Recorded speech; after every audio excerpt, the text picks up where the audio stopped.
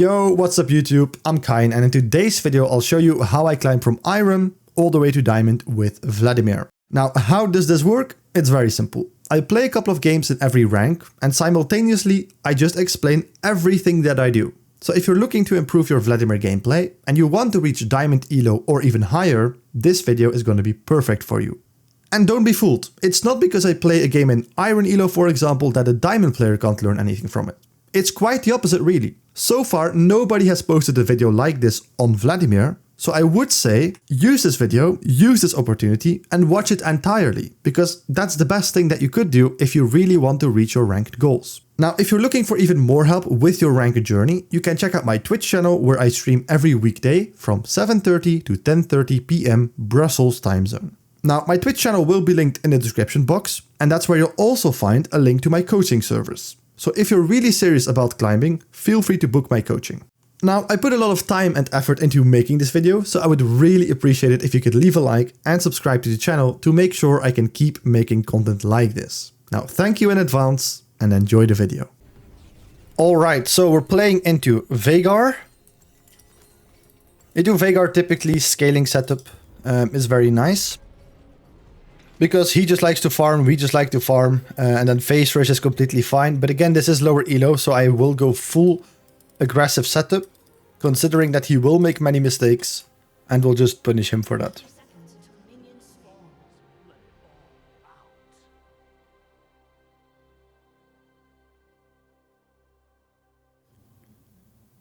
It's Warwick jungle and Wukong top lane, okay.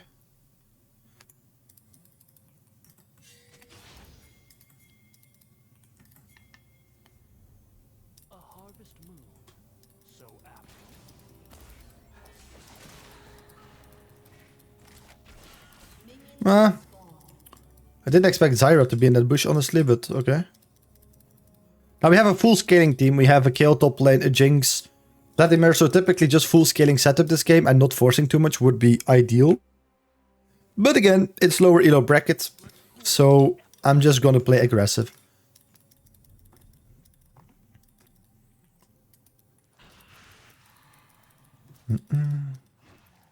I'll see how this Vhagar is playing the game. If I can get... Oh yeah, he's just tanking red Qs to the face, so then I'll just play very, very aggressive this lane. He's not really paying attention to poking us. Yeah. So he's just not respecting our damage. He's not spacing, he's not running away from us whenever we walk up. Now he took some damage, so now I think he's gonna play a little bit more safe.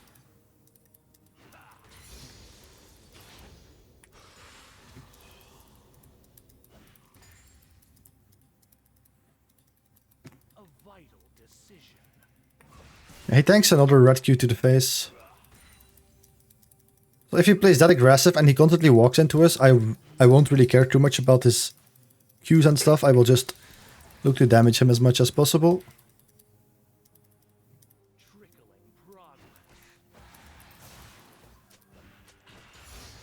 Alright, we're actually missing some minions. I really shouldn't miss any minions now. This is a pretty good spot to place a ward. My Briar is pathing here to top side, so I'll place a top side ward.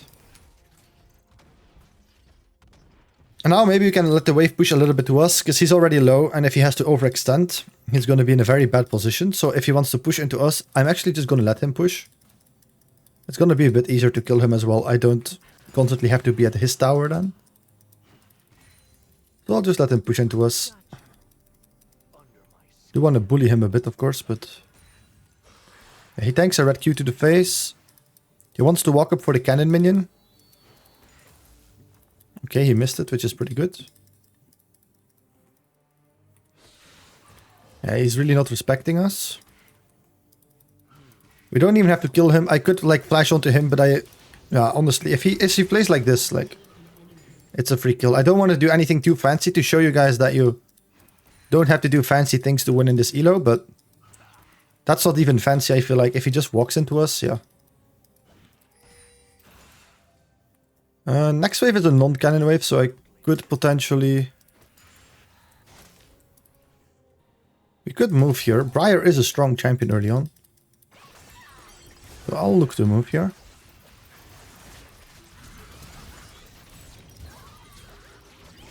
One more auto attack and he should be dead. Okay. I didn't really see where my flash went. But okay. Like, suddenly I didn't have flash. I don't know. Oh, wait. I used it to kill Veigar. Oh my god. He's walking up to tank a red Q again. Ooh, he's barely out of range.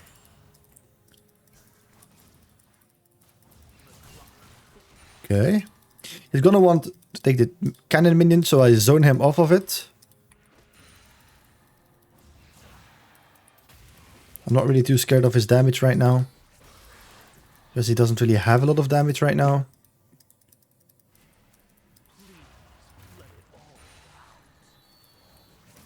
Just dodge his abilities. We're chilling. Heal up a little bit. I don't want to give Warwick a free kill, so I'm just going to heal up a little bit. That's Vladimir's strength. Playing around your sustain in between trades. Healing up. Your opponent can't heal up. And then you just kill them. Warwick is invading. I know he's bot side. I don't necessarily want to fight. But knowing he's around the mid lane here, I want to play a little bit safer. And I also want to stand on this side of the map here, the top side of the map. That makes it a lot harder for Warwick to gank us. Veigar should just be dead here. Okay. The wave is in a pretty bad spot, but I'll have to recall here. Because Warwick could be mid. I mean, we saw that he was around the mid lane. I'll just recall. We also have lots of gold. I'm pretty sure also Veigar flashed at the end there. I'm not solo AP in my team, so I'm gonna go for the standard Cosmic Drive build then. I like to build Dark Seal because it's super gold efficient item on Vladimir specifically as well, but on most AP champions. Poor Veigar, little bro, is just waddling. Yeah, he's not really doing a lot, you know. Now, I feel bad for him as well, because we're in his elo and we're kind of ruining his game. So it doesn't feel fun, you know. But I do it to help out more people, right? I'm gonna hurt maybe 5 people in the enemy team here. I'm gonna make them lose LP. But hopefully with the video we reach a lot more than 5 people and then we kind of make up for it, you know. I can let the wave just push towards me here. I'm gonna hover the top side in case Warwick wants to get there. Yeah, Wukong is looking to move, so let's see. She should be fine.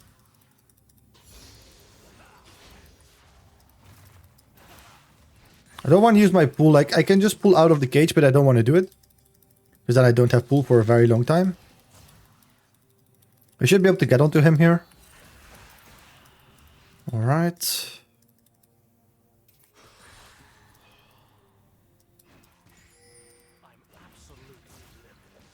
He's sitting at 24 CS, so yeah.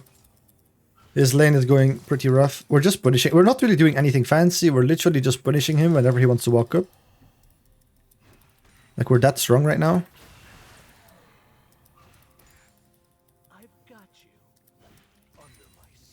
We can dive him on the next rotation, but I have to be a bit careful because I don't know where Warwick is.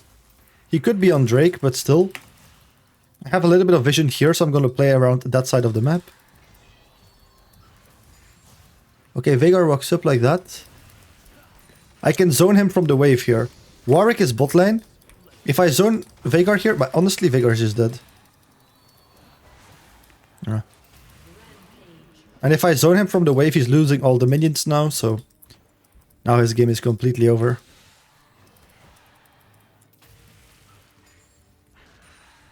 And we're getting really strong here. My bot lane is not performing, they're 1 in 4. But we're really, really fat, so the game should be easy. In higher elos, I would be scared if I overstay here and take a plate. Veigar will get quicker to lane than I will again, because I still need to recall. And then he could roam. You guys gonna see that. So while I recall, he's already in lane. So now he can shove the wave and look to take a plate or move on the map. In a higher elo, I would be scared that he would be able to do something with his tempo. In the lower elos, I really don't care. I just like taking the plate because, like, he should just fast push the wave, look to take a plate, move on to the map. But he's just slow pushing, not really doing anything with his extra time that he has. So then, that's why I take plates. I'm not really scared of what he's gonna do with his tempo, with his extra time.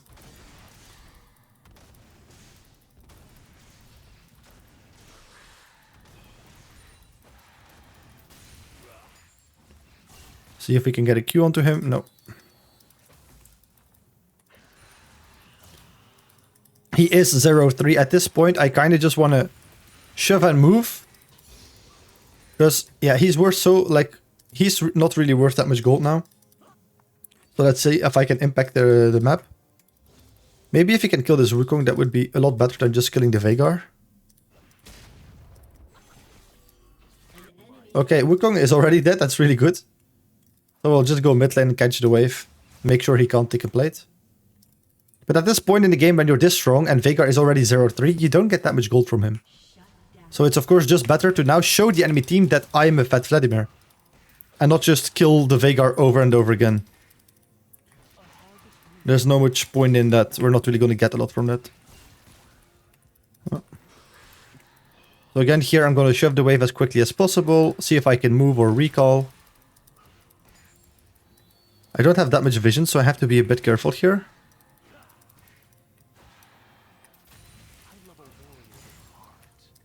Alright. I can't really move, I feel like. There's not really a lot to move towards. And I do have Cosmic Drive in base, so I'll just recall for that.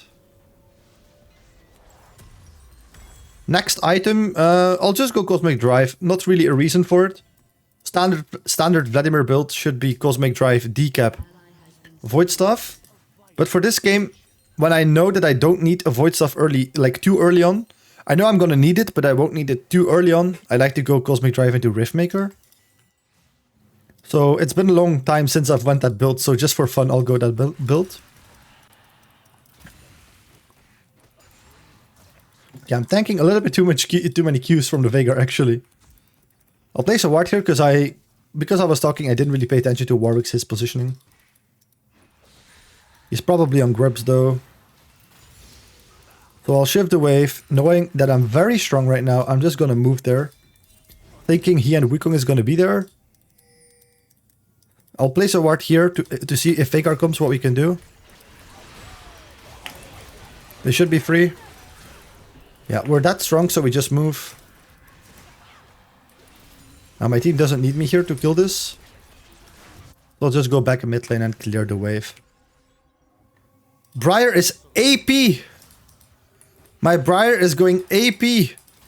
So she's basically inting, or what? I have an inting Briar, so it's gonna be interesting if we're gonna win this game. I'll just shove the next wave and see if I can move bot lane here again. I don't have ult, but I do have both my sums. Now I'm sitting on quite a lot of gold, so I don't want to force too much.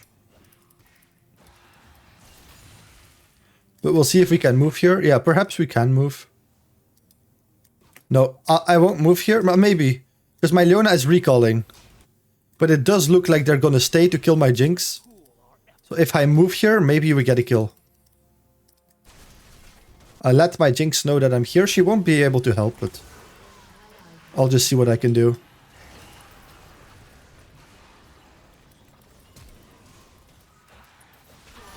Alright.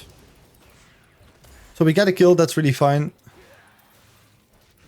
I'm gonna shove this wave out here as quickly as possible. I don't know where Warwick is, so I'm gonna keep my pool. And I'll reset here. Okay, we're gonna buy boots here.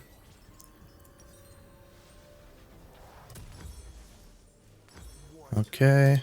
Oh, wait, what am I doing? We were building a Riftmaker. Yeah, there we go. Hello, hello, hello, Lotix. Welcome into the chat. Okay, yeah, we're level 11 right now. We're 7-0. We have good CS, so we're really, really strong. So again, I don't want to pay too much attention to the Veigar. I really want to get onto the map. He is very low, so he might just be a free kill if he ever decides to walk up here. I don't want to overforce it, knowing that Warwick could be mid lane though.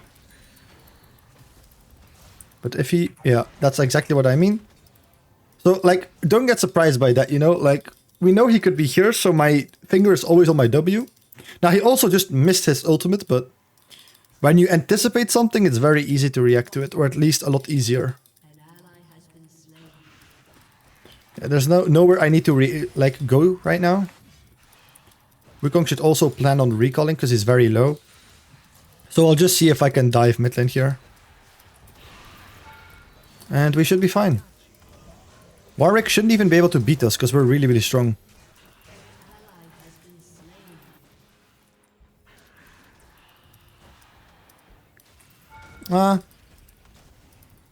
He's playing safe, that's fine. He doesn't have ult, so I'm not scared at all. I don't know why he's sprinting around like that. I'll just shove in the wave. And then we'll see what we can do. Okay. Knowing it's Dragon, I can probably just help Briar do the Drake instantly. Warwick is low. I put a ward there to see if he comes or not. Maybe we can drag it out a little bit. My Jinx is dead, but she's useless anyway because she's 0-4 right now, so I'm not really relying on her. I'm very strong, so I feel like if a fight happens, we just win. Okay.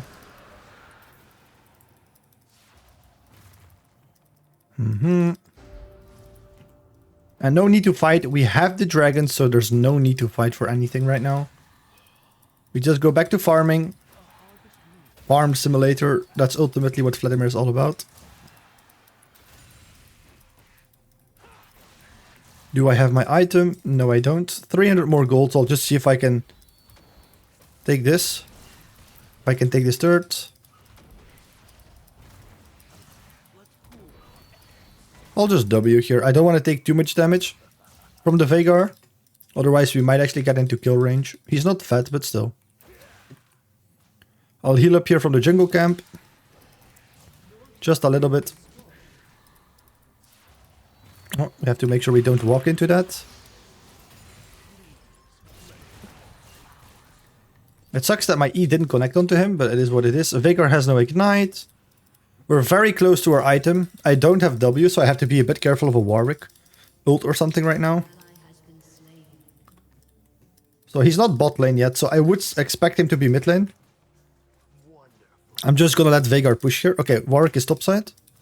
But he is moving into mid lane. Hopefully he's just on the Herald. I'm not gonna walk up, I'm not gonna risk it. I don't want to give my shutdown potentially to a Warwick.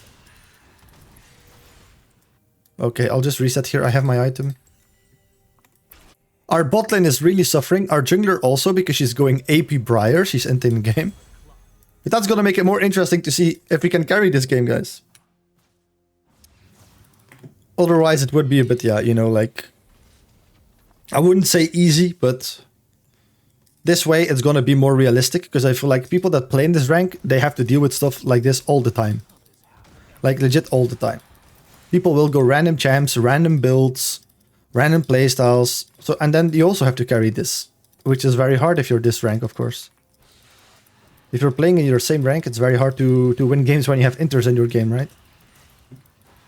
So that's probably pretty good to show you how you can win those games, even with inters in your team. 3 people top. I don't really want to fight there because Zyra is also moving. But I can't see what I can do. Okay, we can definitely move because Briar is moving as well. I am very strong. I'm here to be in the back of Zyra. Okay, we get a triple kill onto the kill, which is really, really good actually. We have our 2 items, we're very, very strong. Right now we really want to impact the map, so take a mid lane turret or move on the map is very important. I just killed this Ashe.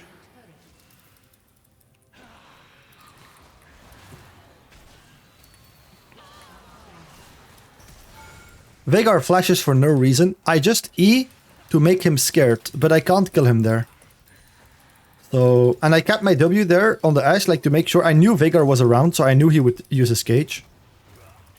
I'm gonna ignore the Veigar for now and take his turrets. There is a Wukong here. I'm pretty sure I actually can win this, because I am extremely strong. Maybe I can kill both at the same time here. No, actually I can't. I overrested my damage.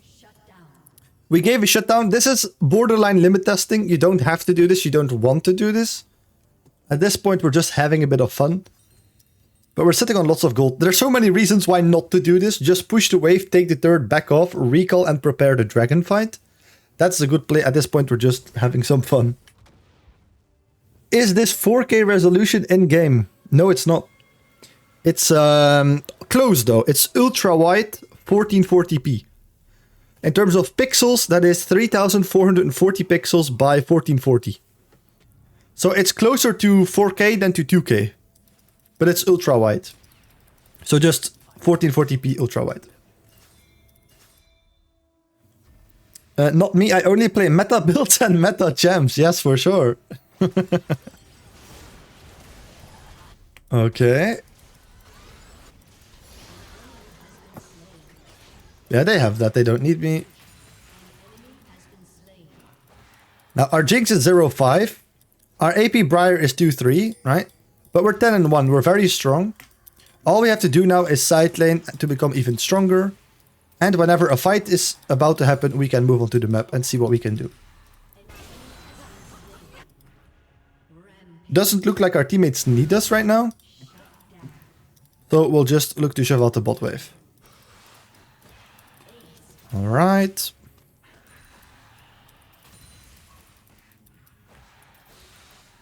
There we go. This turret here gives us 700 gold if we can kill it. So I will try to do as much damage as possible to it. Because it gives so much gold. If you get this, you're really, really strong.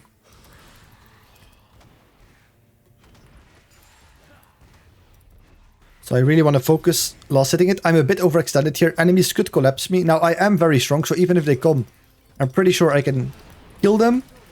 And I really wanted the gold. Now I can reset, sell my D-ring, and I have death cap coming out of base, which will be very good. Because then I will be 3 items at 21 minutes. And that's really, really, really good, because Drake and Atakan are still up. So now I want to group with the team.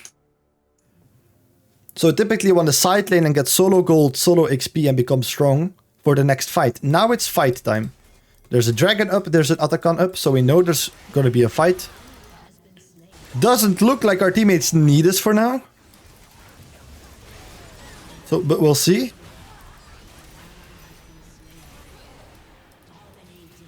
I don't really want to ult this guy, but I think I'll have to.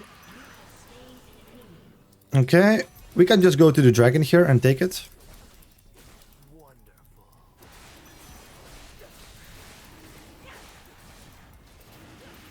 And we can also take the Atakan actually. But since Scale went top lane, actually I should go mid lane here. Then I'm not going to go for the Atakan. I think Kill should have stayed and we could have done the Atakan with me, Kill and Leona, but that's fine.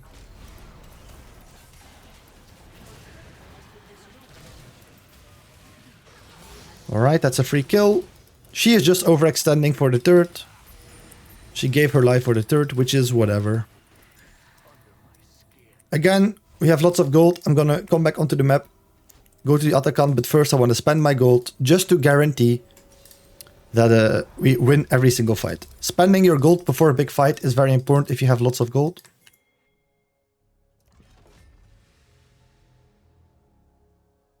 Hello everyone, how are you, Kayan? Hello, Milia. We're playing on your account here for the YouTube guide. Thank you so much for providing me with this account for this guide.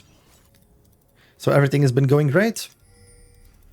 Honestly, we can do the Atakan. It's a bit weird because they have mid prio, but in this silo, again, if you're strong enough, just do it. Why not? Just do it. Don't overthink it. We're 12-1. We win every single fight. Just do it.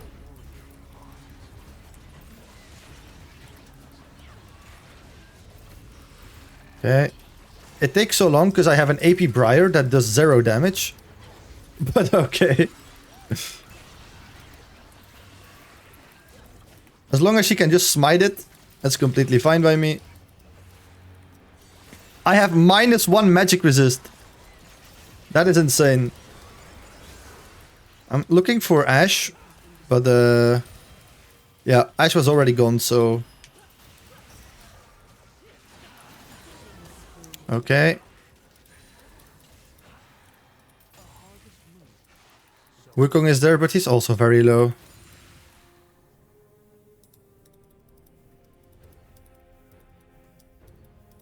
Maybe they're gonna recall there.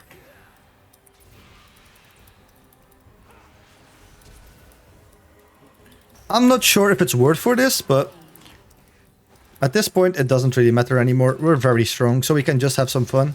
I accidentally killed the Wukong. The Wukong was still here. I don't want to mess with the Warwick. He is 2-5, but it's a Warwick. He is very good into Vladimir.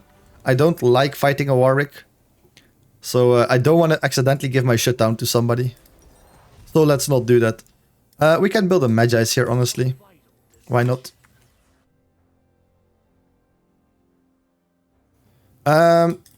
Now Baron is up, so I want a side lane in the objective that is... in the lane that is closest to the objective. Right now Baron is up, so the lane that's closest to that is top lane, so I'm gonna go top lane. Now the wave is already shoving away from us, so... by the time we get there, the majority of the minions will be gone. So I can maybe just go mid lane here and hover my teammates in case a fight like this happens. So I'll just move for that reason. Okay.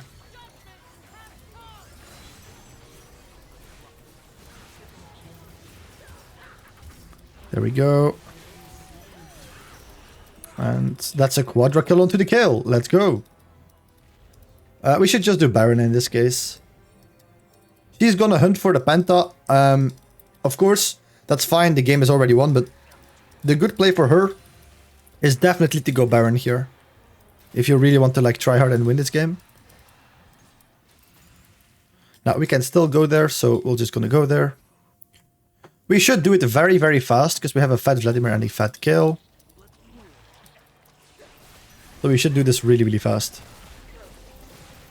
Like, we're not the best champion, or at least Vladimir is not the best champion at taking these objectives, but if you're this fat, I'm level 17 and Veigar's, well, he's also actually 16. But still level 17 is very good right now at this point in the game. We reset and we go Drake. We don't have to risk anything here. Again, reset, spend your gold, and go Drake. I don't want to overforce there, or no. We have the Baron. If we recall, we spend our gold, we go together as a team to Dragon. The enemy team has 0 counterplay to win from us. So here, while shifting out this wave, this is where people can kill me, so I have to play a little bit safe here. I don't see anybody, and they don't have any big gap closers to randomly get onto me, so I can just shift out the wave. I don't have ult for the fight. That makes it a little bit scary. So I'll try to come with a flank angle here. Play it slow, wait for my teammates to engage. I don't really care about the dragon, I care about the fight. I don't need the dragon, I need to win the fight. Okay. I'll just pull. I forgot to E, but that's fine. Yeah, I can't really walk out of this. Okay. And now we should push bot and mid lane. If we're really tryharding, I think we can all go mid lane here. But if you're not sure if you can end the game, just send some people mid, send some people bot. In that case, if you take mid lane and then the enemies react, you can also take bot lane. So if you're not sure if you can end the game, just push in 2 lanes at the same time and don't go for the end.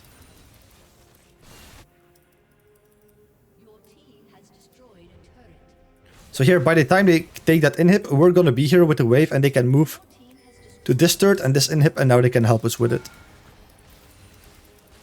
I have ultimate up as well. So now I'm very strong again.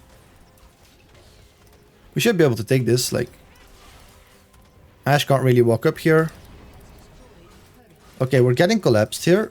My entire team is not here, so I don't want to force a fight. I'm very strong and I could do something crazy here. But I want to wait for kill, I want to wait for my teammates. So we're very well aware of that while fighting. Okay. My kill is here. So yeah, we can just go for that. Like my entire team was here, so now I can go for this play. Now it has become a good play. She can't do that, she's gonna die. I have to care here. Oh, my Q! My Q just didn't go off. If it went off, he would have almost been dead and I would have not died. That's fine. It is fine. We have our void stuff. We are full build right now. We have 800 AP at 29 minutes. That's pretty good. Just lurking a stuck Emerald 1 Vladimir right now. I've been seeing more Riftmaker second. Do you think it's really worth? Honestly, Spellpen isn't great, but feels like I have more agency. It's like 7 HP champs everywhere right now. It depends on the game. It really depends on the game when you should go Riftmaker or not. I'll explain it after the game. But it really depends. So when the game is over, I'll explain it to you.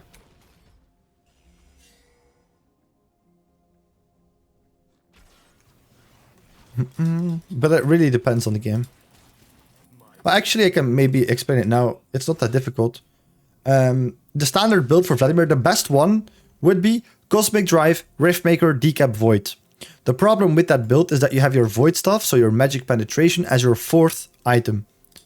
That's not ideal, because in most games, you're not going to be the solo AP on your team. And if you have 2 or more AP champions on your team, including you, the enemies will most likely start building Magic Resist at some point. And the issue with that is that you need a Void stuff. So if you have more than one, if you're not the only AP champion on your team, you're gonna need Magic Penetration quite soon. Like at the earliest or at the latest, like your 3rd item. But then you have to skip Riftmaker. Then you have to go Cosmic, Decap, Void. Even though Riftmaker is an amazing item on Vladimir, oftentimes you just can't do it. So that's basically the explanation for that. I'm gonna dodge a W there. Enemies might come to me here, so... They're not gonna win from me, but... Well, if I'm getting stunned like this, I might actually die. Yeah. I guess I'm explaining a little bit too much. I'm not really focusing on the game, but... Again, it's correct to be in the side lane. Play a bit passive, wait for my teammates to pressure mid lane, and then start pressuring. But since I was talking, I wasn't really too focused there. Yeah, I can basically buy whatever I want, but the game is gonna be over. I think my teammates will end this. We'll see though. Okay, they're not gonna end this. So we'll just focus up here. We'll just focus up here, build our last item. I'll take Storm Surge, it's fine. Unless my teammates end the game, but I doubt. They also should wait. Baron is coming up, Drake is coming up. Go Baron and Drake, wait for me.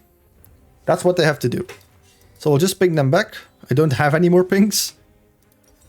So they just have to back off, take the dragon, go for the Baron, play the game slow, and wait for me. I'll just wait here for a bit. I need a little bit more gold for my item. And there we go, we have it. We're full built. There we go.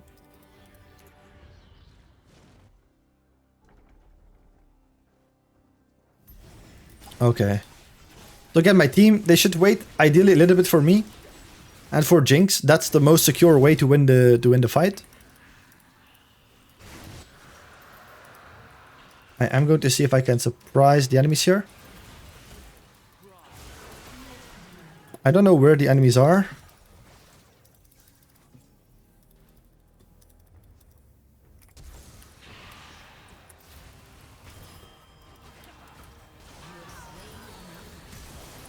Alright, well that's actually a lot of damage I took from the Veigar ultimate, Jesus. He only has 3 items, how is he that strong? That's insane. Now I need to heal up a little bit from the wave.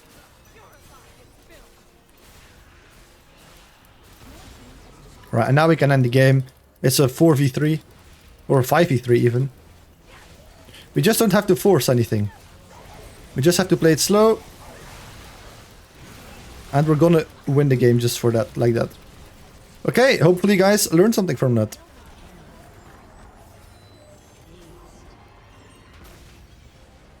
Alright guys, so this is going to be a game that we play versus a Mel. This is a mixed elo, so between iron and bronze, it's been very difficult to get full iron lobbies. It's been impossible basically. But this is the closest we can get, where we get lobbies that are half iron, half bronze, I guess. So these games, yeah, I'll just take these games and use them for the iron section. But yeah, it's very difficult to get full iron lobbies. It's almost impossible. I haven't been able to do it so far. But bronze, like half bronze, half iron lobbies, I guess that's completely fine. So we're playing versus Mal, typically Vladimir into like a mage, control mage type champion. You typically want to go like a full scaling setup, like Phase Rush, Gathering Storm. Just scaling setup, you know, with some resistances in lane. Like a little bit of extra healing, that's why we would typically go Resolve. But again, when I'm playing in this elo, even long range control mages, they typically just overextend all the time. That's what I'm expecting here. So I just went with a full aggressive setup once again. Because I don't believe I'm gonna need the sustain in the lane, because I don't think this Mel will be good, you know. I think she will make lots of mistakes, but we'll see. And that's why I like to go fully aggressive, so we have an easier time punishing her when she makes mistakes. Alright, she tanks a Q to the face. Those traits are really good for us. Because if both me and Mel are low, it's really good for me. Because I heal up a lot more than she does. She doesn't really have a healing in her kit. We have a red Q coming up here. Alright. I don't want to miss my last hit. I unfortunately did. Alright, we're taking some good trades here. Again, it's very good for me if I'm low. And if Mel is also low, like it's really fine for me. Because I will heal up a lot more than Mel. She doesn't really have healing. She can use her potions, but we also have potions.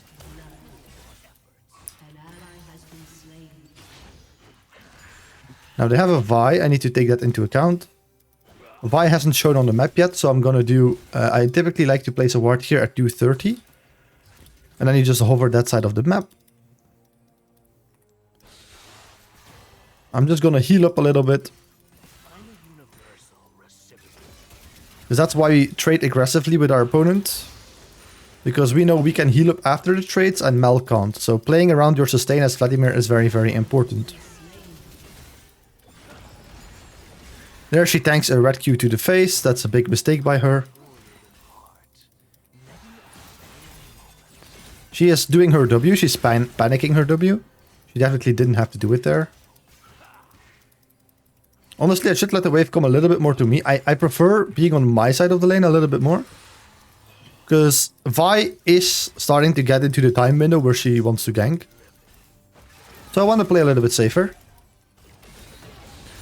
I'm not sure if this is an Iron Mel. She's like pressuring us multiple times when our minions are low. So I wouldn't be surprised if she's like a little bit higher elo. If she's playing on an Iron account and she's just playing a little bit higher elo, I wouldn't be surprised. Alright, we just heal up again.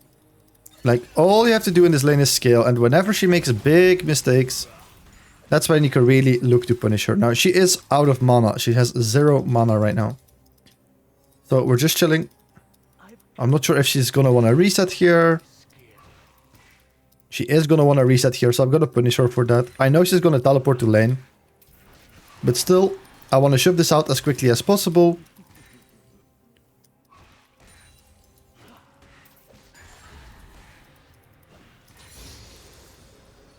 Alright. I'm gonna place a ward in the lane to see to which side of the map she's gonna roam towards. Alright, and let's see if we can recall. Okay, we get the recall in. I'm gonna build a Dark Seal. I can tell you guys right now from experience, I believe this is not an Iron player or a Bronze player even. I do believe this is a player that is smurfing right now. I doubt that a person, not to flame these people, but that they would look to walk up and look to cancel my recall there. It's a bit suspicious. Also, the way she's been playing and pressuring me on minions, it's a bit suspicious. But in this elo, there are many Smurfs. I feel like the lower you go, the more Smurfs you see. So you guys in this elo also have to deal with it. So I'm going to show you how you can deal with it. It's completely fine if she tanks that. Because my idea here is to hit a red Q onto her, and we were able to do that.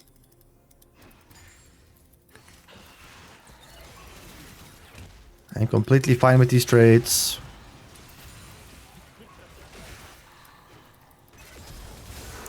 And she should be dead from that. There we go.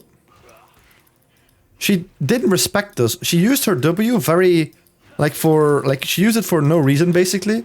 And then it's a very long cooldown, and she doesn't respect that cooldown. When she doesn't have the cooldown, she has to respect us a lot more, and she has to play a lot more safer. So she didn't really do that. That's been her main mistake. But okay, we reset. I'm not solo AP this game, so if I'm not solo AP, I typically go into Cosmic Drive build. Because Cosmic Drive, it allows me to build a Death Cap second and a Void Staff third. If I have multiple AP champs on my team, I want to build a Void Staff as a third item. That means I need Death Cap second item, and then I also need a bit of Ability Haste in the build. That's why Cosmic Decap Void is the best build when you have lots of AP on your team. If I'm solo AP, I like to build something else. I like to build full damage with Storm Surge, for example. I'm gonna hold the wave here. This way Mel has to overextend. I'm gonna ping this to Jax. Well, I walked into all her abilities there. But now she has to overextend here. Again, she's doing this too soon. Jax can easily come.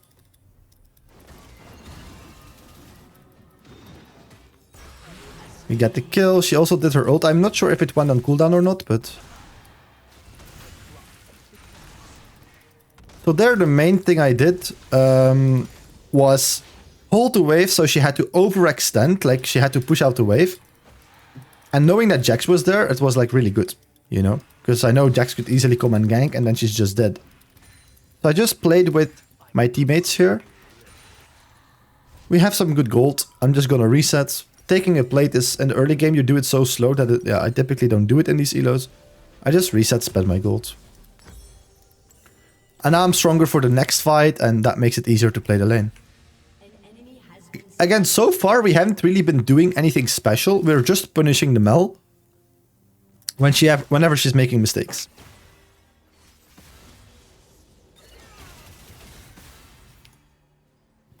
Okay, we're back in lane. Again, I can kind of do the same here, where I try to hold the wave on my side of the lane. And that way, in just a bit here, she's gonna have to come back to the mid lane. I don't know where she is. She is top lane, so I'm gonna hard shift the mid wave. I'll explain to you guys in just a bit why I do that. So I hard shift the wave here. I see Mel top. So I hard shift the wave so that my minions walk under her turret.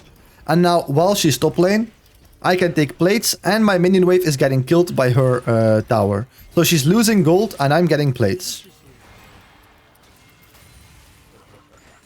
Vi is on dragon, but I don't want to fight that. I have guaranteed gold in the mid lane if I take the plate. So that's what I'm going to focus on here. Alright, and we have the plate. So now I can see if I need to join the fight. Because taking another plate is unrealistic.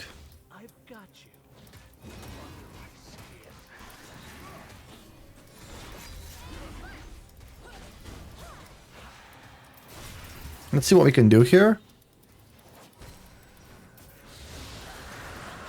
Yeah, we can potentially do something here.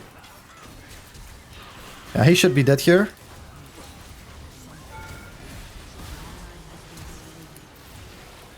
Okay, that's just knowing limits. Alright.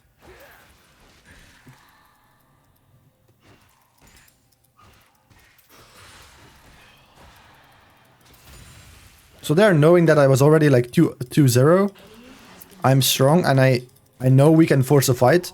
So I was just looking, are the enemies willing to fight us? Then yeah, if yes, they are making a mistake and then we can kill them. I'm gonna ignore Ziggs here. I just want to get a recall off. I'm gonna ping, like, it's good that my Vayne is mid lane right now. But I'm gonna ping that I'm coming there again. Alright. And then you guys see, so Nessus is already starting to build magic resist because he's playing against Tebow. So I'm also AP champ and Lux is AP champ. So they're going to start building magic resist a lot, right? That's why I want the Void Staff as early as possible, but I need a decap second typically. So then I'll just build my Void Staff third item. And that's why I go Cosmic as a first item. Because if you have decap and the Void, you have 0 ability haste in your build, and that doesn't feel good on Vladimir. Let's see if she wants to walk up here. She did her W again. I can literally just kill her here.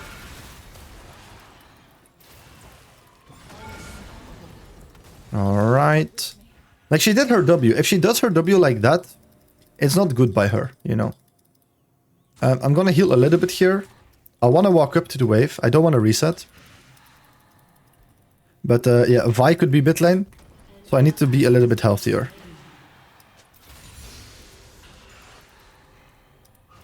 Okay. And now I recall. Now I have enough gold for a needlessly large rod here to start building my decap. Which is a very good recall. I'm gonna build a blue trinket here. I like building blue trinket on Vladimir. It means that you don't have to face check bushes. So whenever I need to walk into a bush, Vi could be in there to collapse me or Nautilus, and then I just use the ward to check it from a distance. And I really like it. Vi is bot lane.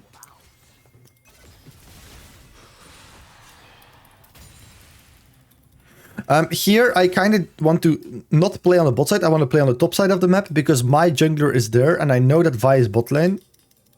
So if we want to do something, we want to do it top side right now. So knowing that Vi was bot side, my Vayne should have played a little bit safer. But yeah, we can't control our teammates, but we can control what we do. I really want to take some turret plates here in the mid lane.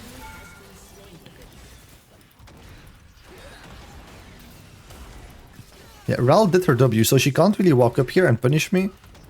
So we get a free plate because of that. Vi is dead. And Nautilus is bot lane, so there's nobody who can come to me right now. So I don't have to be scared of anyone right now, except for Mel. I'm just gonna shove in the wave. And again, see if I... Well, honestly, I can just ultra here again. And she is dead, just like that. Again, whenever Mel does her W, she has nothing to stop my damage. So if she randomly does it, like because she panics or something, I can just all in her. And most champions have a key ability, like Mel W, that if they just randomly waste it, you get like a free kill. So that's how I can constantly kill her. That's the main mistake she's making. Using her main defensive tool randomly and way too quickly. And that's how we can kill her. Now we're getting free plates here. I'm gonna shove out the next wave. And then I'm gonna look to set up a recall.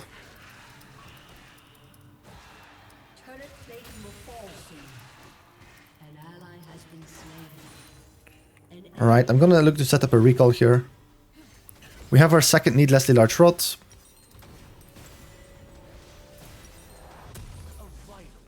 Okay, we're really, really strong right now. Mel is level 9. We're level 11. We have almost perfect CS, I would say. Mel is very behind in CS. She has lots of deaths. So the game is going great. And what have we been doing right now? Not a lot. You know? Now, it's gonna be a difficult game, because look, my bot lane is definitely not doing so well. So it's not like this is gonna be easy at all.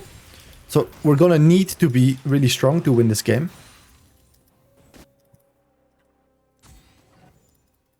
I am super, super strong right now, so I can definitely fight. I don't want to use my W to dodge that, because I need my W for a fight, you know? But we can just start this. Like, we can literally just start it and do it. I am super strong right now. I can easily win a fight. So I kind of want to start a fight. I want the enemies to come here. And by starting this, they're gonna come here. Like, look at my damage. That's crazy, right? Yeah, now Nautilus is dead. And now Vi is dead. And honestly, I can go for this. It's not really worth to ghost for it, but I don't ghost to kill the Mel. She's worth 0 gold right now because we already killed her so much. But I ghost because if I kill her and Vi is also dead, nobody can protect the mid lane turret. So now I got the mid lane turret, and that is worth ghosting for. Alright, I'm gonna reset here. I'm also gonna put the sound a little bit quieter. But I'm just gonna reset here. The enemies are getting back onto the map. I have lots of gold to spend, very big power spikes. So no reason for me to not recall there. We see a teleport in the bot lane. That's Mel teleport. I'll go mid here. I'll tell my ADC to go mid lane. I'll go bot lane here, I mean. My Vayne should be out, so she should be completely fine. So I will defend the bot lane turret here as a result.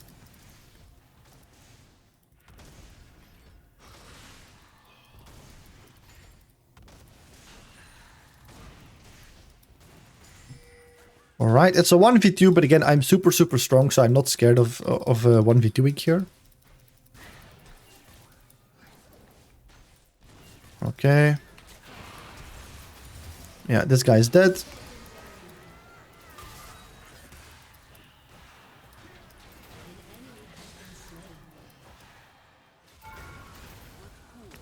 Alright. The entire enemy team was there, and they also died, so we're just chilling. And now, because Ziggs is dead, we can easily take this bot lane turret. I'm gonna kill this guy here. Again, he's not respecting me. I'm a very strong Vladimir, and he doesn't respect that I can just do my W and dive him. So I'm not doing anything fancy here. They're just not respecting me. That's typically how I just climb through these ranks. I just play my champion, you know. I know how to play my champion. I know what my champion can do. And the enemies don't know it. So if you play, my biggest advice would be, if you really struggle in this elo, you know, like, play your champion as much as possible, you know, and learn him. And for example, looking at this gameplay is gonna teach you how you can play Vladimir and what you can do with this champion. Alright, again, I'm gonna recall here. I have lots of gold, and I really just want to spend my gold. I could sell this, and I'm gonna go straight into a void stuff here. And again, guys, the reason why I'm going to go straight into Void Staff, look, they're starting to build Magic Resist. This guy already has Magic Resist. Mel is starting to build Magic Resist. This guy has a full Magic Resist item. And it's very normal that they have Magic Resist. It's very normal. Because we have 3 APs. So if you don't build the Void Staff in this game, you will be, you won't do a lot of damage. So that's why I instantly want my Void Staff here. Now, for the people who don't know, killing this turret gives you 700 gold. So my goal here... Okay, he has to flash. So my goal here is to take that turret, get that 700 gold, wait until I have my summoner spells, and then I will be super strong for the next fight. That is my goal here. So if possible, I want to get that turret. Now Ziggs is wave clearing really well here. Yeah, he already killed the wave, so I can't take the turret. There's a fight going on behind me, but I'm not that interested. Mel should be dead. And even if she escapes, she has 2-7. Yeah. It doesn't really matter to kill Mel. It's a lot more important that I'm getting this 700 gold. Now I have to be a bit careful here. We don't know where the enemies are. Okay, we see where Vi is. And Vi should be dead. There we go. Vi is dead.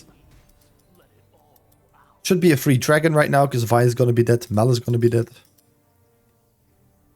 Again. And yeah, they just surrendered, guys. So hopefully you learned something from this game. So we're playing Vladimir into Veigar. The reason why we don't go full aggression this game. We almost go full aggression. Because I like to punish people in these elos. Because they make lots of mistakes. But I do go face rush and not airy. Because we get an insane amount of value out of face rush this game. Against the Nocturne ultimate. Against the slow of Ashe. You know. It will help us run away and get onto these range characters. It will be insane value this game. Now I will place a ward here at the raptor camp to spot out Nocturne. Okay. This Veigar looks a little bit more active than the last one that we played against, so perhaps we'll have a bit of a harder time. I'm trying to bait his Q onto me, but he's not really doing it.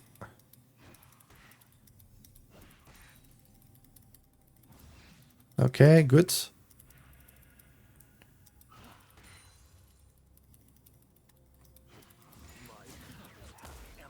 He did hit it there. He's playing very passive, I'll just do the same. It's as simple as that. If a Veigar plays very passive, it's annoying. Because you can't really bully him. Because if you walk up, you will tank a free Q to the face. And then he gets extra stacks. So if he decides to play like very safe, we can't really do a lot about it. I can't really move anywhere here. I'll just see if Nocturne comes here and he's low. Maybe I'll in him. But he is not here, so we'll just play it slow.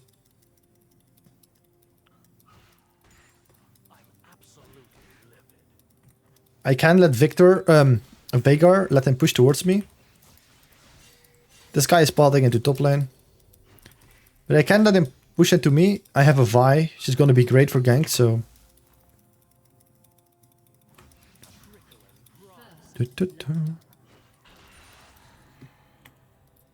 Alright. Now the wave is in a very good spot. I am missing many last hits for some reason. He might recall and teleport, but he's not.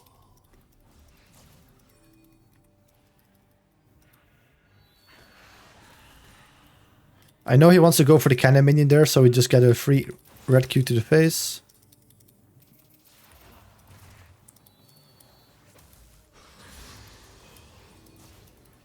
But he's playing super passive, so I'll just do the same. I outscale a Veigar, so I'll just do the same.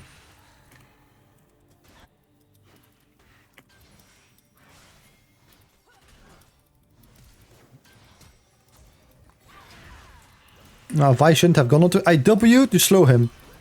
But she doesn't walk away from him.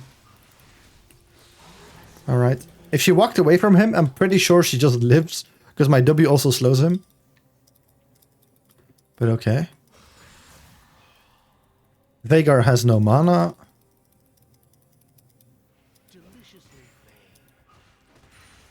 So right now we're in a really good spot.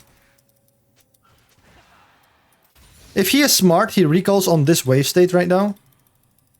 That's why I fast push, because I know he could otherwise just recall. He's still going to want to recall on this, because it's a cannon wave, I think. Yeah, there we go.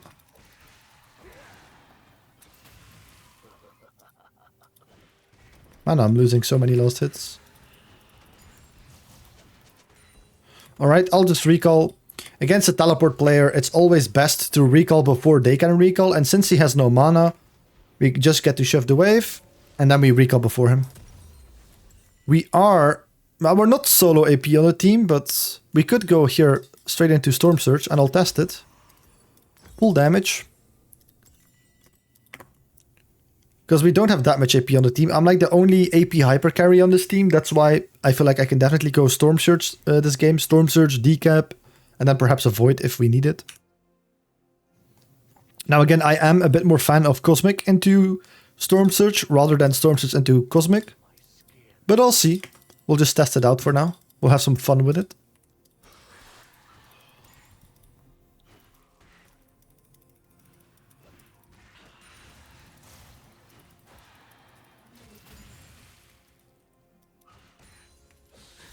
Alright, the last hits are starting to get a bit better.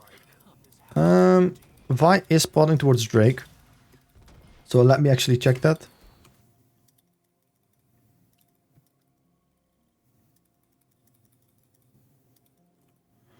Nope.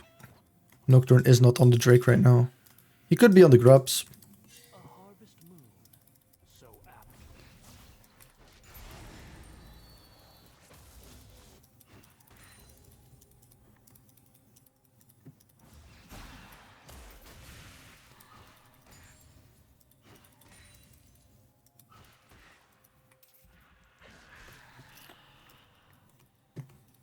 I have to be a bit scared. I don't have lots of vision. Okay, he is on the grubs. Because he placed a ward. Garen is top lane, so it could only have been Nocturne that placed that ward.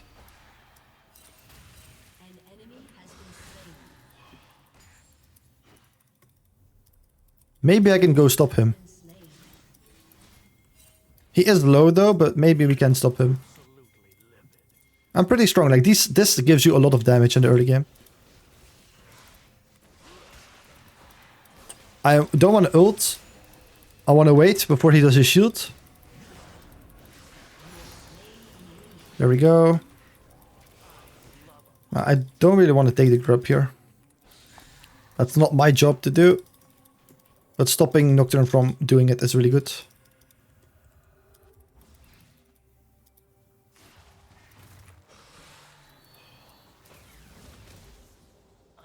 Right.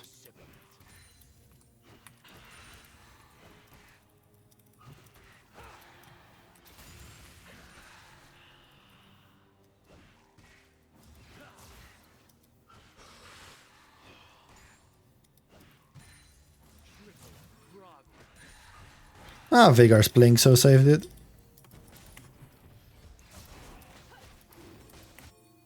I kind of want to reset here. Well, maybe not, because it's a non-cannon wave. I can wait here. To get a legend haystack, it's really good to help Vi here.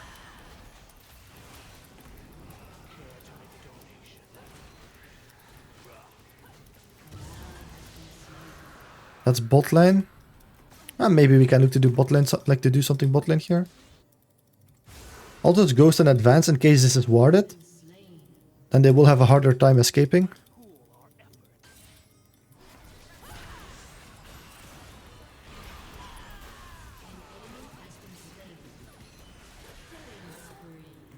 Alright, my ADC should go mid lane here. Popping it. It would be more efficient that I shift this wave and that he goes mid. But in this elo, I don't think he will pay attention to that.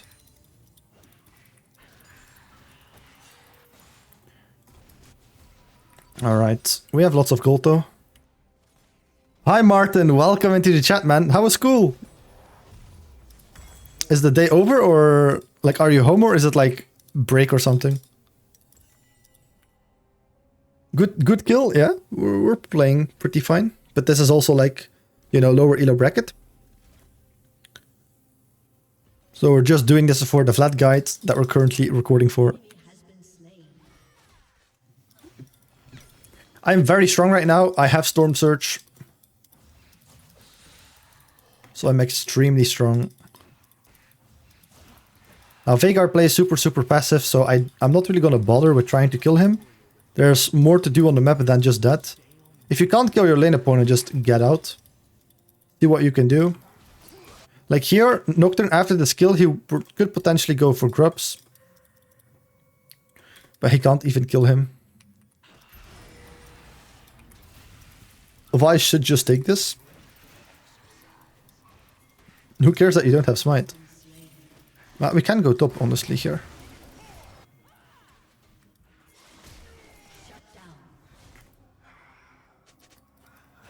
I'm not sure if he has it. Ah, he also flashed.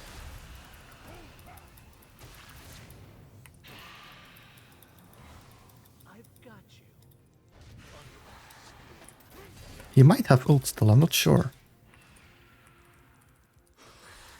My Vi should have just come. I don't know why she's taking the grubs.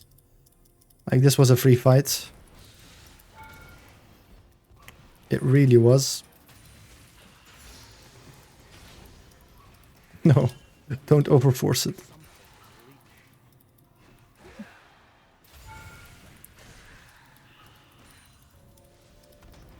It's only Garen, so...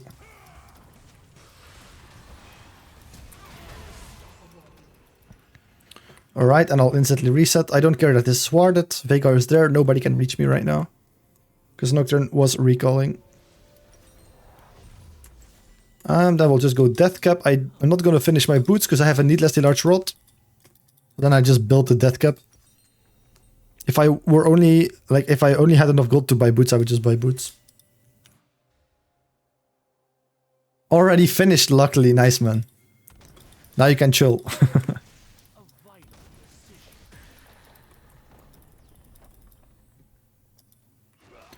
I think that's Veigar's main issue this game. He's been playing super passive so far. So it's not like his farm is bad, but he's not really been doing anything. It's not because you're a scaling champion, we're also playing a scaling champion, that you can't do anything. Definitely not. We're 6 KP right now from the 10. So we have like 60% KP. Trying to dodge his abilities here, while trying to damage him.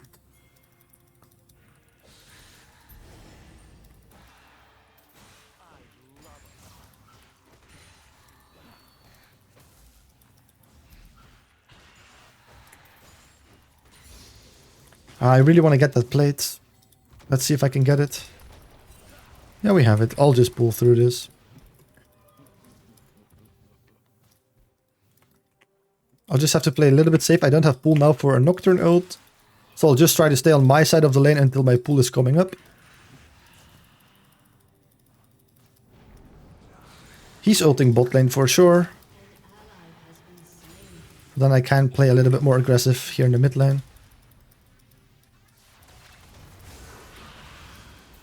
I cancelled my E too soon, but he's gonna die from that. The last auto attack actually killed it. If I didn't do that auto attack, he would have lived.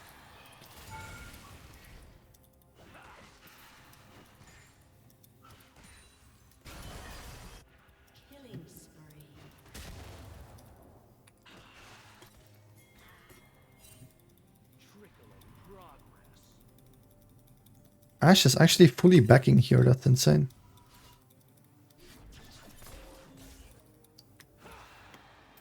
My Jhin is walking mid lane, so I'll just take this wave. Does this crash? I'll take the next one as well. Ashe has to recall anyway, and Nocturne doesn't have ult. So I can actually stay. Perhaps I can even take a plate.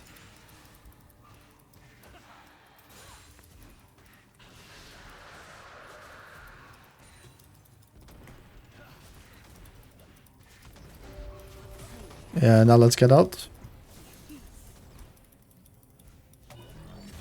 That's an Ashe arrow. I'll proc my phase rush here, and now when I flee, I flee like super fast. So he actually can't like kill me. Ah, she is gonna think she can kill me, but she can't. Alright. Honestly, I kinda wanna stay for the wave.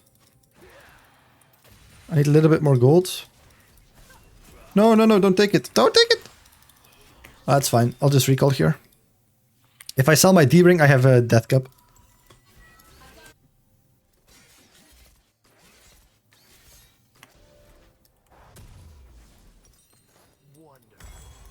Alright. Jhin is top side. Tahm Kench should go mid lane, but he's not going, so I'll have to defend mid lane. How did the first 2 games go? Did your jungle fail you again? No. We're playing in the lower elos here, so yeah, we're winning every game, of course.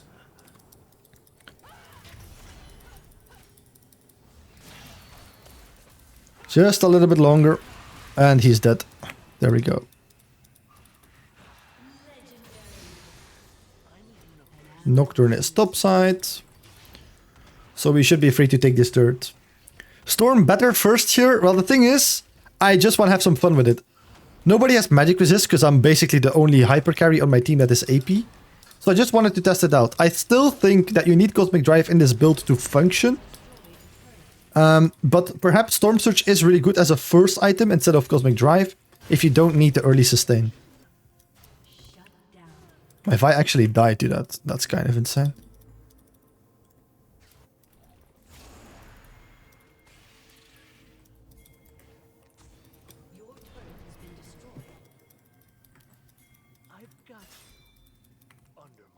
I need to be very careful of Garen here.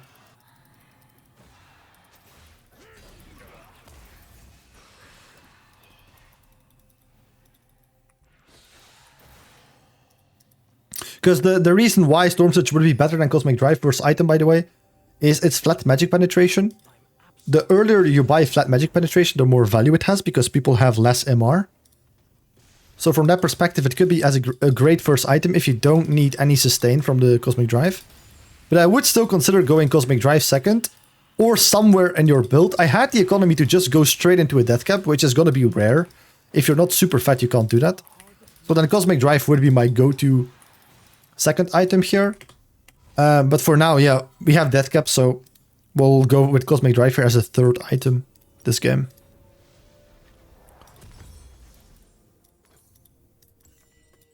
Alright. Nothing wrong with a little fun, indeed, indeed. Top lane is getting killed. Yeah, the bot lane is 2-8. The top lane is struggling quite a bit. But we're extremely strong, so... Again, we should be chilling. And Vi is also not weak, so Vi, can you please come? I think we win this 2v3.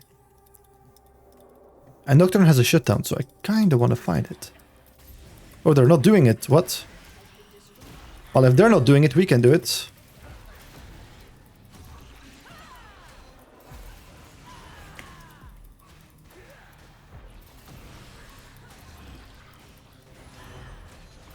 Alright.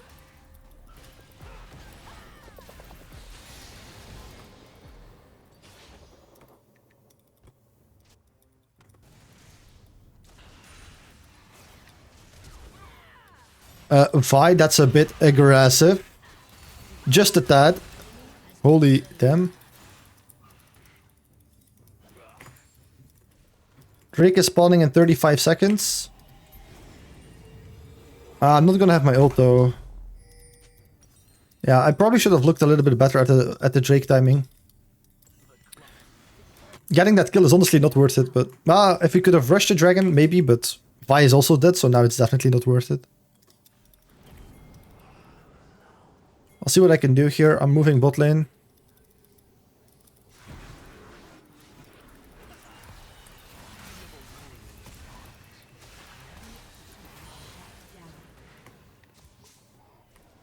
Okay.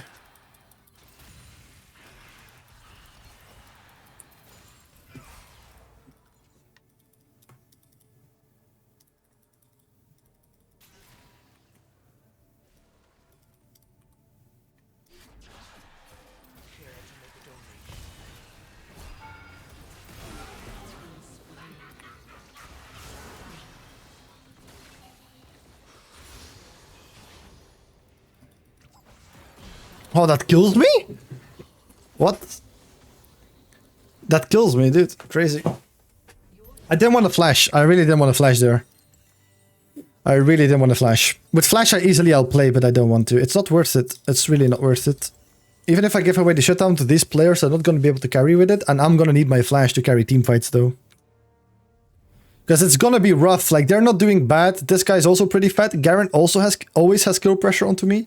So I don't just want to waste a flash in case like just to kill the Jinx. It's literally not worth it. So that's why I didn't flash there. With flash, it's a free kill.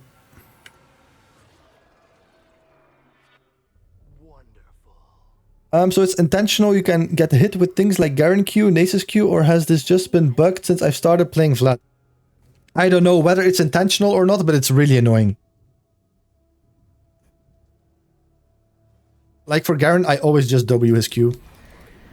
I always just W his Q. And then your E just gets cancelled, which sucks. If you E W, your E gets cancelled.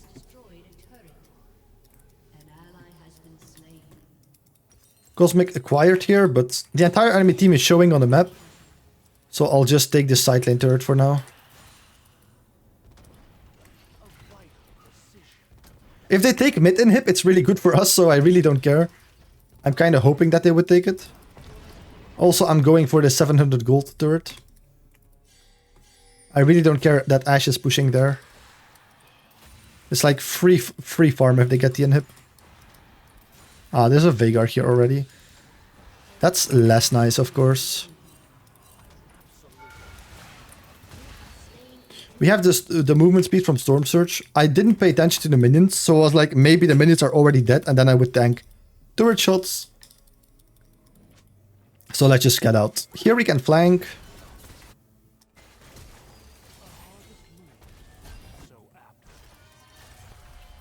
There we go.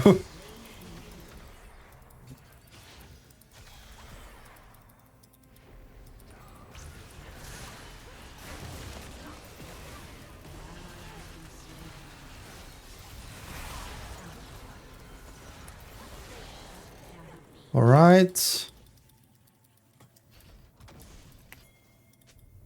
I kind of want to do... Well, Vi is dead, so... And Garen is just going to get out, so...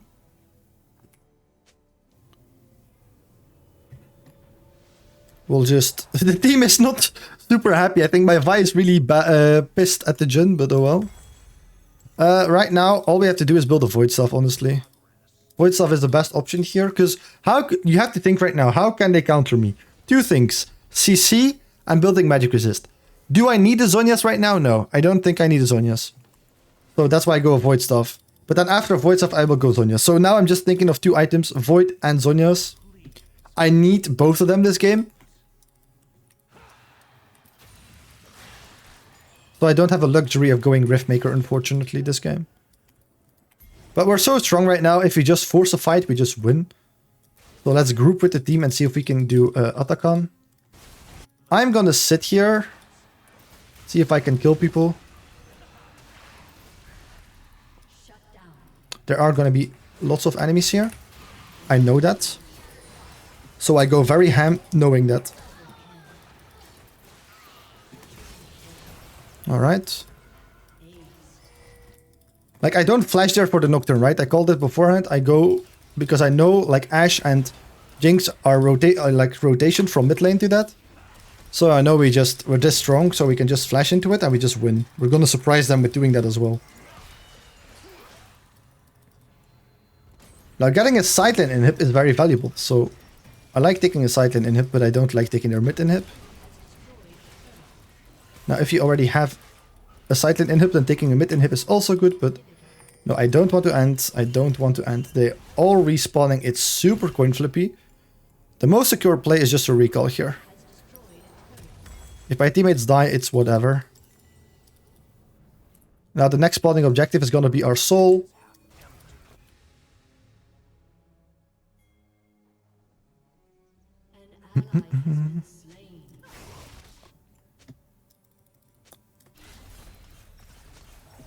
My Vi is super angry. Now, I am strong, but I don't want to show in vision. I don't want the enemies to know where I am. If that makes sense. Assassin type mentality.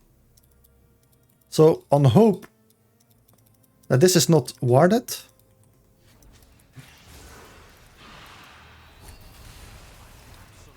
They should both be dead. They're all dead. Okay, wow. Wow. That's a lot of damage. They're all dead. That's the assassin type mentality, guys. I don't know where Garen is, though.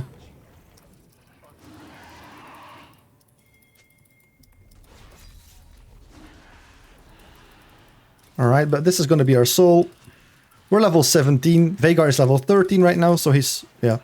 The enemy ADC as well, like, they're level 12, so I just one-tap them. It's only logical, I guess, I one-tap them when I'm this strong.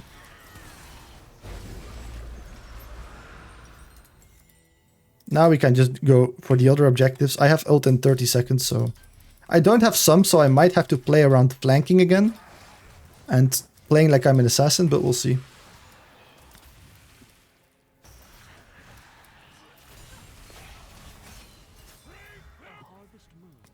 Let's just go Baron. I don't know, like the team is not coming, so I will have to join them. It is what it is.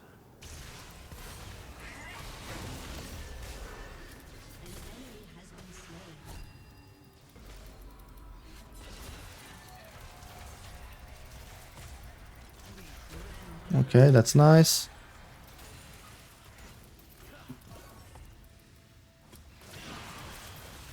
He is dead. And so is she.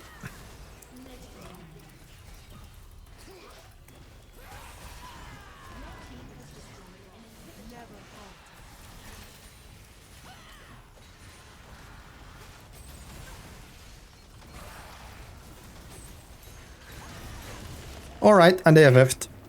So, yeah, hopefully you guys learned something from this. Alright, so we're playing Vladimir into Mel. Mel has a bit of a weird setup. She has Dark Harvest and Ignite, which is a very weird setup.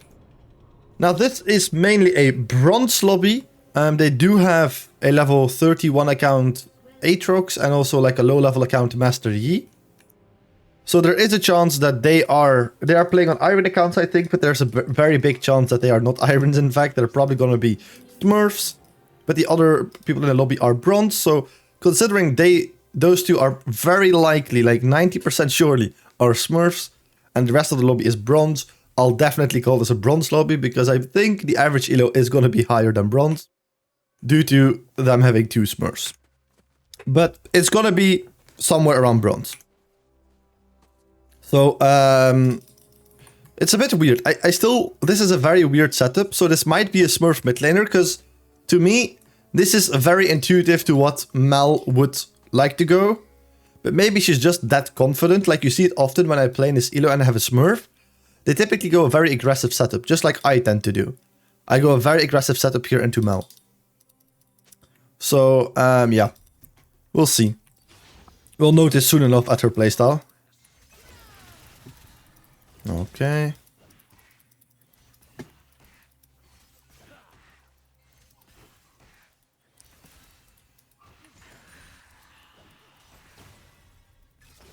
I want that backline minion. There we go.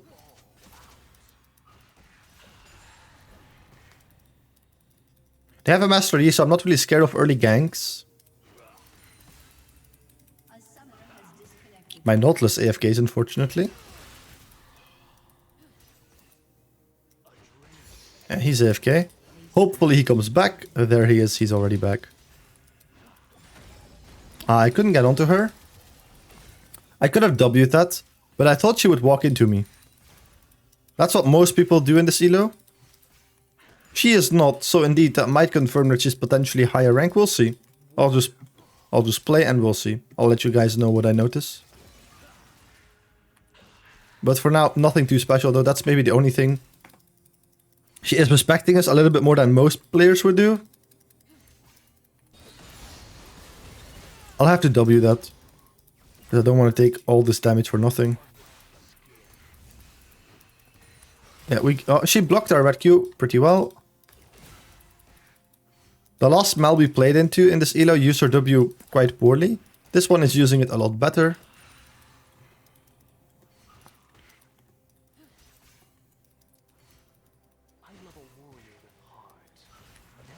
Alright, we're just going to heal up a little bit. That's our strength as Vladimir. I really wanted to get the cannon minion, and I knew she was pressuring me for it, so... Yeah, from now, what I see right now, I would say this is not a bronze player. Because she's pressuring us really well when we're looking to last hit minions. And that's not necessarily something I see a lot in the lower elo bracket. Now, I'm gonna have to be a bit careful here, because we are getting low. I don't want to use my potions, though.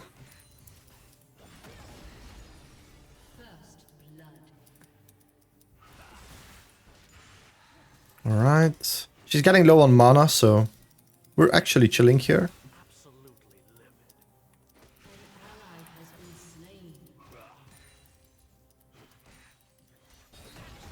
She still has enough mana for that. That's kind of insane. I really didn't think she had the mana for that. But okay. I'll have to ghost here.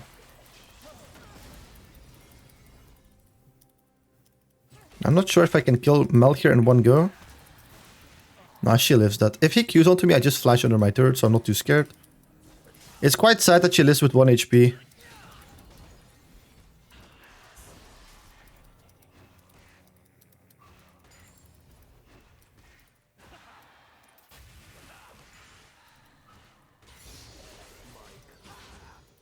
Alright, we just have to shove this wave under before Mel teleports.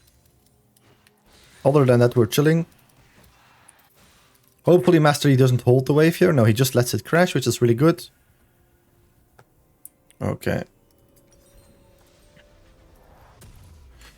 We are solo AP on our team, so we can definitely go very aggressive here and build like a... like full damage. Now, I'm not sure if Mel flashed. I actually was talking a little bit too much, perhaps, to the point where I didn't really pay attention to whether she flashed or not. So I'm trying to remember, but I don't think she did. She just walked out. I'm not sure. So I'll just assume that she still has flash.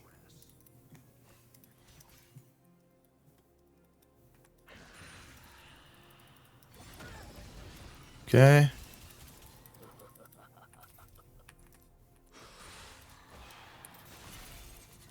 That's a very bad W by her. I should get a very good Q off right now. I'm looking to dodge her E. Again, she has no ability, so I can actually just walk up here. And I don't have to be too scared of her. I'm a universal recipient.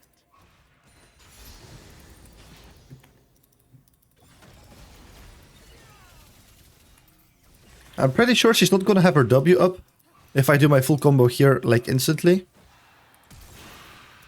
Well, I actually screwed that up very, very hard. I screwed that up really, really badly. But we get the kill. Wow. It was like a very big delay on my Q there. I waited so long with doing the Q. Yeah, I don't want to join that fight. I just want to recall. I have no ult, no sums. I'm low. Okay, we built Dark Seal because, again, it's a very gold-efficient item on Vladimir. And it's in general a very good item to buy on any AP champion. But specifically on Vladimir, it's even better.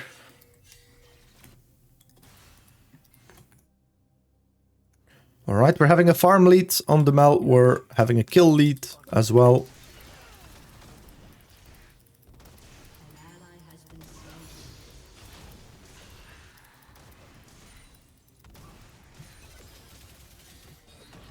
We have the red Q onto her. We deal lots of damage because we go this Hextech Alternator build. And we're level 7, she's level 5.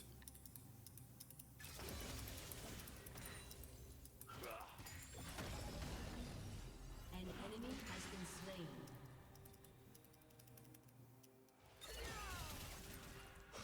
Playing as aggressive as possible. But she's playing quite passive here. I want to bait her W, now she did it. There we go, we get a free Q, so we're playing very aggressive here. And in fact, she should be dead on the next time she overextends. And she has to flash, that's really good. And she's dead anyway, because she just walks up anyway. So she flashes and then completely disrespects us. I think she just wanted to go for the wave. But she completely disrespects us. Well, I got really minion blocked there. I don't have pool, so I need to be a bit careful of Yi. He is only level 6 though, I'm level 8, so I'm not too scared of him, but he can't really do anything to us.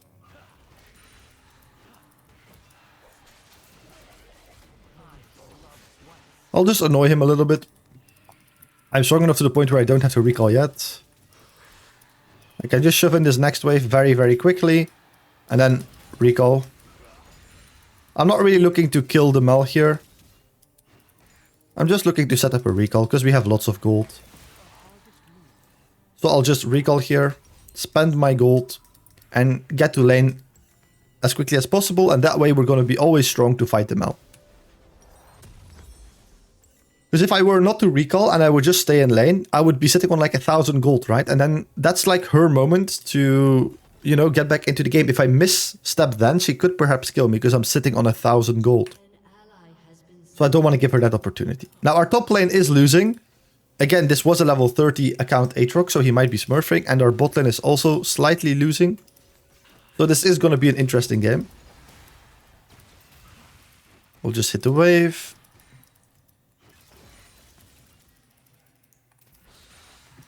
Kane is spotting into bot side here, so I'll place a ward on the bot side of the map.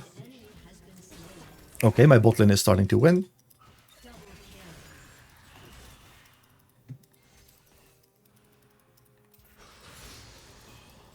Looking to bait out her abilities, but she's playing very, very safe. She is sometimes just randomly tanking our red Q. She is dead here. I'll just W to make sure she's dead. Actually, I activated my champion only button. Mastery is coming. So we'll just have to get out. Alright. Oh, he actually is staying here. He's walking around. Oh, he's still here.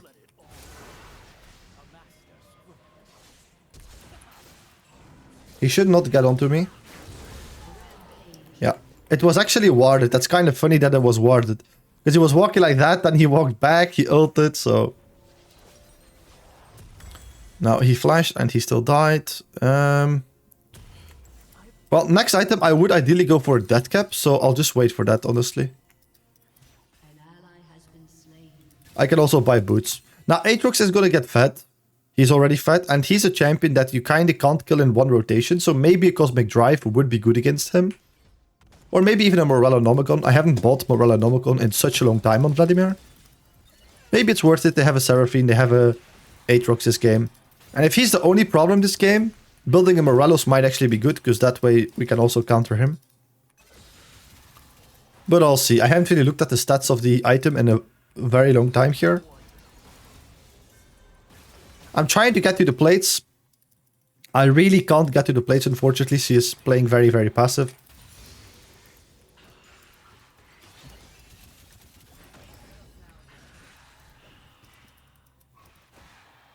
Okay, we can finally hit her with some spells. All we have to do is just hold our abilities and be patient with it. I'm gonna get a plate for that. So I walk up to her, I act like I'm gonna all-in her. She panics out of nowhere, does her W, and then afterwards I just kill her because I hold my abilities. And she didn't. She panicked, used her abilities.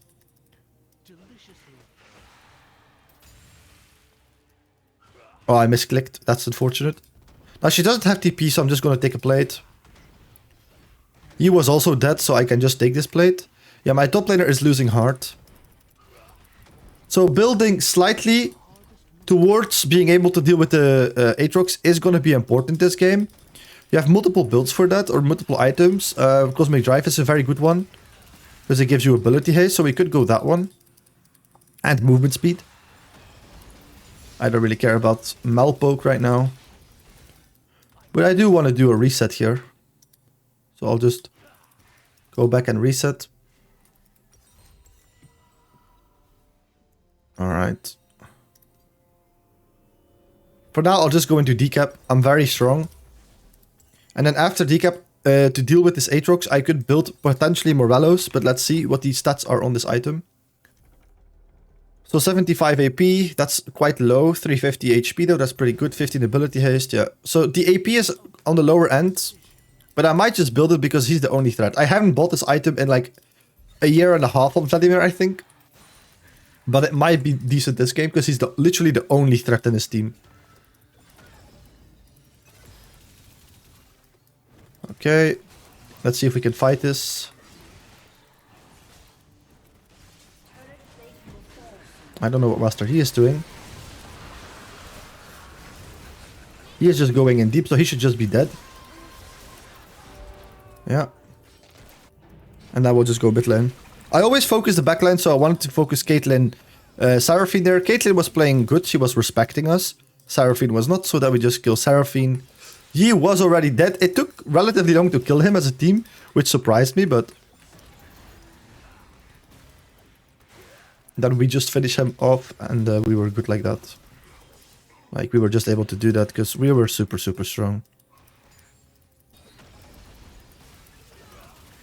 Again, here, act like you want to fight her.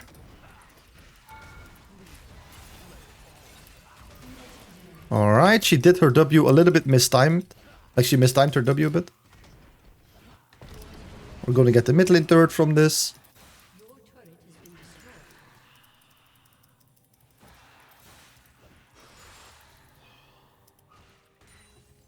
Alright. I actually need a little bit more gold for decap. Like, only like 350 more gold. So I'm gonna stay on the map here.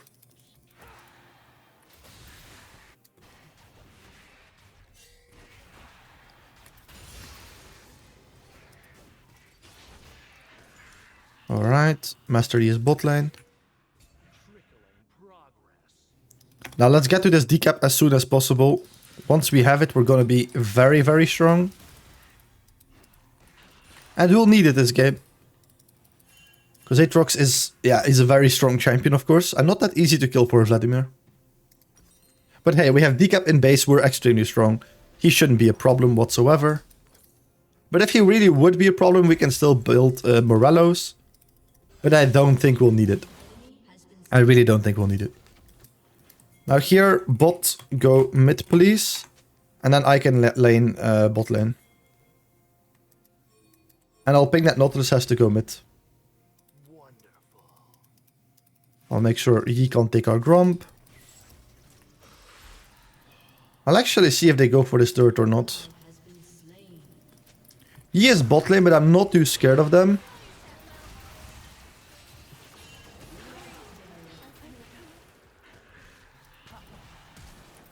Yeah, he is flashing. I'm not gonna flash after him. If I flash, I can kill him, but it's not worth it.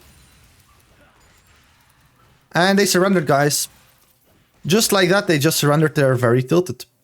But hopefully you guys learned something from that. Alright, hello everyone. So we're gonna be playing here Vladimir into Malzahar. This is basically a full bronze lobby. I think the only iron player in the enemy team is a Warwick. But it's a level 30 or level 31 account, and I believe he is a smurf from watching into his match history. So it's definitely a bronze lobby, and Warwick is probably maybe gold or platinum or emerald. I don't know. But we'll see. Alright, just a little bit of poke. Now we can just reset if you want to, but let's see what we can do here. Okay, so we're playing Malzahar into Vladimir into Malzahar. Typically the lower elos, I really like to go full aggressive setup. But this game we get so much value from face rush that I didn't go airy. I went face rush, but I did go scorch and like full aggressive here. So basically full aggressive setup except for scorch, except for airy. I went with face rush. Because again, I really want to walk away from like Malzahar, Earl, Sejuani, engage Warwick, and I really like to stay onto Caitlyn Morgana. So face rush is going to help me a lot in doing that. Alright.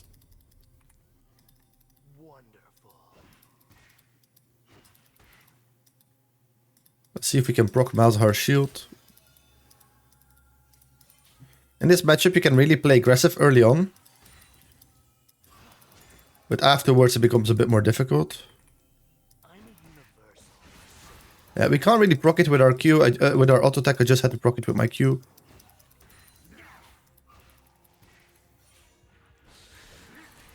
Alright, and just like that we play very, very aggressive here in the early game. We're gonna get level 2 here from the next minion.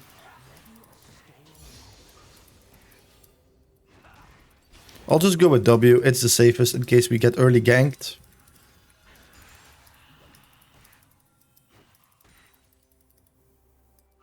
I'll place a ward on the raptor camp. Okay. I'll heal up a little bit from the wave. I don't want to use my potions. Malzahar is using his potions right now. I'll just try to heal up using my Q.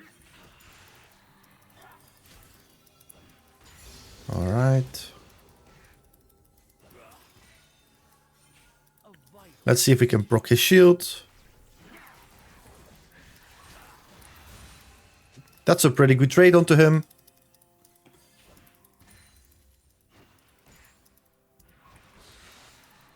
Alright, and now he doesn't have any potions. We still have both of our potions, so we're doing very, very well in this lane. He is disrespecting our damage and our range a little bit so far. He's gonna die here if he doesn't flash. And just like that he dies.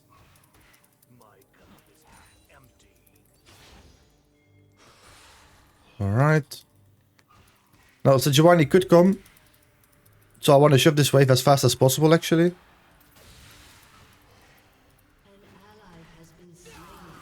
I want to be a bit careful of Malzahar here. I don't really want to fight him.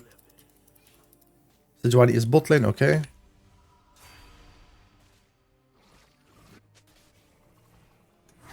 A good Malzahar would have actually frozen the wave here, but again in this elo I'm not too scared of that, so... we're not solo AP, so we're just gonna go this.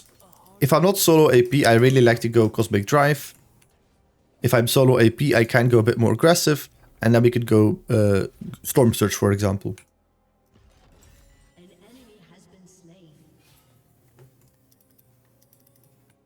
We see Sejuani going top, I'll ping that. So they know Sejuani is moving top lane.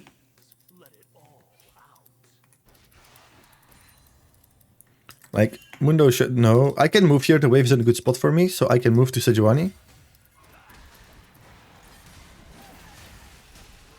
This should be a completely fine fight. I might have to ghost here though. I can W for extra damage. Alright, we're chilling, we're chilling. That's a pretty good fight. Now we just heal up with our Q. And we should be fine. So Sejuani had to flash, which is really good for us.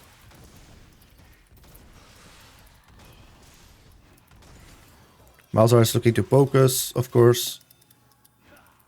He just used his ability, so I have a perfect all-in timing here. Because he doesn't have his abilities, right? He just used them onto us. So if he doesn't kill us with it, then we can just all-in him. Now, I don't know where Warwick is. And this elo, I don't know, but like a Warwick, he's a top laner, but he could just get here with his movement speed. So I want to play a little bit safe. I want to keep my W.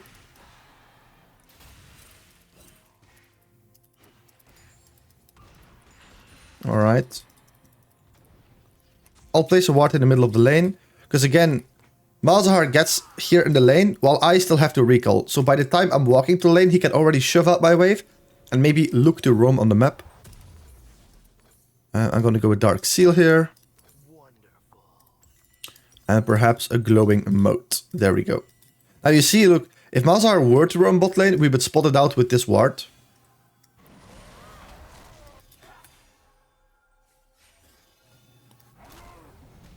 Okay, Channel is doing a great job.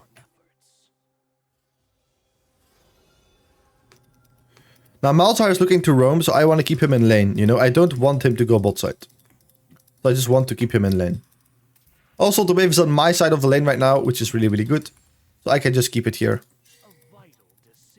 And now he has to overextend to start farming again. And my Trundle will get a free gank.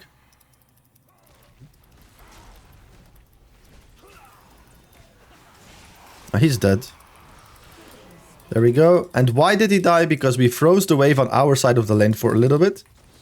So he had to walk up. And then my Trundle has a free gank onto him. So I always see people like tell me when I coach them and they say in the lower elos, oh, but my junglers don't help me out. It's all about setting up your wave in a position where your junglers want to help you out, you know? I don't really have that much gold to recall, so I'll just take a plate. If I had a lot of gold for a big power spike, I would just, I really would just recall, but here I don't have to recall. Now Sejuani is bot lane, so I shouldn't be scared in the mid lane. Maybe we can see what we can do there.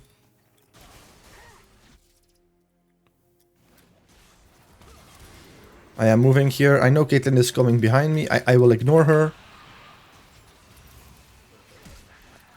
My team should have Morgana. And if they don't, maybe I can kill her. No. Okay, that's fine. But we have Sejuani. That's good.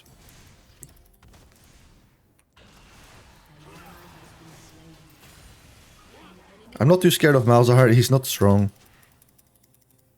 I want to get my red Q off onto him. Ah, we can't. It's fine.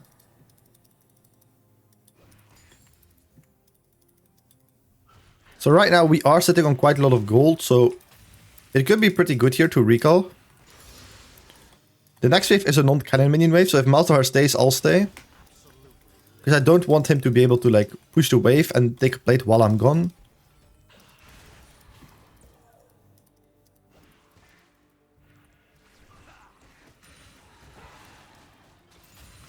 I'll just look to hard push the wave here.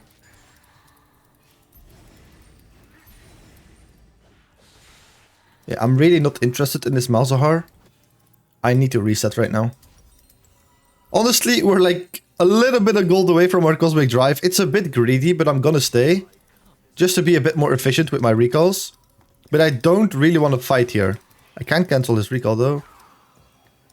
Yeah, but I don't really want to fight here. Again, we're sitting on lots of gold. We're not staying to fight Malzahar. We're staying to get our item. So that's why we're here.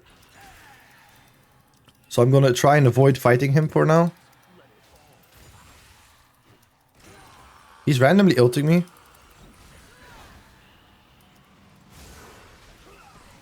Well, I'm pretty sure I just killed him, so... One more auto attack and he should be dead.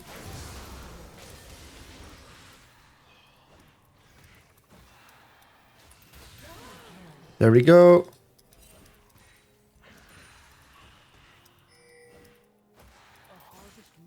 And now when they're dead, maybe I can go for a plate. I don't know if Malzahar has TP though, so I didn't really keep it, keep track of it. He does have it, so... Indeed, that's why we recall. And now we can go whatever we want. I will just go with the Riftmaker this game. I believe it's a great game for Riftmaker because they have, like, two very, like, all-in champions that really want to get onto me, like a Warwick and Sejuani. And then I can stack my Riftmaker onto those two people. And in general, it makes you a little bit tankier. It gives you like lots of HP and stuff. Which is really good because they have like lots of damage in their team. And then Malzahar who could ult me. So if he ults me, maybe I can survive if I have a bit more HP. Now at this point, Malzahar is 0-4. I am not really interested about killing him anymore. I really want to start moving on the map. And looking to win the game that way. So now let's see what we can do. I'm going to place a ward in the middle of the lane. In case Malzahar were to follow me, I would spot it out. But let's see if we can do something bot lane here.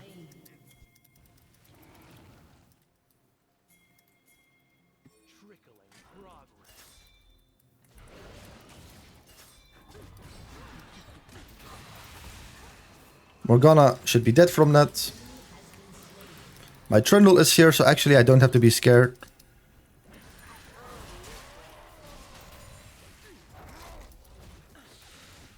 If Caitlyn plays too aggressive here... I'm not too scared because Malzahar has topside, so we can just dive this.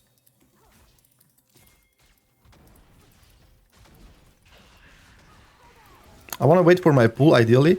But Caitlyn walks up into me for no reason, so... Then I can just do that.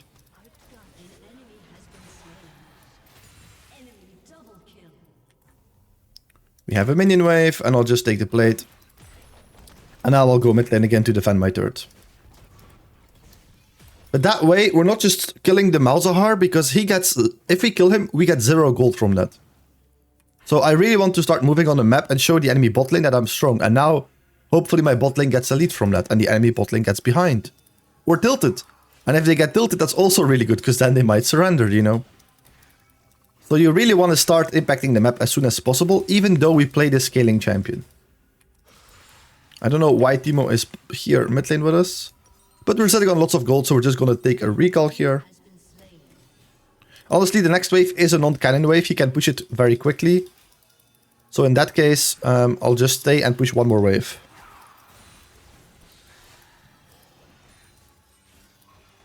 Now, if we can kill Malzahar for free, why not do it? He should be dead from that, so just a one more Q and he's dead. Maybe I can take this plate. Yes, we got it.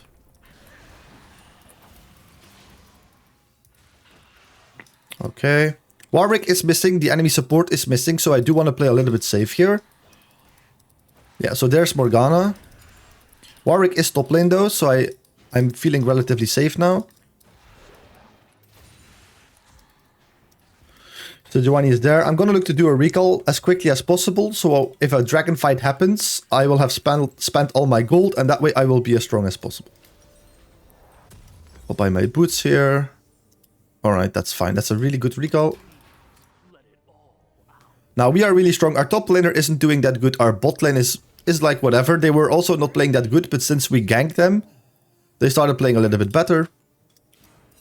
But we're really, really strong. And that's how we're going to win this game. Right now, I'm so strong that if I just play around my summoner spells and ulti, I just win every single fight.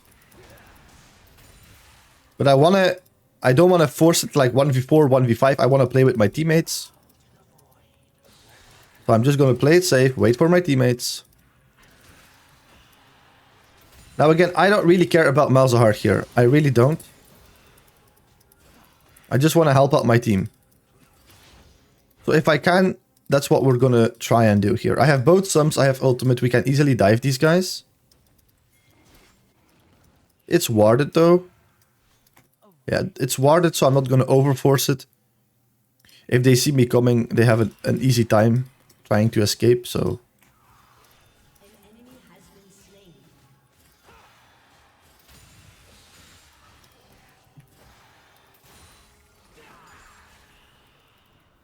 Okay, so we're gonna try and gank the bot lane again, but this time we're not gonna come from here, we're gonna come from this side. It's also warded, but they might see it too late. By the time I get there, it might already be too late for them.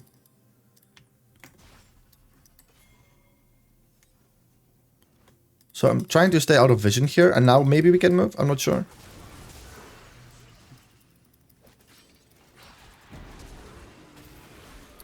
They have a flash and an exhaust, which is really good for us. Now she's still gonna die here. I'm gonna flash behind my teammates. Ooh, I'm dead. That's a lot. That's a lot. That's very unfortunate what happened there, I feel like. I thought I would easily W the binding from the Morgana, but I didn't. And then I got bind under third at maximum range. Caitlyn R, I flash behind my teammates, it still hits me. And then straight into the Sejuani ult. Lots of things. Not ideal. Not ideal, but we did manage to get their sums, I guess. But not ideal. We could have played that a little bit slower, I think. And we could have also just backed off. Like, after they flashed and exhausted, the best play there is just to back off. We have their summoner spells, so... Malzahar is taking 2 mid lane turrets here, which is pretty good for him. I'm just gonna wait for my Riftmaker. I'm gonna be extremely strong right now. So that play was a bit dangerous. After taking their summoner spells, I should have just backed off, honestly. An ally has been slain. Alright. Now we're just going to shove the wave here. And again, see what we can do on the map. We don't have summoner spells right now, so we have to be a bit more careful. Under my skin.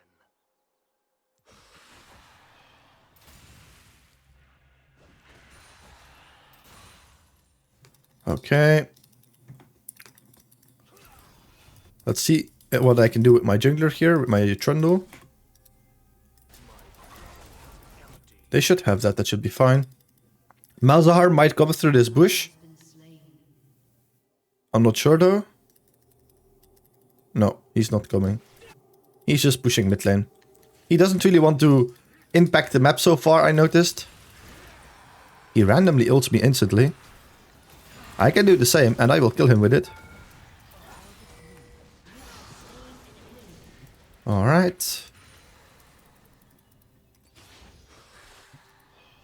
Now let's see if we can take the mid lane turrets.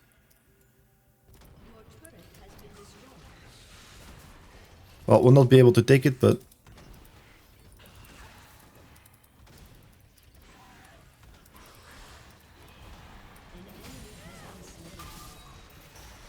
It's a bit sad that my Teemo is walking away here. Now, I'm not too scared from the Sejuani, but... Still. Now, in the meantime, I don't really have a big power spike to recall for, so I'll just take a bit of farm. We need as much gold as possible to carry the game. I don't really care about my teammates dying. I just need to have enough gold to carry.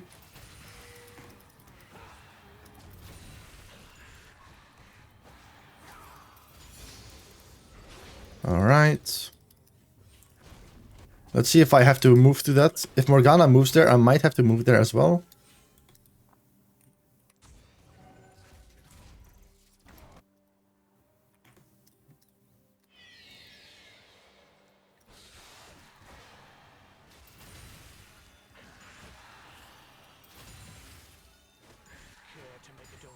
Okay, we shift the wave. Maybe we can go kill Caitlyn.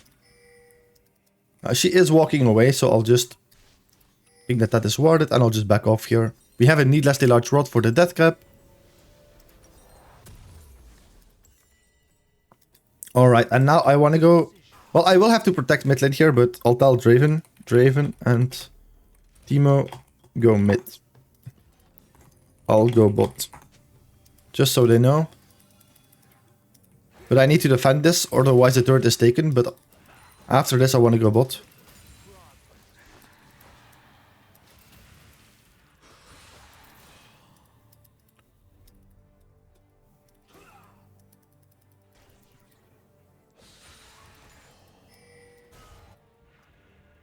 Okay, they're all on the top side of the map. I will help my team shove out this wave. And take the mid lane turret, and then I'll go bot lane.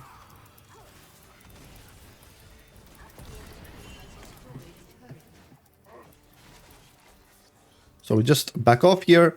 We're 3 people versus 5 right now, so we don't want to fight. Okay. And now I'll just go farm bot lane. Why bot lane? Now that my bot lane is in the mid lane, I need to get solo gold, solo XP. And that's why I'll go bot lane right now. This is where I can get solo gold, solo XP. I can farm, make myself very strong for the next big team fight. Right now, there are signals of a fight. My team is grouping, so I might move. I am very strong. I have ultimate, 2 sums up. So seeing everybody move here, that's like a big signal for me to go and help my team here. Alright.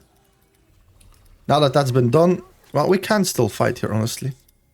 But we don't have to overforce. Dragon is up in 26 minutes, so I'll just look to shove out the bot wave. I don't want to take too many risks. The main goal should still be farming at this point in the game, making ourselves strong. Unless there's like a big dragon fight coming up, like right now. Or my teammates are really grouping in the mid lane, signaling a big fight, and if I'm strong enough, I can just move. If I'm not strong enough to move to the fight, then I will not move. And then I will just farm in the side lane. Now the enemies are gonna move down here because Drake is up, of course. So Sejuani is coming down, so I'll just recall.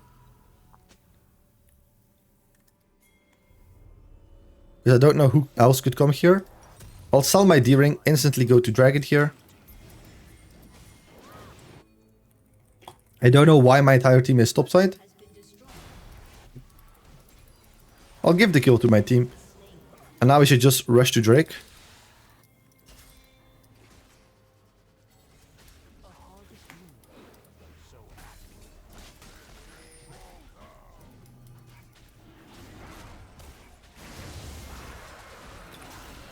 Okay. I'll go around here. I'll try to flank enemies.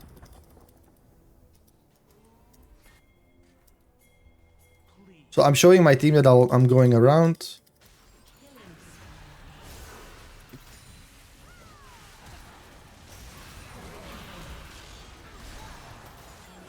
Alright, and just like that, we get the third here. We don't have any minions, so it takes very long to take this. Trundle might actually die.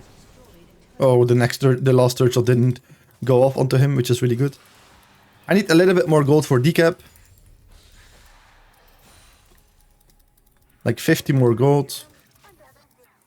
The entire enemy team is still dead, so maybe I can flank Malzahar in the mid lane. We'll see if he wants to back off here.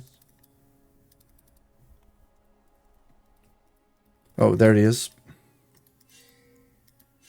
I'll ping Teemo, because Teemo will have to be careful here.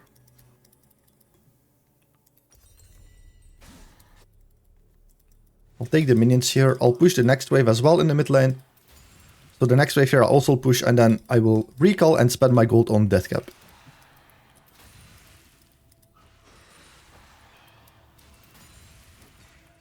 But you see, we have pretty good farm this game. That's because we're constantly in the side lane, taking solo gold, taking solo XP, and only moving to a fight when it's absolutely necessary, like a dragon fight or anything like that. Now, ideally in a situation like this, I want to be in the closest lane that is close to the objective. So right now that would be top lane. The entire wave is already pushed out and my team already started the objective. So I will just move there in case the enemy team wants to contest my team. Like this. Now I can move and help my team out.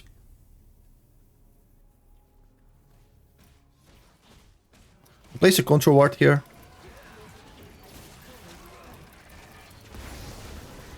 Alright, let's take the roses.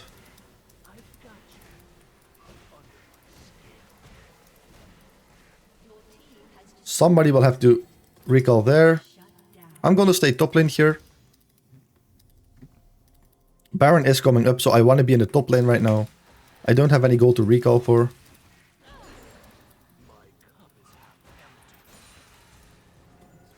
My Trundle is coming around.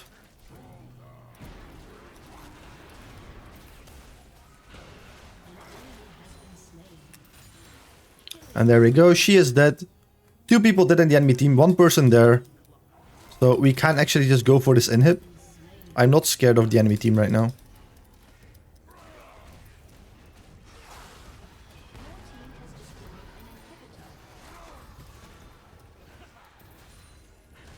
Now we don't have to overcommit here. Like just back off. We have to back off in time. Because if we die, Baron is up, right?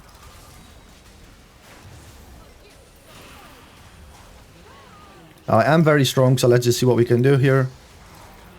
Yeah. Back off and do Baron. Reset into Baron.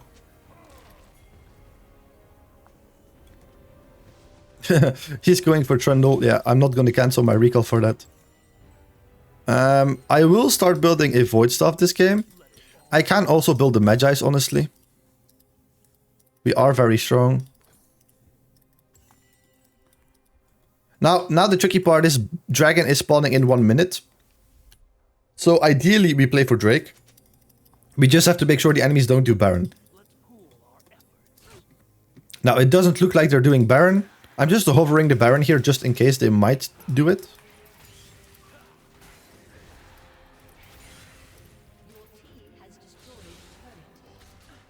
My team should definitely back off here because it's Drake in 50 seconds and Baron is also up.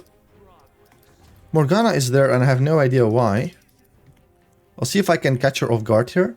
She's gonna come into us. Oh no, she's still bot side. Okay, then we can just play this fight. I want to be on the backline here.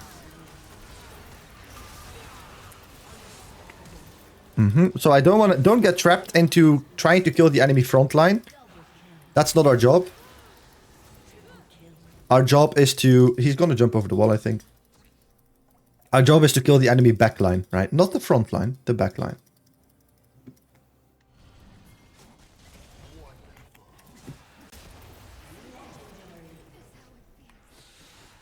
Yeah, we're not going to be able to take down Warwick. That's completely fine. We'll just go for the Drake. Mundo is looking to end. So the team is not doing that great, but we're just fat, and that's how we just win every fight, because we're taking solo gold and solo XP. We are level 17, Malzahar is level 14, so that's why we do so much damage. Because we're always consistently farming in between the fights. Look at the CS here of everybody and look at our CS. Of course, getting all these skills helps, but the way we get those skills is mainly by farming and being ahead of our opponent. Of course, if you have a good laning phase, you're already like quite ahead. So it's very easy then to like, if you're strong, to like win fights as Vladimir. Because that's what your champion is designed to do, but... Now, we can't take this dirt. It's worth 700 gold, so it's a lot. If we're gonna split it by 2 people, like, it's still gonna be fine. We see people on that side of the map, so...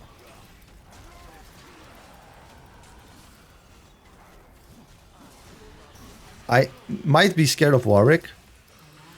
I'm looking to dodge his ult. But I mainly don't want to die here. That's the main goal. Not dying to a Warwick. So let's just back off. We're gonna look for Baron here. The only reason why I pushed up here is because I believe that the enemy team might do Baron. But I guess in this elo they don't really do that. So it was slightly... I overestimated them, I guess. That's why I went so deep here. I thought they were on Baron and then we could maybe end, but they were not on Baron. So it's fine. Then we're gonna go for Baron. I'll ping it to my team.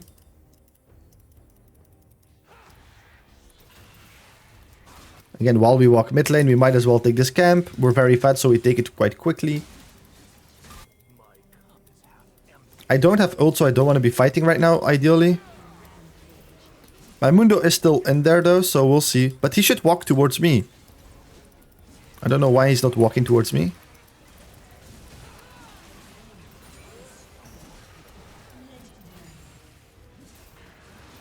Alright. And now we should just do Baron. We should just do Baron. I don't know why we're doing... Trundle, please come Baron. Trundle, come Baron. Yeah. So we have to really ping him, but finally he's coming. Don't be afraid of making calls like this, guys. Like, there's nobody in the enemy team that can really stop us from doing this. I'm really, really strong. And the main threat the main CC threat that they have on their team is dead. Yeah, they have a Malzahar, but he's very useless.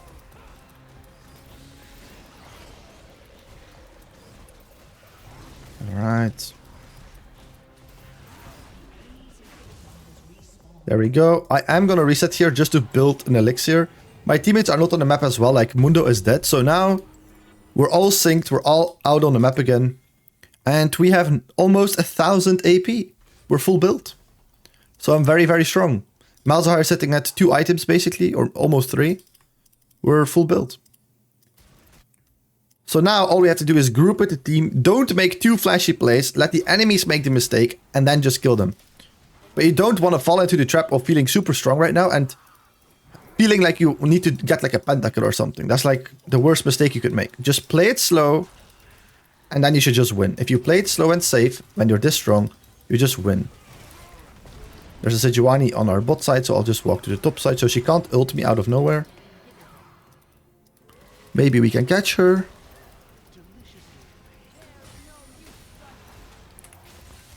She is slowing me a lot right now. I don't want to go for her just yet. Again, I want to play it slow. I don't want to burn my summoner spells for no reason. Now we could go.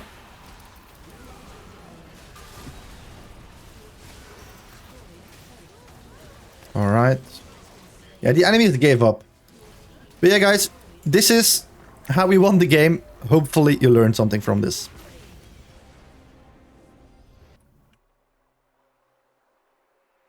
Right, you guys know the drill. We place a ward at 115 here.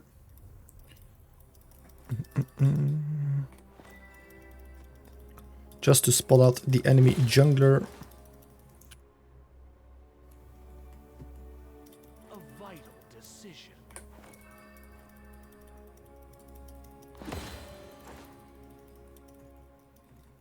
Honestly, I could wait until 2:30. I don't need to do it this game, but that's fine. Why not?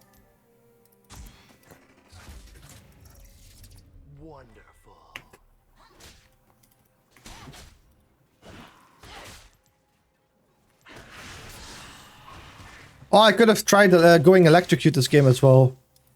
But yeah, still, Phase Rush is really good into the enemy team, so yeah, that's why we took Phase Rush, never mind. But electrocute would also be really fun into the Fizz matchup.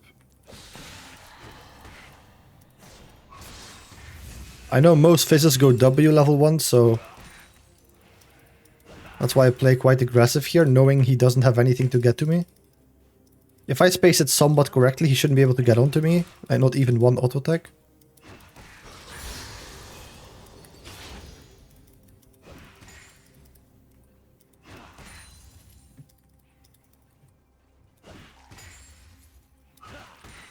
Udyr started bot side of the map, I guess.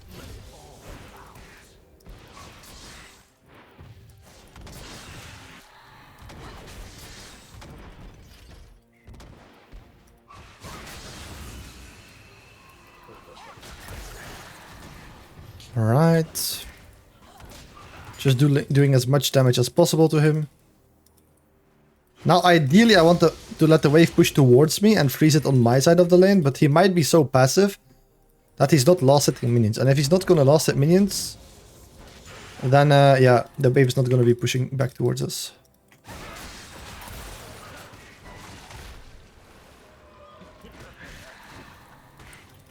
Alright, we're chilling. He does have Ignite, so I'm gonna pop a potion. I don't want to get into kill range. But I do want him to push towards me. I've got you under my skin.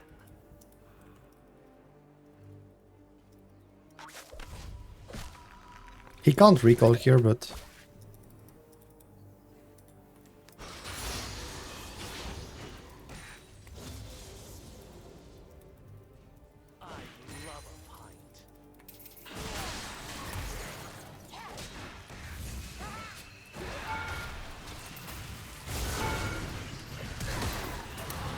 Oh, it was such a clean kill onto the Fizz. It was such a clean kill.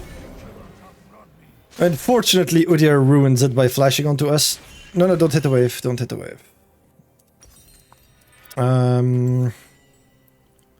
I'm not solo AP, which sucks. So I'll have to build Cosmic. It was such a clean kill onto the Fizz, and then Udyr just flashes onto us. I utilized my phase rush pretty well there. He's sitting on 9 CS though, so... I'm absolutely livid.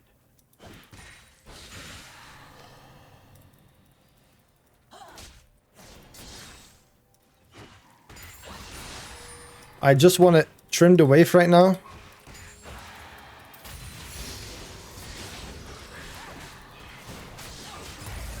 I know he wants to... If he attacks me, that's completely fine, because then he's not shoving in the wave. And I want to hold the wave here as long as possible.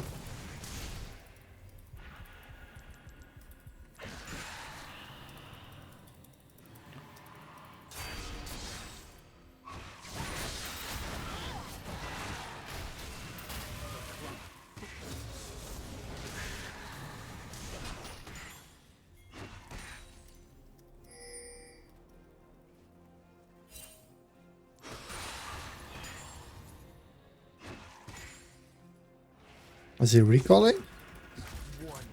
Oh, he might just recall here. In case he does, I'll just hard shift and also recall.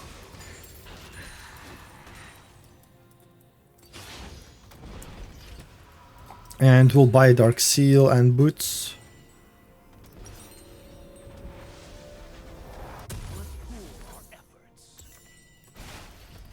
Yeah, he's 18 CS, he's not really farming right now. Why phase rush into Fizz? Welcome into the chat. Bwapel, welcome into the YouTube chat. I really want to go like Airy into him, so we have full aggressive setup except for phase rush. Because look at the team. Darius, Udyr, and then 2 range champions. So I'm gonna use my phase rush a lot this game. There is an Udyr here. I'll ult both of them to get some HP back. If I can keep him busy here. Oh, he's almost dead. He's almost dead. That is very, very sad. If I had Airy, he was actually dead there. But yeah. Deliciously vain.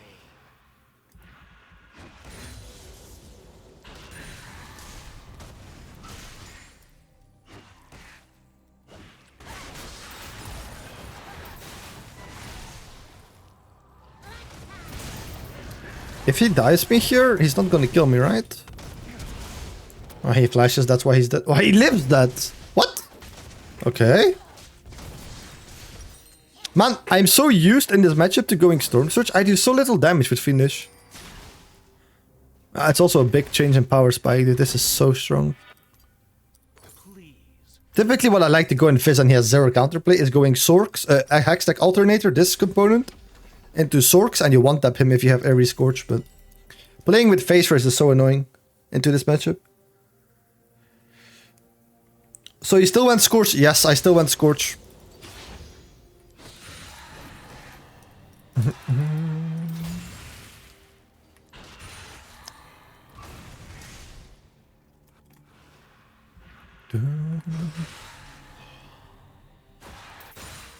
got you. Under my Don't want to move to that.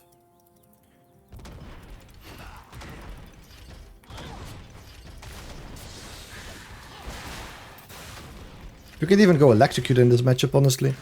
I'm really considering it. I think Electrocute is really good in this matchup, but again, I'm itemizing not for lane right now. I'm itemizing or setting up for team fights. So we'll be strong there and not here. I'm okay with him jumping onto me like that. He tanks a red Q to the face. I'll take it. I just got caught off guard by his all-in damage. That was insane.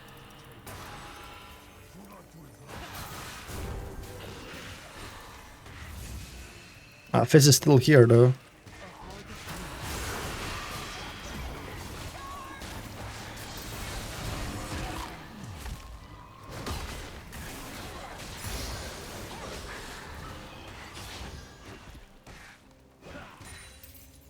Well, Udyr is definitely not coming back soon now.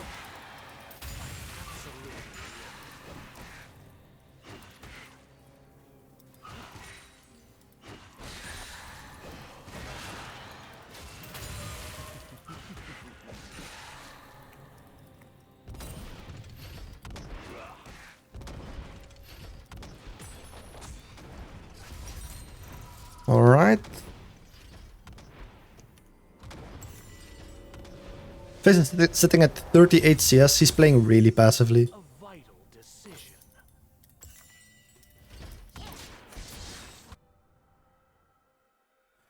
Kinda crazy that he solo killed us though. Wow, wow, wow. But I really was surprised by his damage. And the Electrocute is so strong right now. It really catches me off guard. My cup is half empty. I don't have to stop him from going bot lane because by the time he is there, my bot lane already has recalled, so...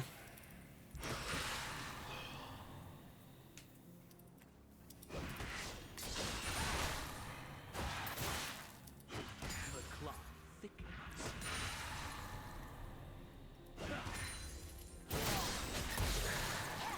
I don't want to do my E here because I'll push the entire wave then. And that's not something I want to do right now. I want to hold the wave here as long as possible. I'm going to drag it up a little bit. Let's pool our Yeah. efforts.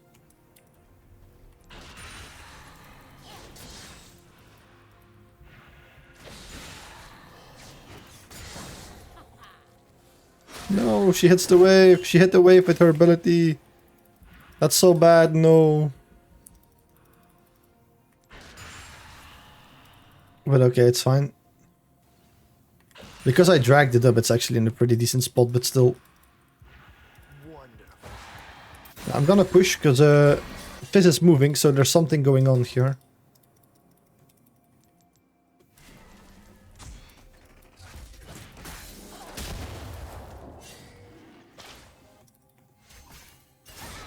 Uther's gonna be here.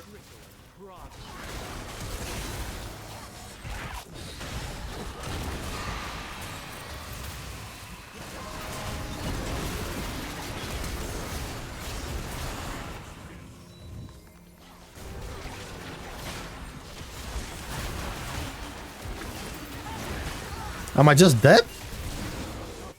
Wow, my entire team is just dead. Where did they go? Where did my teammates go? What happened? Why is everybody dead? What? Okay. Like, Udyr Fizz followed me all the way till here. And yet everybody's dead in my team. What the hell? That's a bit weird. But okay. It is what it is. Fizz is actually getting fat, dude. And Udyr is also pretty fat. We will have to lock in. Let's not underestimate these people.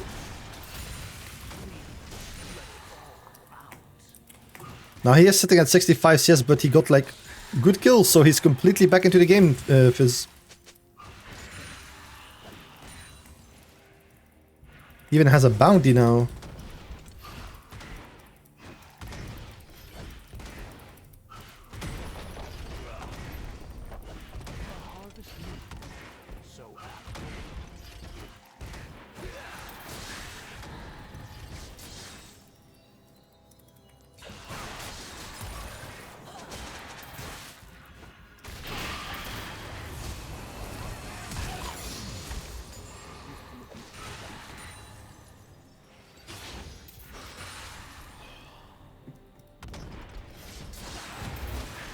He's 1 HP, come on. And I didn't want to charge it too long.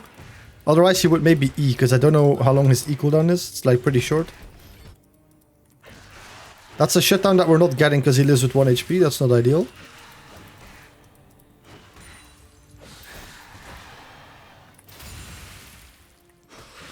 Oh, I missed a cannon.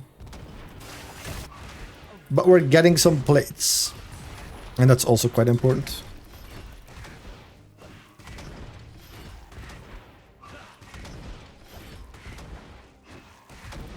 Can I get this next one? That would be really, really good.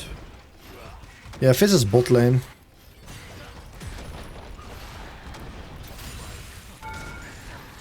That is really good.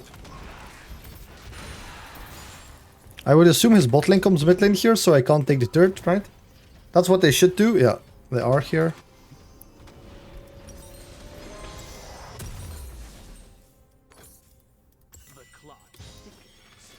Fizz died and gave a shutdown to Mel. Okay.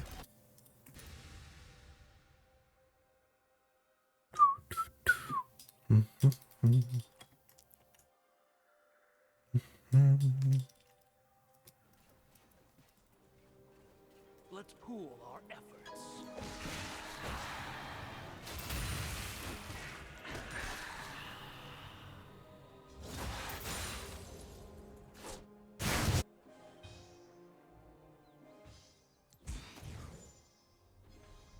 Wonderful.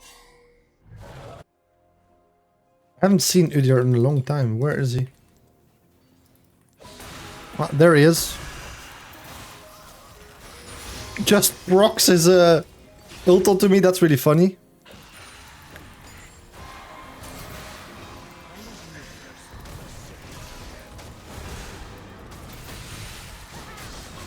Okay, Fizz. I wanted to W that, but... Let's dodge this ult. She lives again with 1 HP! Why does everybody live with 1 HP? It's so annoying. We're so unlucky this game. It's crazy. Oh. Interesting play. There's a Twitch, the Fizz behind me.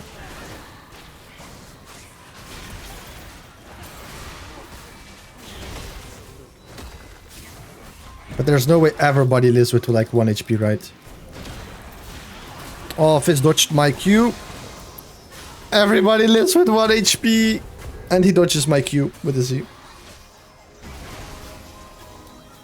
Oh, this is actually going to be an interesting game. I didn't think we would get a game like this where everything goes wrong, and it's actually going to be interesting in this elo. Let's see. That's crazy. They all live at 1 HP, dude. Imagine if I had Aerie, dude, this game. I would have gotten so much value out of it. It's insane. Maybe just skip phasers altogether in this elo and just go always like Aerie or Electrocute.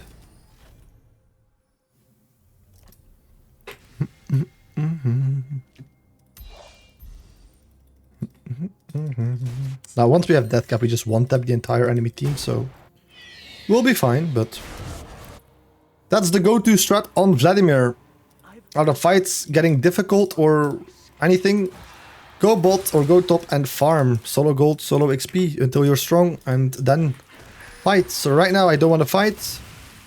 Everybody's always low. I lack a little bit of damage to win every fight. So that will just farm and not fight. Now this Misfortune is looking to play around here. Maybe we can kill her like this.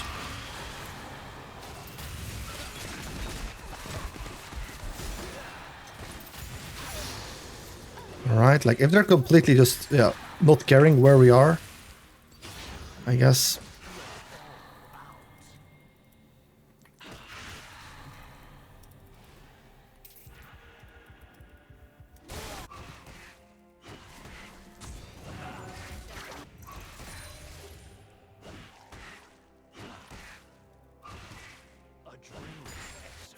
There's a Sona in my back.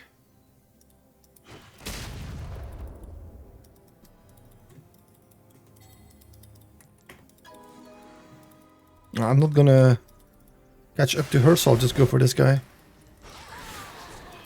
I'll blast the cone so either can't escape. Oh, he missed his flash. Okay. We can get mid lane third from this.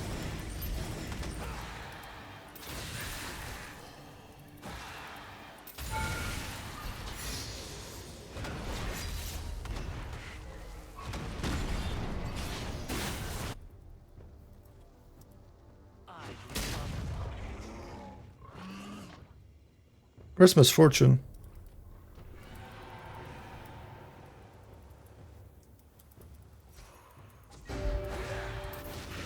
Oh.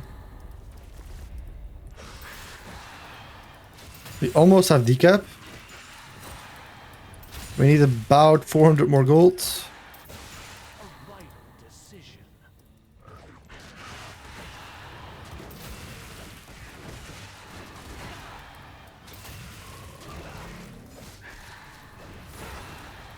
I have a feeling this is warded because the entire enemy team is moving my side. She ults for that.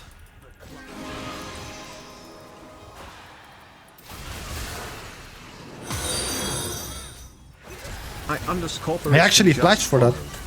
Okay. Pariston, hello there. Good evening to you. How are you doing? And let me see here real quick. Pariston also on the Twitch. Thank you so much for the follow, man. I really appreciate it. And we're very short of decap here. I'll just sell my D-ring. You're great. Nice to hear, man. Nice to hear. You're supporting us in the Twitch and in the YouTube chat. Thank you so much. Okay. This has been the closest... like... How do I say this? This is the closest that comes to a hard game in this elo. So far that we've had. Jesus. What about you? I'm doing fine, man. I'm doing fine. We're playing on a lower elo account. For a guide that we're looking to do. On Vladimir. So we're climbing this account a little bit up. But this is the first, like, somewhat rough game that we've been having.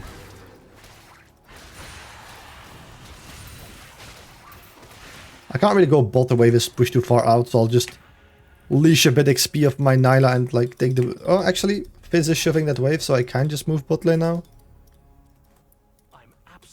He decided to show up.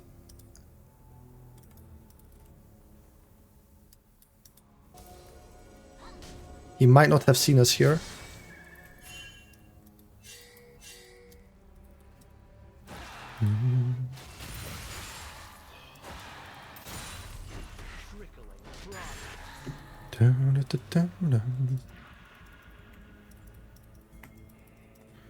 Everybody's mid lane. I don't really care. I'm mainly concerned with the 700 gold turret in the side lane here. But if my entire team is instantly dead, the enemies can just collapse me. Let's see though if we can get this. Yeah, they are looking to come for me. I'll just look to take this turret. It's 700 gold. It's so much. If I can't take it, it's insane.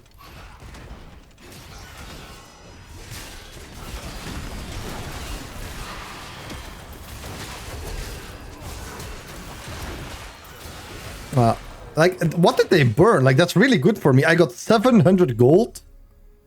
And, yeah, they all flashed and did all kinds of things, so that's really good. This guy ghosted. This guy, I think, flashed. Did Udyr flash? I'm not sure, but they used a lot. So that's really worth it. 700 gold, they all come to me. Like, they could have done Atakan, you know? My team was dead, I was bot lane. They should have done Atakan, and then they trade Atakan for this. Now they trade 700 gold on me for killing me, which is really bad. I'll take that trade any day of the week. Fizz is sitting on... Like, he's really fat, but he only has 1.5 items, I guess. We are sitting on... No, he has 2 now. Never mind. Nobody is top lane right now. Dragon spawns, though, but it's a second Drake, so... We don't necessarily have to move.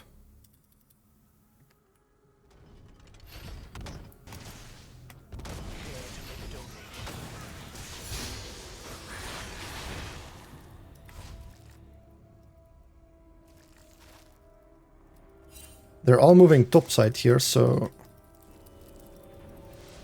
I have to be a bit careful, though.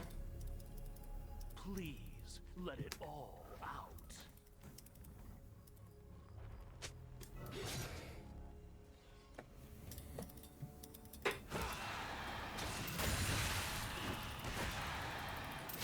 Wouldn't surprise me if they were doing Atakan right now. I can check. Yeah, they're doing it.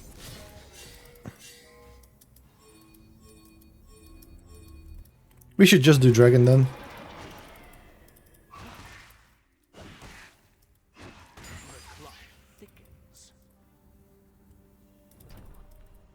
The Vladimir is... He shouldn't be here, but okay.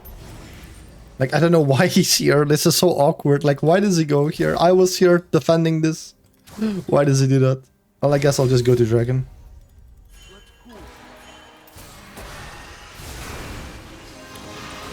She still has ulti, yeah.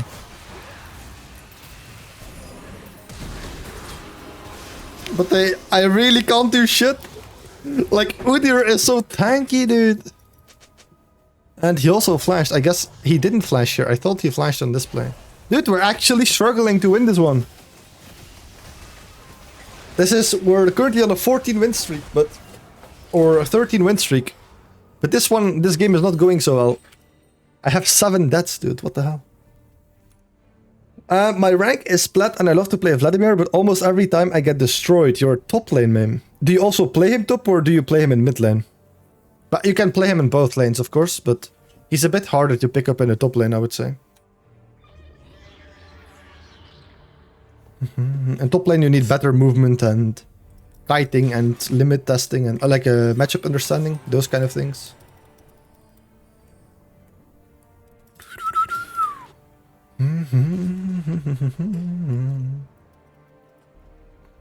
I'm actually struggling to win this game. They're also really, really strong. This is like a lower elo game, dude. It's gonna be the first one that we might lose. Insane. I have 7 deaths.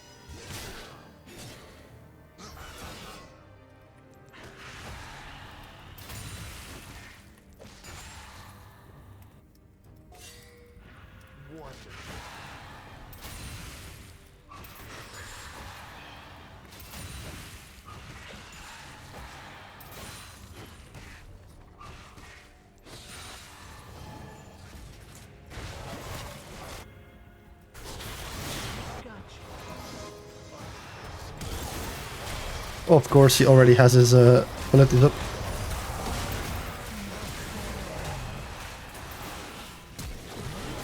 But why does everybody have flash this entire game? It's insane. It's actually insane. This entire game, every death that we have had this far is a flash on us. Not once have I died without somebody flashing onto me. It's insane. How did they always have flash, dude?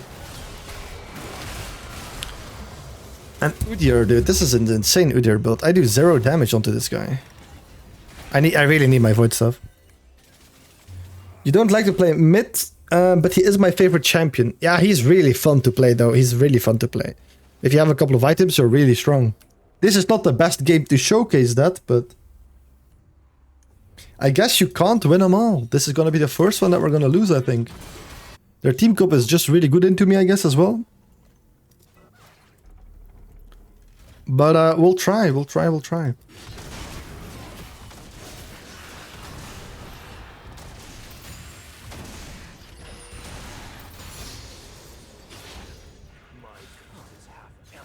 There's still a fizz here. Oh, there's also a Sona here.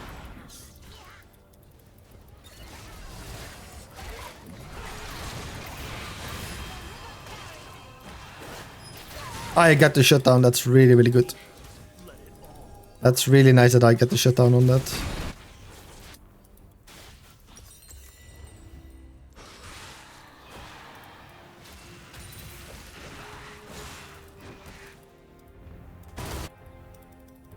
If I can take the 700 gold in the side lane, I'm gonna be really, really strong.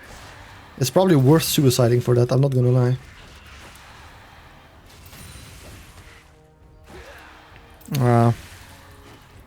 Before I'm gonna get there, the enemies are gonna move to top lane, I guess, so I can't take it.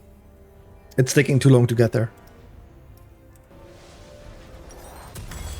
Next item is gonna have to be Shadow Flame or Rift, Zhonya's or Riftmaker, one of those two, because I need more sustainability. Zhonya's could be good, but also Riftmaker, we'll see. Gonna be the first difficult game. I'm 6-8 in a bronze lobby, dude. Crazy. I can't believe it.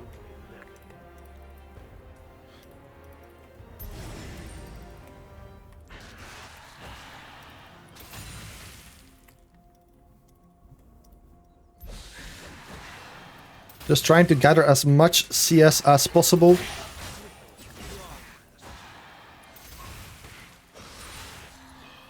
And then hopefully we just become that strong that the enemies can't deal with us anymore.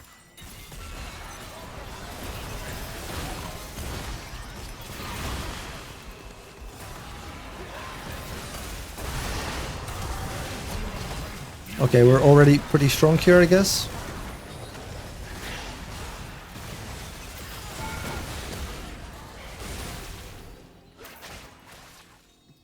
Yeah, we can just push her.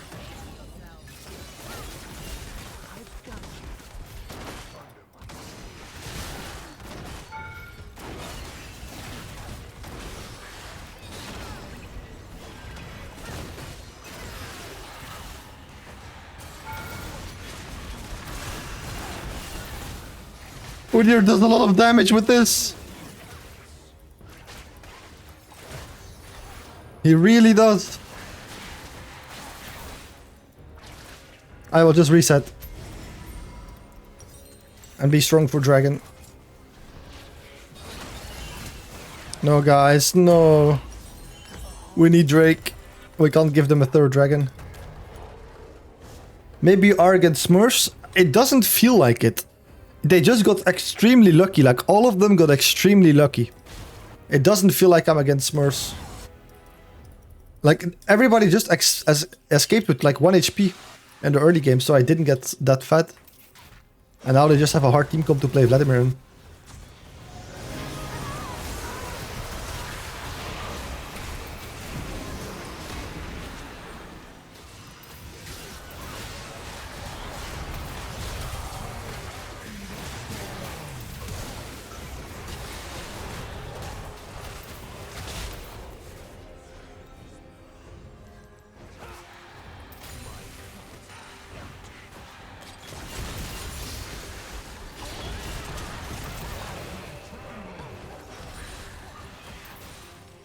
Alright, well, I guess we're making up for it. We farmed a little bit and now we're suddenly strong and now we can win everything. It's kind of funny. Farming is so OP, guys. If you ever like struggle in a game, just farm. It's so strong. We just have to make sure Fizz doesn't steal this. So I'll hold my burst here at the end. And one tap it. We're gonna have Zhonya's here in base.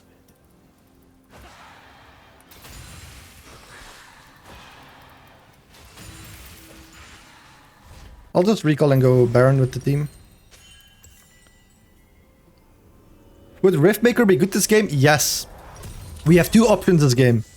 Riftmaker or Zhonya's as a sustainability item, as a survivability item, you know, for defenses. I just chose for Zhonya's, but I am gonna go Riftmaker as my last item here.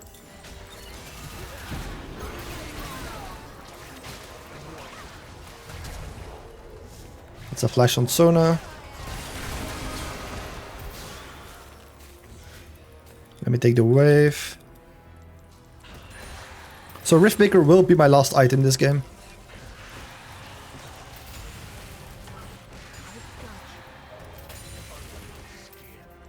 Oh. I'll just go to the side lane here.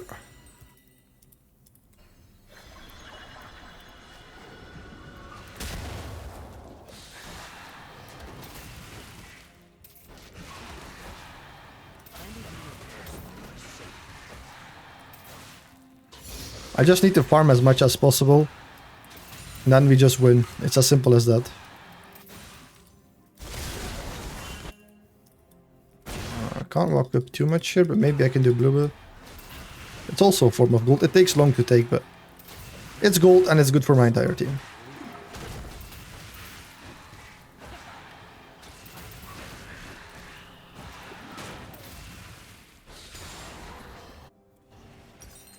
I can almost build, like, I have 10 Dark Seal stacks, so I kind of only want to sell them if I have enough gold to build Riftmaker in one go, which we still need quite a lot of gold for. I am moving mid lane here.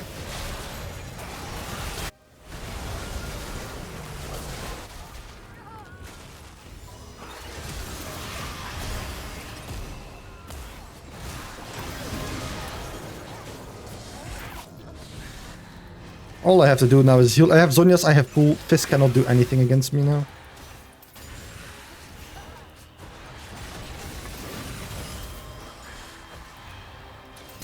Oh, he flashed it.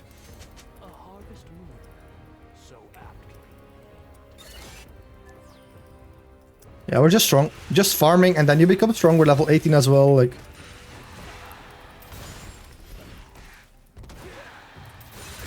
if you're ever in doubt, just farm.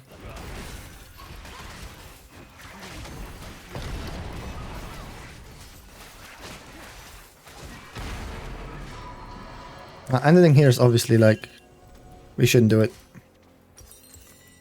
We really shouldn't do it. Like, we really shouldn't do it. If we die, they have Baron and then we still might lose the game. The risk is too high and we're not going to be able to end. But here we have our Riftmaker, guys. We are full build. And now this difficult game suddenly becomes a very easy game. Because we're full build and we just started farming a little bit. So... And now whatever happens... Wow, he's stunned for like ages.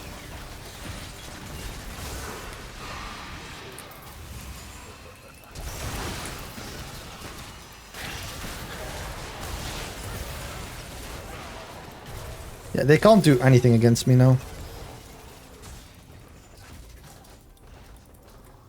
Well, we can just go for the end, honestly.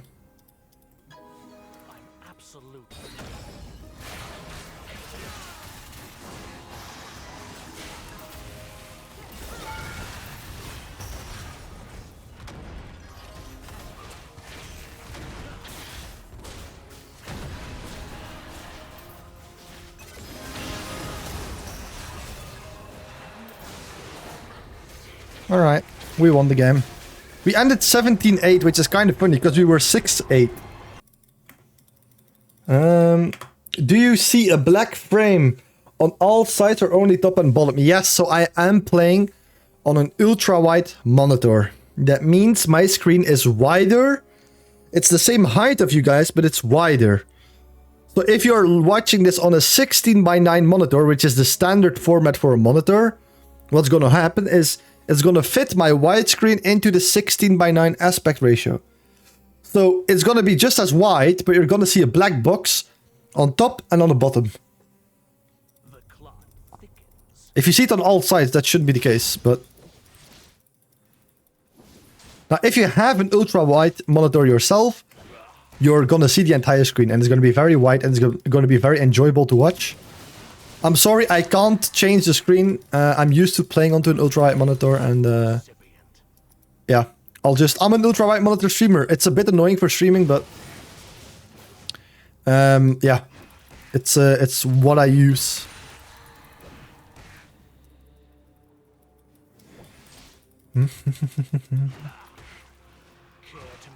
I have to make cookies. Bye. Have fun with the cookies, man.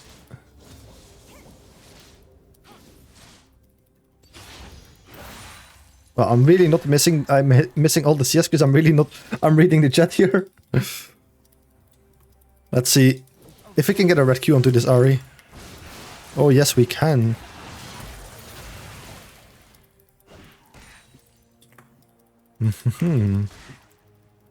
We have Ares Scorch. We have like so much damage. I can already feel the difference. When you go from like Phase Rush to this, it's so insane, dude.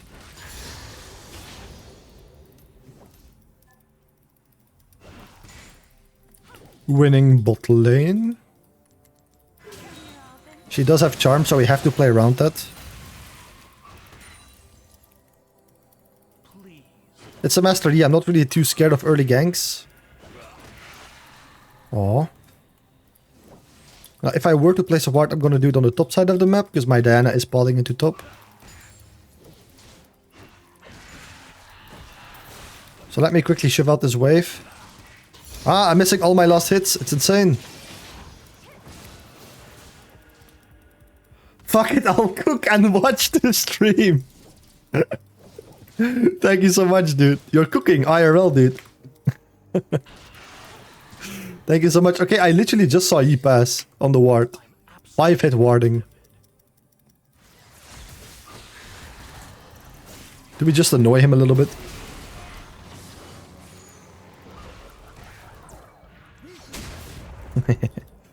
We just annoy him a little bit. Why not? Why not? You know? It's not like we need to farm and scale.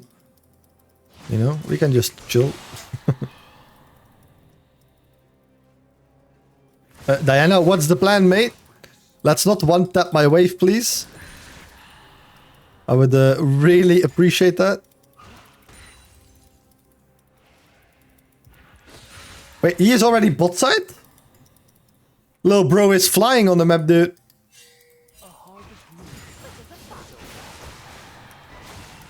She's not doing her charm. That's really weird. That's really worth to tank the damage her. I got like a red Q onto her. That's really, really good. Now I'm gonna position on the top side of the map actually here, because I know Yi was bot side.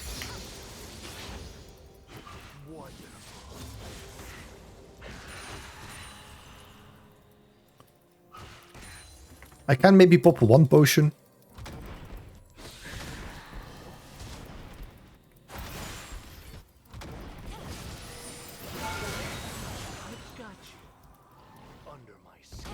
I want to get some damage onto her. I really want to dive her. I'm trying to bait her charm. Okay, we can kill her on the next Q. I accidentally pressed ghost. No. I wanted to press 2 buttons. I pressed 3. Jesus. For the people who don't know, I'm playing on an ultra fast keyboard in terms of like reaction time. It's the fastest gaming keyboard on the market. And it's a bit annoying. Because if you ever so slightly touch that button, it instantly actuates, instantly goes off. And I really still have to get used to it because I only have this keyboard for like a month. I really need to get used to it. But honestly, like they can build magic resist, but fuck it. Fuck it. Like, I have AP, we're 3 AP, so I should go to Cosmic Drive build, but it's boring. I've been going it every single game, I'm never solo AP anymore, so I just want to go full damage this game. Fuck it. You'll share in Discord afterwards, yes, please do, please do. Ultra wide's cool, it makes stream look cinematic in a way. Alright, that's nice to hear. Because I always think, I'm always like sad to stream in ultra wide because I feel like most people like would hate it. It's nice to hear that you like it. Oh, I thought I dodged that. I'll W for the second part of her Q. I'm not sure if it's worth it, honestly, but it's probably not worth it. I'm not gonna lie, it's not worth it.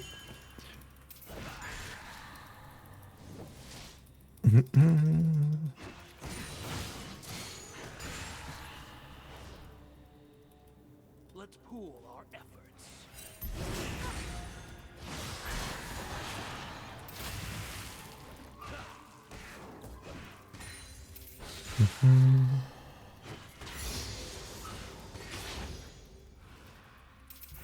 Oh, I didn't get my Q off on the minion. My team should win that. I'm waiting for Pool here to kill the Ahri. She, like, her charm doesn't really mean anything here. I just need my red Q and then I'll kill her. But I need a little bit more damage onto her before I look to kill her, so... that'll do it. Now she thinks she can kill me, but my abilities come up sooner than her abilities and she's just dead. And I can just W for fun. So that's just playing around ability rotations. Master Yi could come here. But this is a juicy plate and I am full HP, so...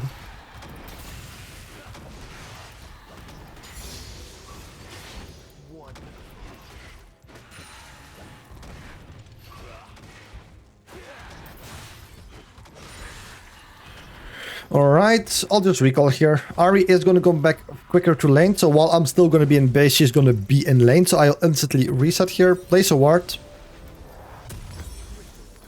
And build a Dark Seal.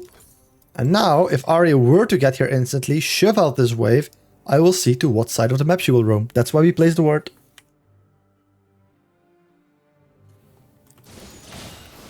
So look, if she now moves on the map, this ward will reveal to what side of the map she goes.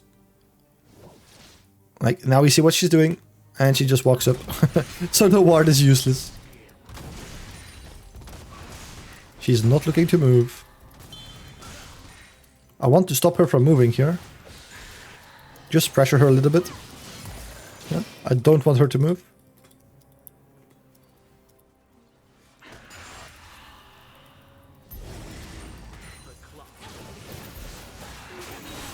Ah, I thought I'd W that in time. Ah.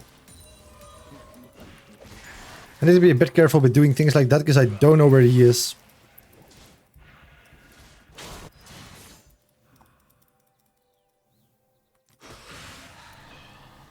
He is top lane.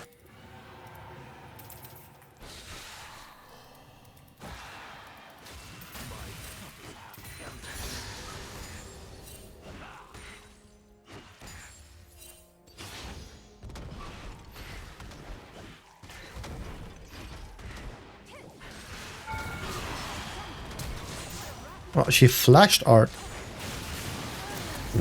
She flashed ours to then just R back into me. That was a bit weird. And we killed her because of Airy Scorch, by the way. That's so funny. It was the Scorch proc, the Airy proc that killed her. That is so funny. The last game she would have lived. If we would have gotten phase where she would have lived that. That's so insane. Okay, we get a free plate. It's a cannon wave, so I can definitely recall. He is bot. And we have item in base. Do you think Vladimir is C tier in the top lane? Oh no, definitely not. He's probably A tier. He's probably like he's pretty strong top lane.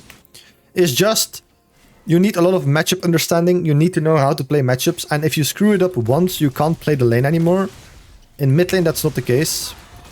In top lane, it's very much like you really screw it up once, you can't play the game.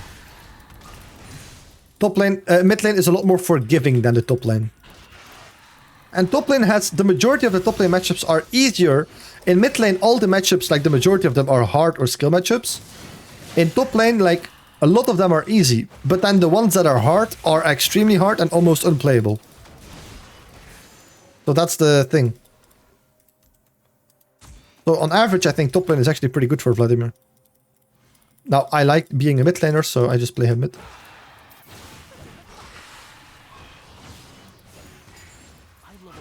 Trying to dodge her... she ult for that.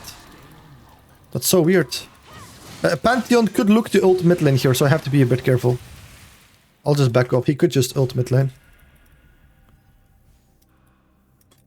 I'll just move towards my jungler. If he is here or something, maybe we can do something. Yeah, like there he is. He literally is here, so that's why we move. Where? What? What?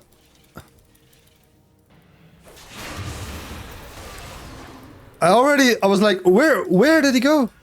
Like, where did he go? But we got him, and we didn't have to use flash. That's really good. But you see, if you don't know what to do, just move to your jungler.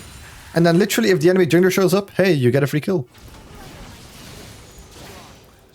Like, it's such a good habit to have in the lower elo brackets.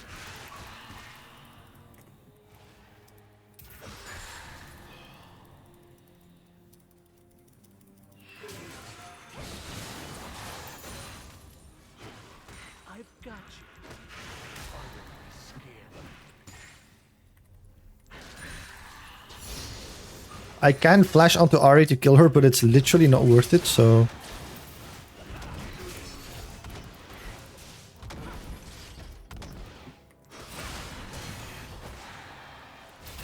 I really just want to take her plates.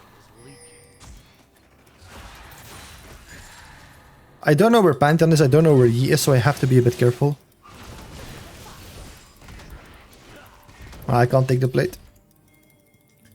I'll wait for the next wave, quick, like fast push. Like, plates are removed at 14 minutes in the game, right? So I need to get this one. So I need to shove this wave as fast as possible. Hopefully he doesn't come. Oh, he is actually here on the raptor camp. Fuck it. We go. We got it. Nice. I should just recall. It's a non-cannon wave. I actually... let me kill this next wave. It's a non-cannon wave, so...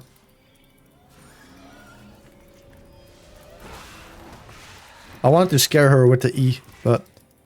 she didn't flinch.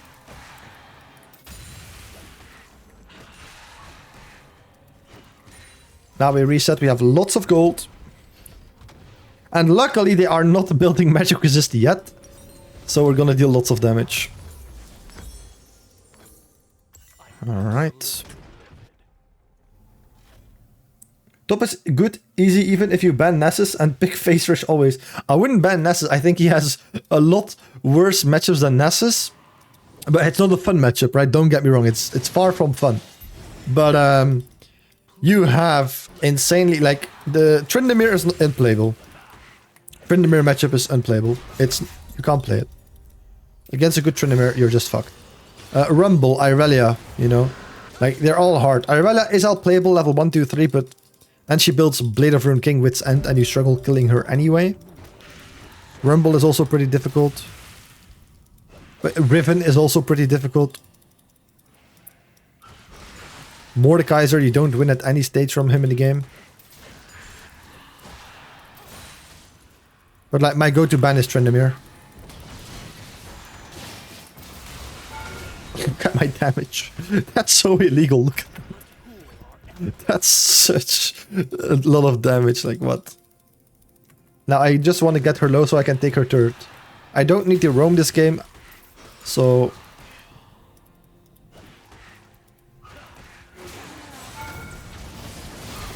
Oh, I thought I could get a Q off onto her. But I couldn't. She is 1 HP. Airy Scorch didn't kill her. That's fine. Where is Master Yi?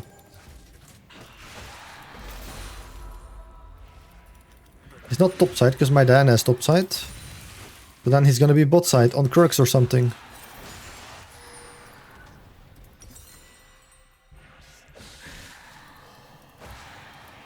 Oh, here he is.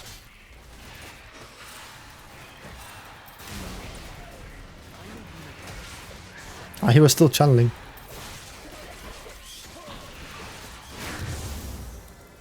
I don't want to go too deep. I really don't want to go too deep. Pantheon could ult at me from at any moment. So I'm always looking to do my W in case I need to. We have a needlessly large rod in base, so...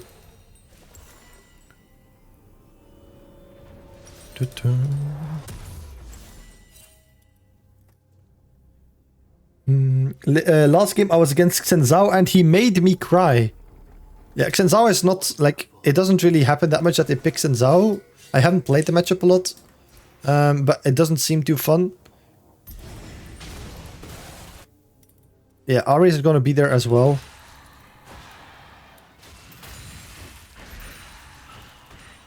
Yeah, the play is over before I can get there, so I'll just pressure the mid lane turret, honestly. I also don't necessarily need to fight because I have ult, Ghost, Flash. If I wait until I have decap and then I have ult and Ghost Flash, I will be unkillable.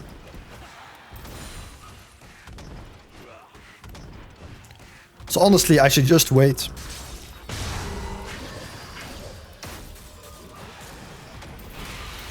If I ult this guy, he's just dead, right? No, we take a last turret shot. What? How did I take that last turret shot? Why? That's weird. Now, it's honestly not too bad, because Pantheon gets my shutdown. I don't care about him getting the shutdown, but... Because he's the support. But, I didn't think I would take that last turret shot. I'm not gonna lie. Is it from an ultra-wide monitor? Seems very strong to be able to see that far. Yes, it is an ultra-wide monitor. Now, yes, it's both good and it's both bad. Yes, you can see a lot on your screen, but on the other hand, you're not used to looking that far. So like my minimap right now, it's quite far on the edge. So you're not used to looking that far on the outsides of your screen. Also, like when you have to move your camera, for example, like, look, if I have to move my camera, I have to go with my mouse all this distance. So it's a bit clunky sometimes, you know, to play League. It's a bit clunky. Now I'm not too much bothered by it, but that's why my camera work is always a bit clunky on the screen like this. It's not ideal. Like, look how far I have to go. And then my mouse all the way has to go from here to here again. It's a very big distance and you have to be very quick with it in a team fight. Now, good mechanics can solve that, but... It has its downsides and its good sides, you know. But not everything is possible. Like, not everything is positive like most people think. Also, your minimap is, like, again, very far in this side, so I had to up it. It's like on 81 here scale. Alright. And now I am Thanos. I am extremely strong. I swear to God. These two items, boots, they have 0 magic resist except for the Pantheon. And I have both Summons and Ultimate. I am Thanos. This is going to be absolutely insane. Not sure how much damage... Yeah, I do so much damage to this guy. What the hell? That's 1 Q through his bone plating and it does so much damage. I'm just gonna kill him here, I swear. Like, look at the damage. He can't kill me. Oh, he lives that. That's insane that he lives that. I need to be careful. I don't know where Pantheon is. Could be a Pantheon ult, could be Fizz, could be anything. So let me heal up a little bit here. From the Drake.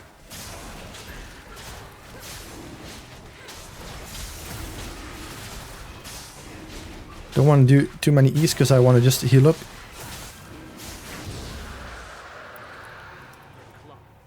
There's a control ward in this bush.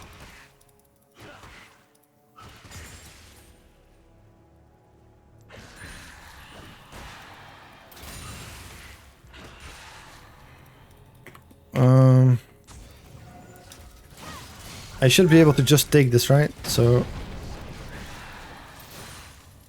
Again, I need to be careful. I don't know where Pantheon is. Don't know, like, I could be getting all in there.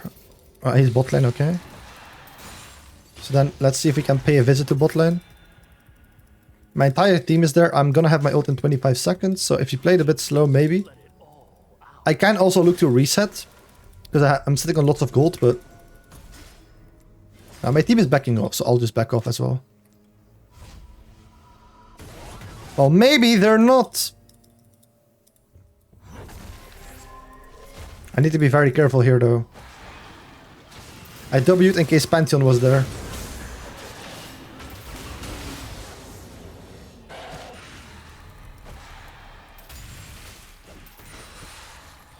I'll just reset, honestly. This is probably a Ginsos or a Wit's End, so it's a Ginsos, I think. So I don't need Void Staff yet, but I am gonna build it, guys, and you know why? Just because it's a habit, like...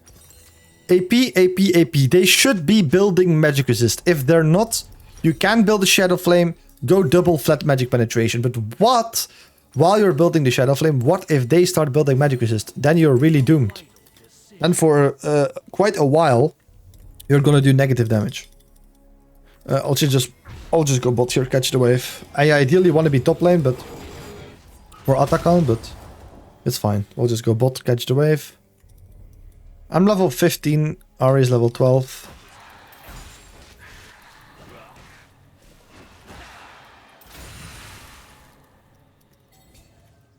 They are bot lane. Fizz has a Zhonya's, I'll have to keep that in mind. They are both level 12 and 11, so I should be able to fight them. They might be in this bush. They are not. I'm pretty sure I easily 1v2. I'm not sure if Master Yi comes if I win though. But look at my damage, that's 1 Q. I'm almost level 16. I'm so strong.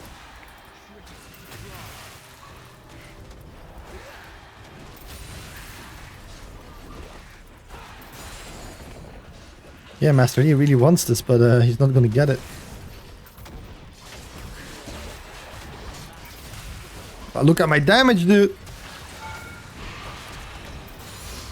I don't want to go too deep, because if I get Pantheon stunned...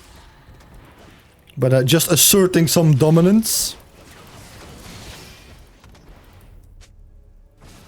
It's just fun. At this point we're just having fun, we're limit testing.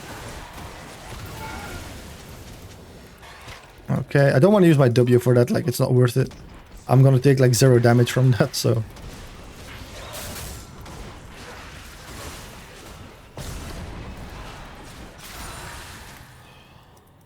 I don't know. We really shouldn't be here, like with the entire team. But at this point, let's have some fun. Like, who cares about what's the right play? What's the...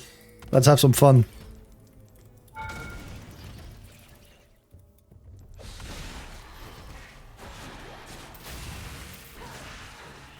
Ornn is full armor. He's full armor, so I'm also gonna like deal an insane amount of damage to him. That's quite insane. If I can bait him jumping in here, yeah. Bye, Fizz, you're dead. Oh, I W'd that perfectly. I have to play it a little bit slow here. But he's just dead from that because he's building full armor. That's insane. Do we just E onto the Ahri just for the style points? She just charms me, I guess. Diana is ending the game. She's sick of it. She wants to end, guys.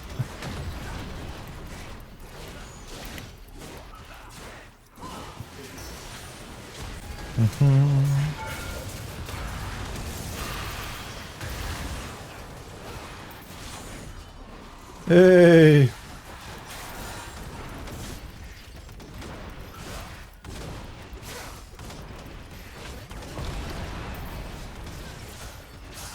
Fizz walks up and he walks back in the base. What the hell am I seeing? Diana is literally just ending the game. She really wants to get out of this game. But yeah, we were level 16, almost 17, I think, and Ahri was 13, so...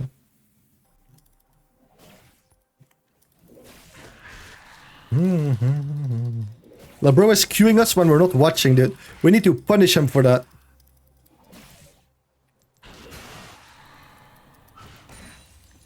Alright, make sure we stand behind the minion so his Q doesn't hit us. Now he doesn't have Q, he shouldn't walk up here.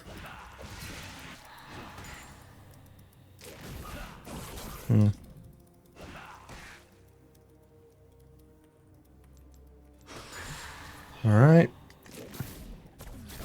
Absolutely.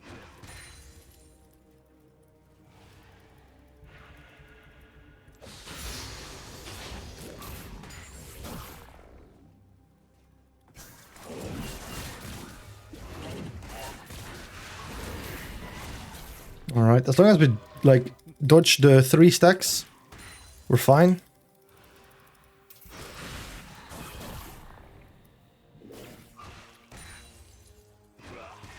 I have a Sejuani, so I have to be a bit careful. Like a pretty good ganking jungler.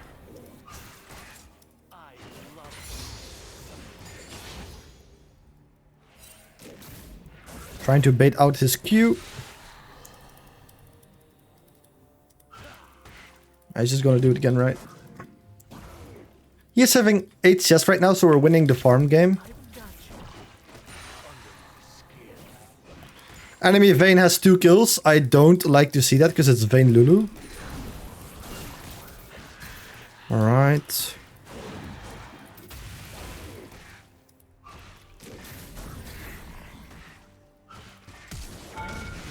No, I auto-attacked him, turret. But he wouldn't have died anyway, even if I auto-attacked him. That's really sad. I thought my limits were... I had Conquer, you know, so I thought I would kill him. I thought I would do more damage, but I guess Airy Scorch is just... Like with Airy Scorch, I 100% kill him. And that's so sad. I'll just recall, honestly. It's a gank timer for Sejuani. I'll just recall. She stopped side, honestly, so maybe we can play this.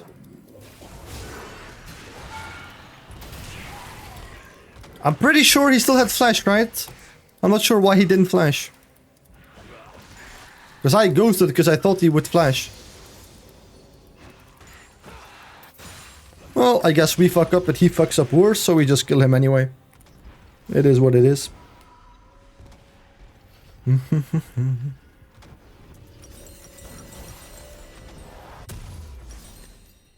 What would be very good this game? Riftmaker, right? I'm not gonna be able to kill Vayne in one go, but... I'm not gonna be able to do that anyway, because she has like a... Oh wait, she does have a Lulu. It's a Swain, honestly. But still Riftmaker. They have too many melees, or like tanky bruiser type champs. Riftmaker it is. I could go Cosmic Drive first if it feels better in lane, but... I don't really think that I need to go Cosmic Drive first.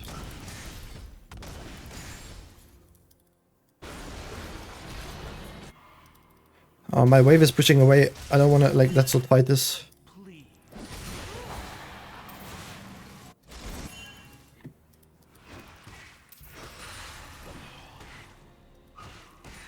Vayne is getting really, really fat.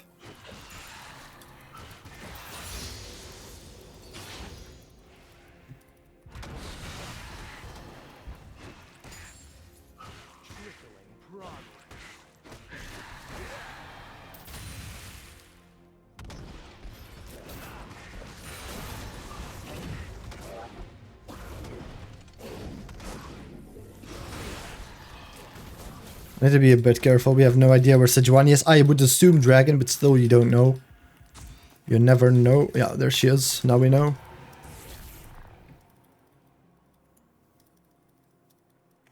(3-1) Vayne, dude. Yeah, I hate to see it. I should be standing on the top side of the map here, honestly.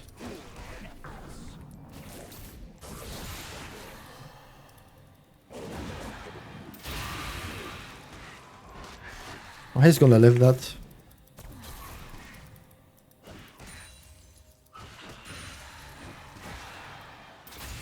I'm absolutely livid.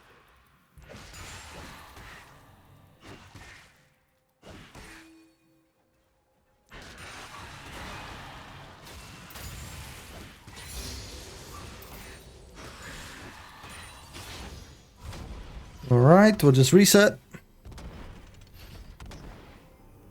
Enemy mirroring tech. Yeah, exactly. Exactly. Honestly, Swifties would again be pretty good this game, I think.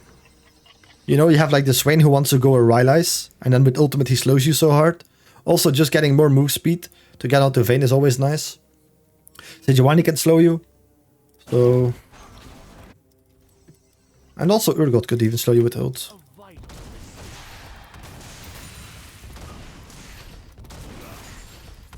I walked straight into that one. I want to avoid fighting a little bit. Vayne is 4-1. She was like 3-1 just a bit ago. I really don't want to move here, but we might have to.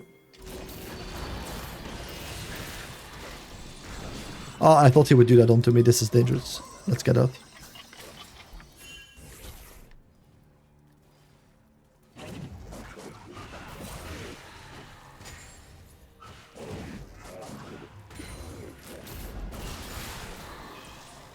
Okay, we have Ghost in just a bit, so we can kill Vel'Koz here in just a bit. We also have Flash.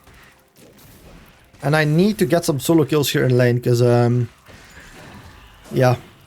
The Vayne is otherwise getting too strong, and it will be hard for me to deal with her.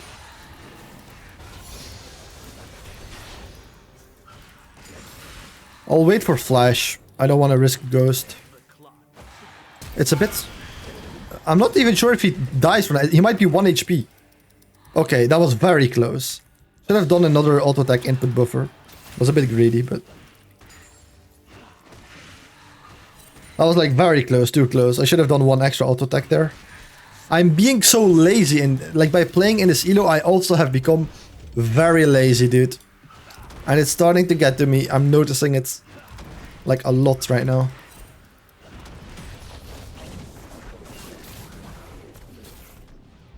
Alright, we're sitting on lots of gold, but Riftmaker in 300 gold. Vayne is 5-1. That's gonna be not easy.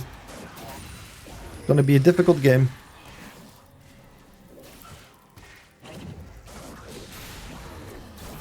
Oh, he hit me with that. Trying to keep Vel'Koz in lane. I don't want him to move to top or something.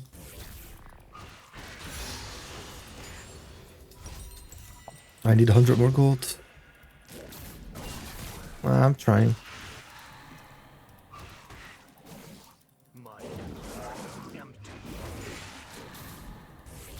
I am almost walking into his stuff.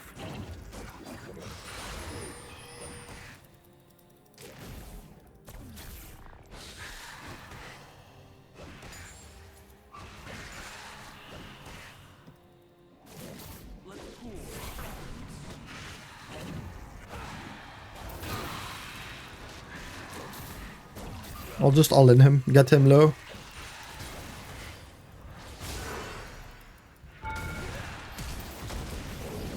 Oh, he might actually kill me here.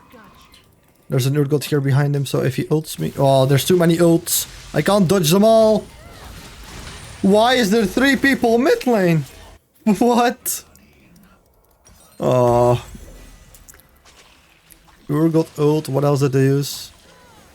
Well, that's about it.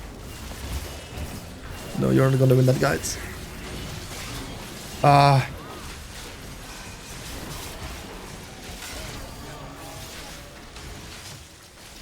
2 threats in this game, Val and Vayne. Yup. But Valkos I can deal with. He has no barrier. Once I have some items, once I have decap, I one-tap him. Vayne has barrier. It's a Vayne. She can kite. That's going to be a problem. And just the fact that they have so many bruisers, that's really annoying for me. They have too much peel for Vayne. That's why I'm very scared of a Vayne getting fed. Because they have so much peel.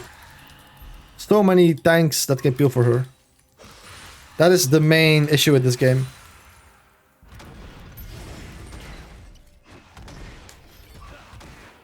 But hey, Valkos is 50 CS, 0-3. So he's kinda useless.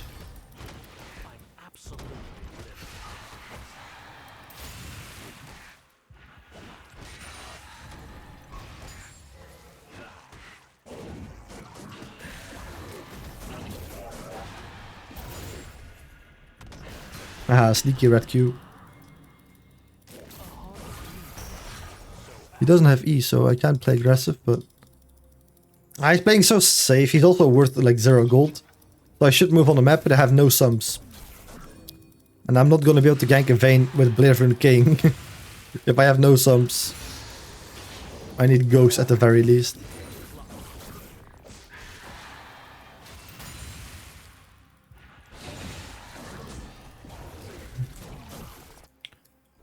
Maybe I can, like, force Valkos to go here, and if I stand in this bush, maybe I can go for him.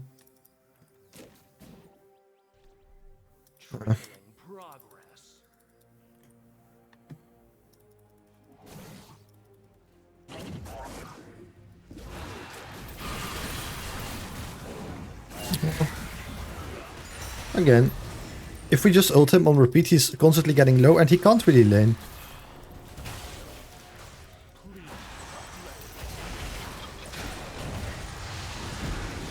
Is somebody else here? Like, there's no reason why he would do this, right?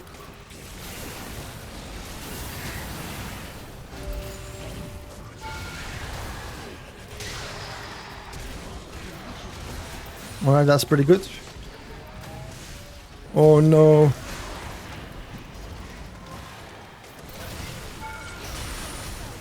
Oh no, I'm gonna live though. It's fine. Oops. It's a bit greedy to try and shove this wave in, but I will do so anyway. My fingers on my W in case the Urgot would ult, but he stopped in already.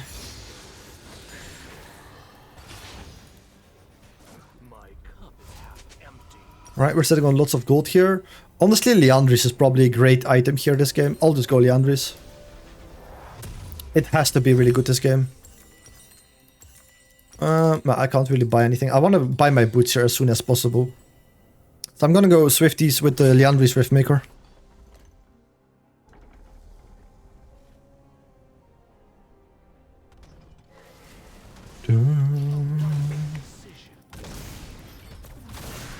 Oh.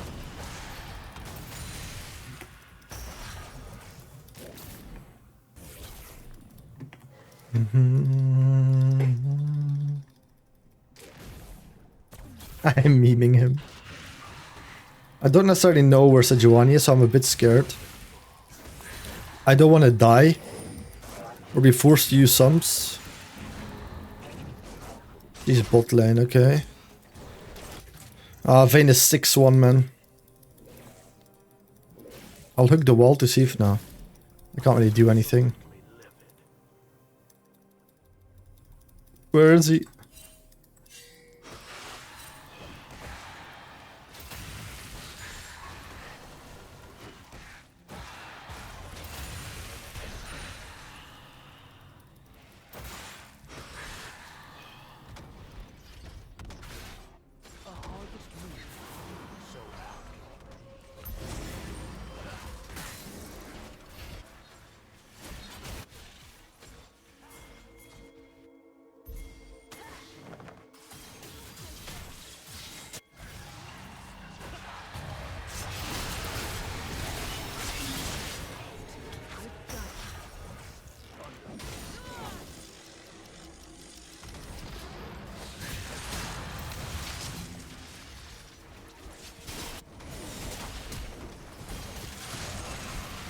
Vayne has a shutdown. And I kind of want to claim that shutdown. Well, she's already recalled, right? While she's recalled, we can probably just take this third here.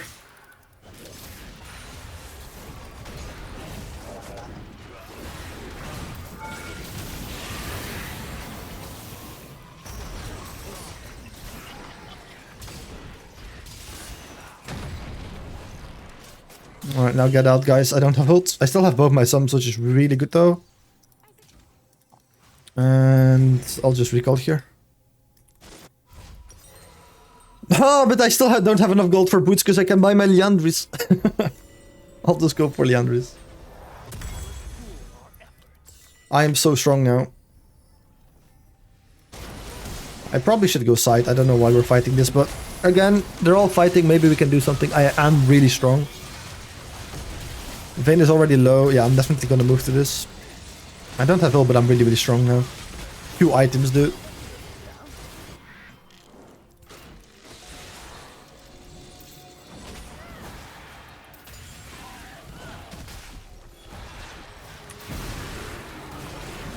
Come on, dude.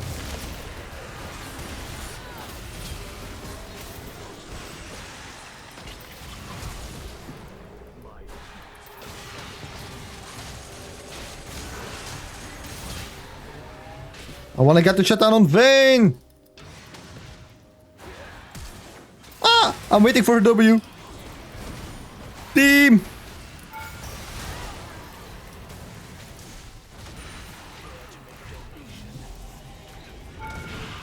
I'm trying to bait her. Ult, go off! Nah, I won't be able to. Maybe?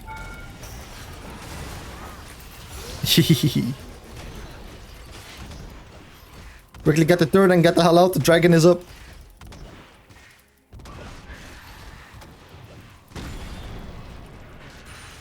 Get me out.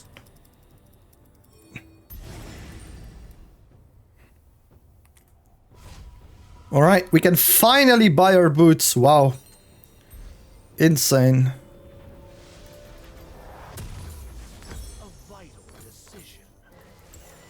Alright, that was a worth fight. One of the cons of being fat is you skip boots because you have money for items. Exactly. Exactly. We're noticing that a lot this game.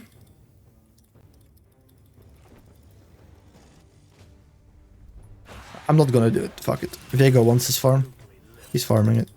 And he's not doing too bad, so... we can collapse the Vayne here.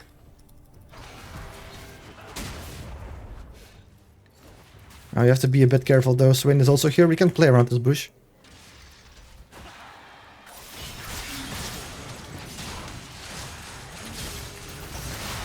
I'm so strong, dude. Man, I am so strong. Let me go bot.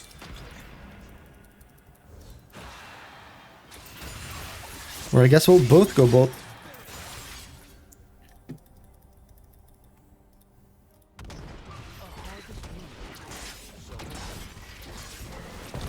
I don't have sums. I want a side lane. And Atakan is spawning in this lane, so I kind of want to be here.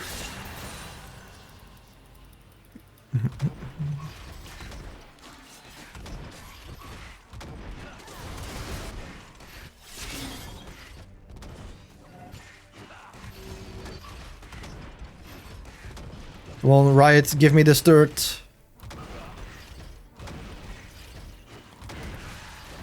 Thank you so much. I should just get out, honestly.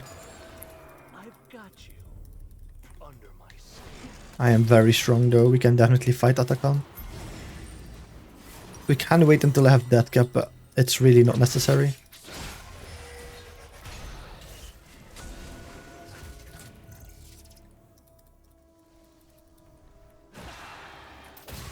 I don't want to ult for him though. Yeah, okay. I want to keep my ult. I don't want to hit it because my resistances will be lowered. So my team can do it.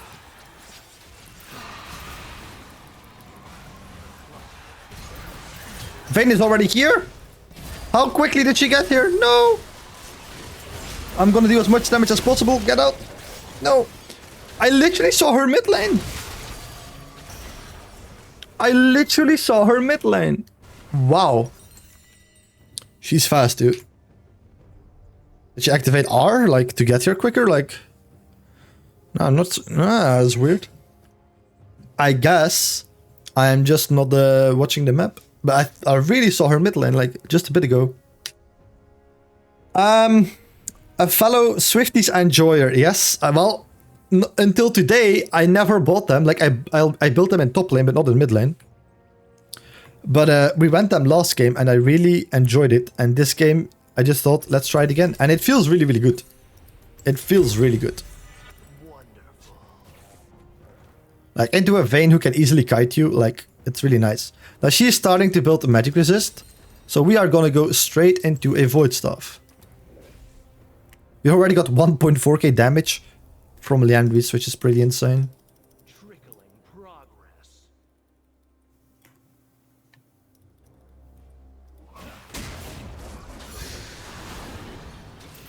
I'm not gonna lie, Vel'Koz is not looking too good, mate. At this point, I'm just gonna shove. Honestly, I do have both subs coming up. I can really deal a lot of damage. Oh yeah, and Vayne is low, Vayne is low, Vayne is low. That looks like a good fight. Wait, she's healing up. Stop healing up. Stop healing up!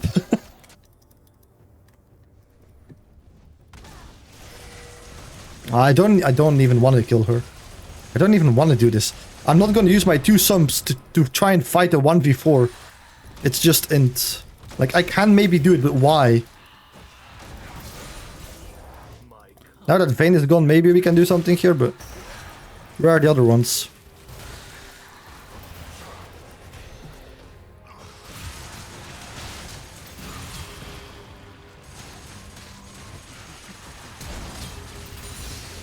I don't want to use my sums for this guy. Where's Vayne? Vel'Koz? What? Why? Why? Why? Like, why? 2 people dead. Dragon is up. It's our 3rd Drake. Like, why? I am confusion. I don't have ult. It was so good. And now it's so bad because Vego int. No, don't do it. Don't do it. Like, don't. I'm gonna stack my Riftmaker off of this guy, though. I'm just stacking. Vayne, I'm not gonna lie. It's not looking too good for you. No! I missed my Q or E. I did it on the wrong person. So I had to flash to get her. I am such an inter, dude. I am such a griefer. Like, report me. That's bannable, dude. What I just did is just bannable. I have been in this elo for too long. That is so bannable, dude. I'm not even gonna get onto this guy, right? And I might even be dead here, I'm not gonna lie. Nah. I guess if he walks into me.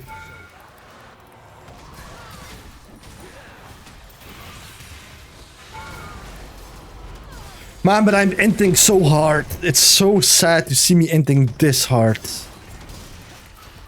That is so sad.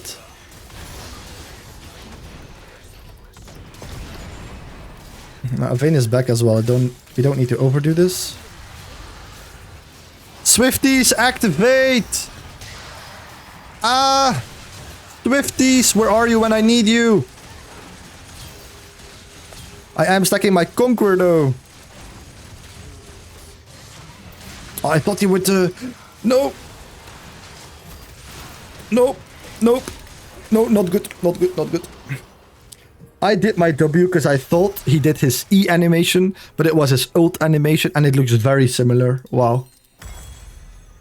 That is my bad again. You've been playing in so bronze that you start... Dude, I'm not playing bronze. I'm playing iron right now. I'm not playing bronze. I'm playing on an iron level. I have made so many mechanical errors this game. It is ridiculous, dude. I want to throw up. Like, insane. Now, Vayne is stacking MR. So, we have two options. We go with Zhonya's, but I think it's useless this game. So, then we could go something that's a lot more fun. Full damage. So, Storm Surge or Shadow Flame. This gives us more movement speed, so perhaps a Shadow Flame. Storm Surge.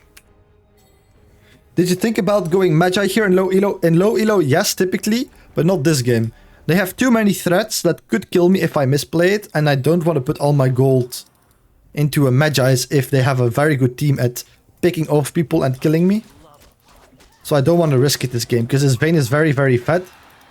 But it really has to, I really have to pop off this game.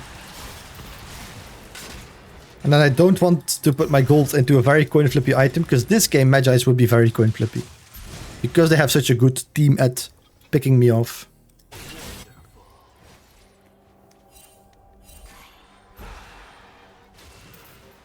It's worth it or what? I got my ult onto Vayne, which is really good. Get over here! Why did we stop taking the Baron? Like, I'm zoning them with my ult. Why are we not doing Baron? If we're not doing Baron, I will just literally side lane. Or, yeah, nobody's taking mid wave, so I guess I'll just take mid wave.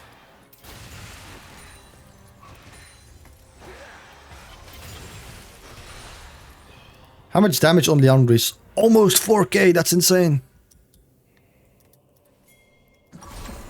I mean, like, we're legit doing Baron and then I ult and we stop doing it. I am confusion.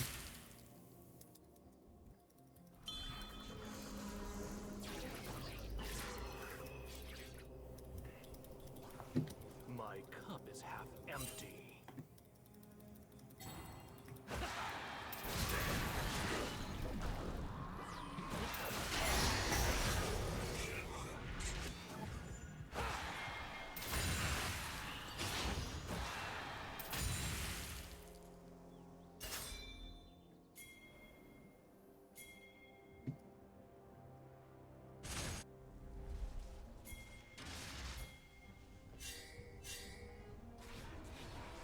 Let's pool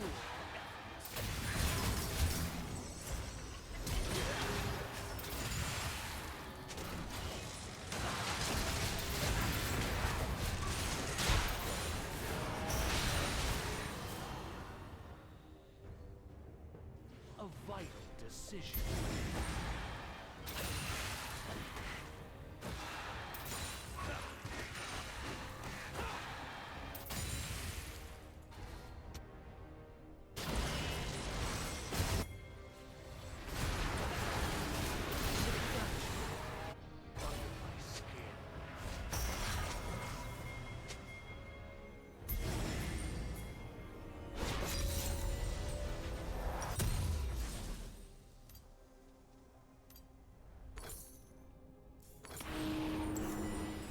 A harvest moon.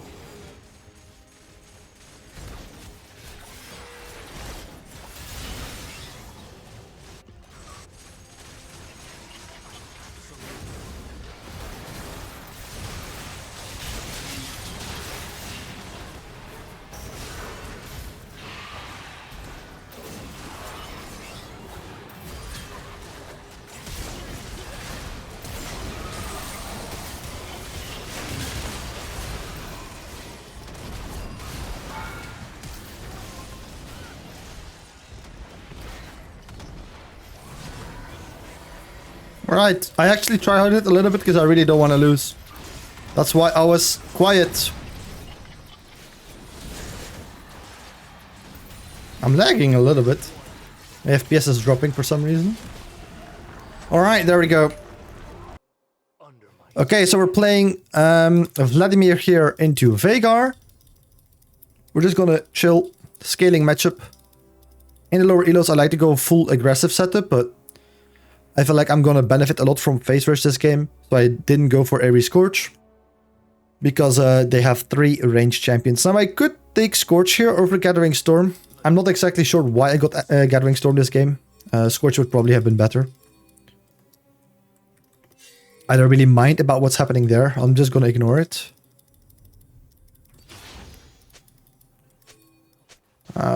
Just farm. We should just ignore it.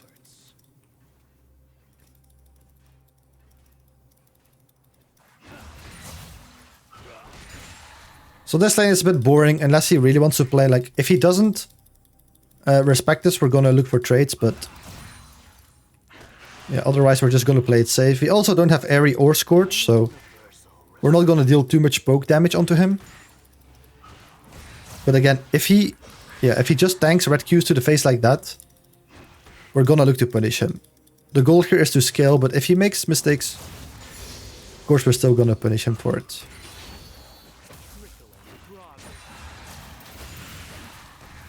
Alright. I have a red Q coming up again. I'll place a ward here. Vi is on the Raptor, she has Rebus, so she's spotting into top side, so we'll have to take that into account.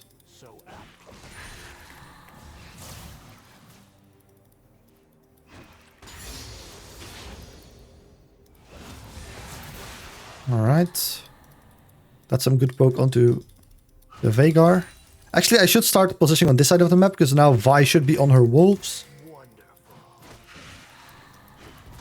Vhagar is completely disrespecting us, so...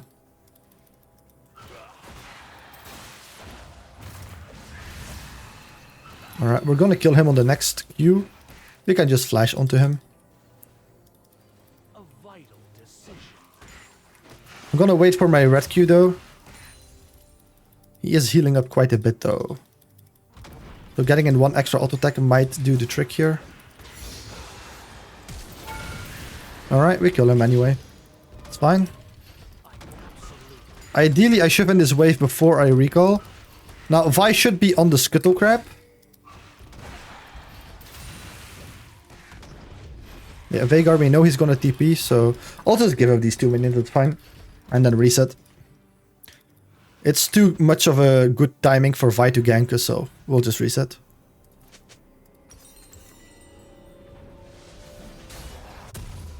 Alright, luckily he didn't cancel us there. I am solo AP on my team except for Annie, so I could go very aggressive here and go like Storm Surge.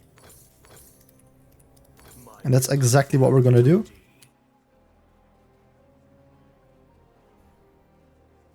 I'm also lagging a little bit, so let me quickly close some browser tabs here. To make... yeah, okay. Okay, we're back. Please let it all out. So I wanted to touch his abilities, but I also wanted to farm.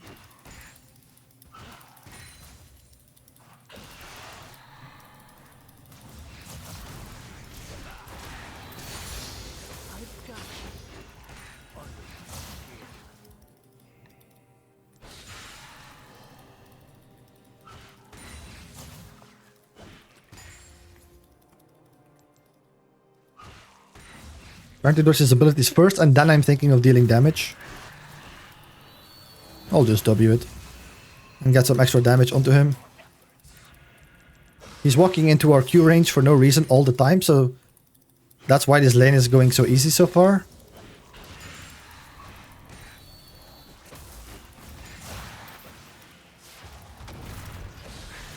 We can just get another Q onto him. We can kill him here if we have like QEW.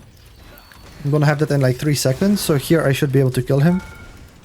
I'm not gonna go for it. Oh, if he walks up like that, he should be dead here. My Yorick is here, so I'm very safe to do what I just did. You know, I'm not really scared to do this, because I'm relatively safe here with Yorick next to me. No, we shouldn't. I don't want to fight this. Honestly, if she Qs into him, Yeah, that's the thing. There's a set here. Just get out, get out, get out. Yeah, I think I heard set flash.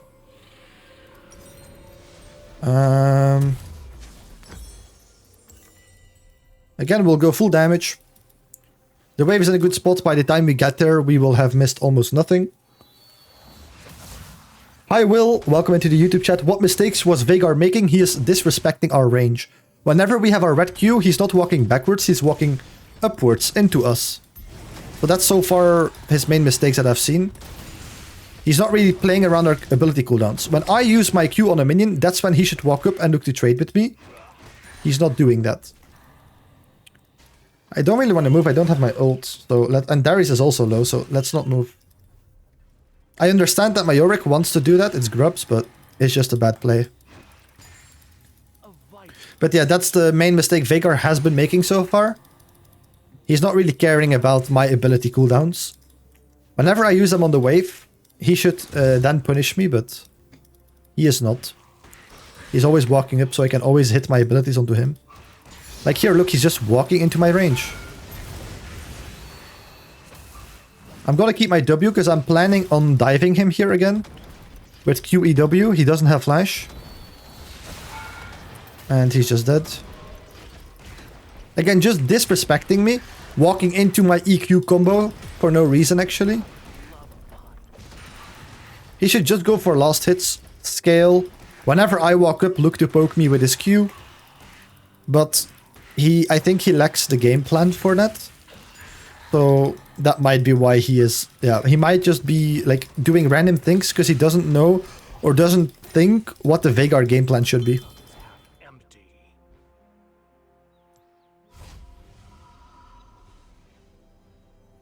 I'll just reset here, spend my gold to become as strong as possible.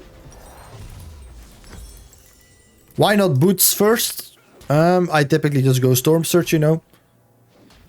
I like skipping boots for after my first item. It's personal preference. You can also buy boots, but I don't feel like I need boots in this matchup, so then I just go full damage. Boots are really good when you play versus somebody who's spacing your abilities. Veigar is not spacing them. He's just walking into me, so I don't really need the boots. They lane swapped. Yeah, so it's now Set mid lane. Set is a lot harder matchup for Vladimir, but he should be completely fine for me. I'm not too scared of fighting him here. He already did his W, so he should be dead here.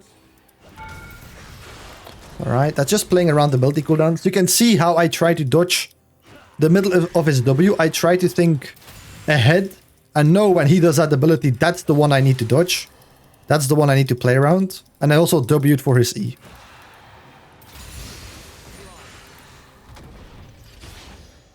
It looks like Vi stole the Drake. It is what it is. That's a TP from Set, because Veigar is still dead. I am gonna recall here. It's a non-cannon wave. I'm gonna stay, I'm gonna kill the next wave as fast as possible. And then recall. That's actually in range. My Yorick is here, so I'm not too scared. Again, as long as I W his W, we're completely fine. So look, if I just do that, he can't really do a lot against me. Don't want to walk up too far though. And there we go.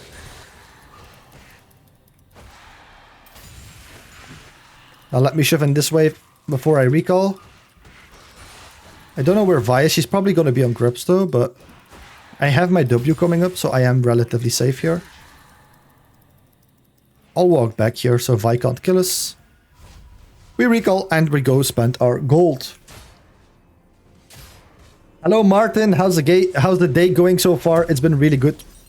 It's been really good. How's your day been going, man? I know you just came from school. Hopefully not a rough school day. What item should we buy next? Since they have so many range champions, I would like full mobility build this game, so I'm just gonna go with Storm Surge, Cosmic Drive. It's gonna give us lots of mobilities. Mobility, I mean.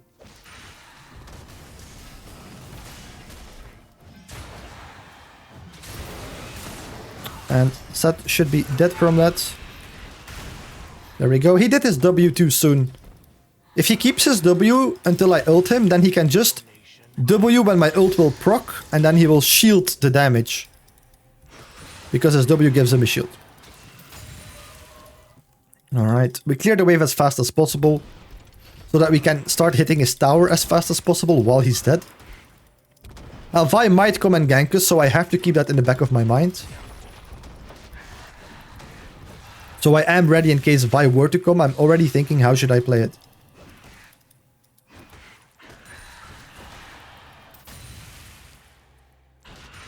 Now I'll reset. Now, Seth is already walking 2 lanes, so I'm going to place a ward in the middle of the lane. And I'll explain in just a bit why. I'll also build my boots right now. And now, if Seth kills this minion and he now goes to roam, I see in what direction. So now I see he is going top lane. You know? So that's why we place the ward. Now he's staying mid lane, so in this case he is not roaming. But it does help us a lot.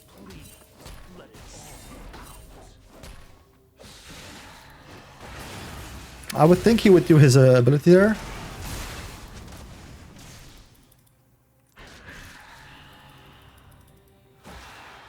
And he should be dead. Because again, he did his W. He didn't really respect us, and he should have used his W in a different way. And also not just walk up into us. That's a very big mistake he's been making all the time. Again, not respecting my damage. Thinking he can fight me when I'm clearly stronger. Look at my items, right? Look at his. So he should just play safe here. Now my bot lane is 0-6-0, so my bot lane is really not performing well. It is what it is. But we'll just play and see what we can do.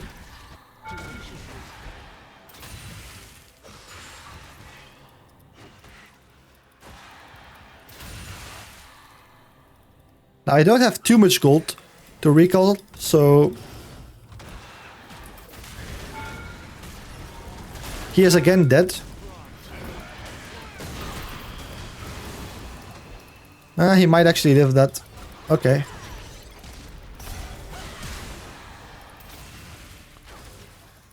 Oh, she hits the Q. She hits the Q. I thought I could sidestep the Q there. That's my bad. It is what it is though. We're gonna build into Cosmic Drive. This is a big mistake, because now we give a shutdown to a Vi. And what did we get for it? We got nothing, because Seth is already like...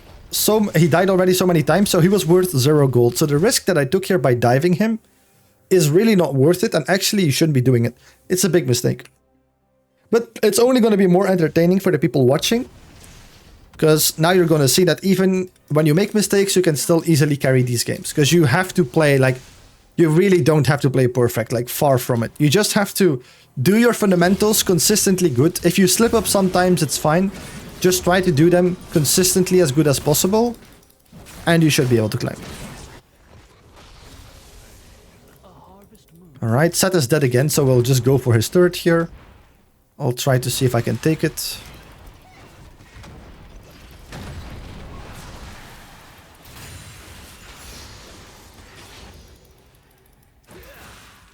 Alright, let's see if we can do Dragon here. I have Ghost and Ult coming up. I'm very, very strong. I thought Vel'Koz would instantly either upon seeing me. In this elo, they typically look to panic with their abilities and they instantly do them. So that's why I kind of went for an instant W there. Vi is coming, so...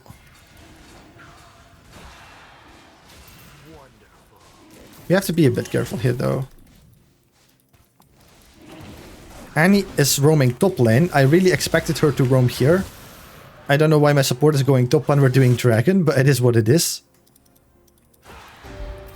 I guess then we don't do the Dragon, it's fine.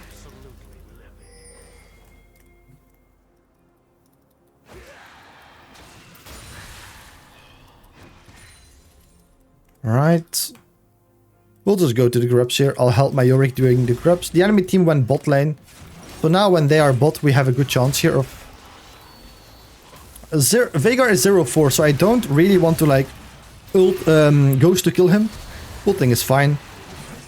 But ghosting is definitely not fine. It's too long of a cooldown.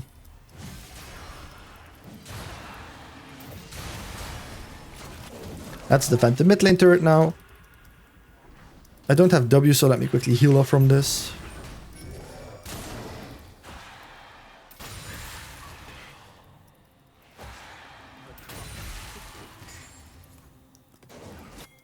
I don't have ult, so I don't really want to fight here, but let's see what we can do. No, there's too many people here. Darius is also here, though.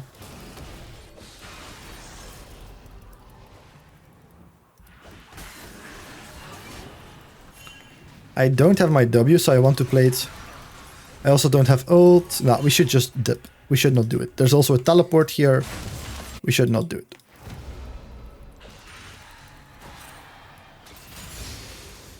Alright. Let's take a recall, spend our gold. We're a little bit short of Cosmic here. I'm gonna see if I'm not getting Dove. Okay, doesn't look like it.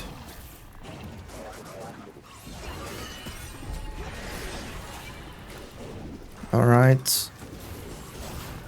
That's a Herald here in the mid lane, so... They're 4-manning this. I'm not gonna 1v4 even though I'm strong. I'll just wait for my team. You can't really do a lot in these situations, just try to wait for your team.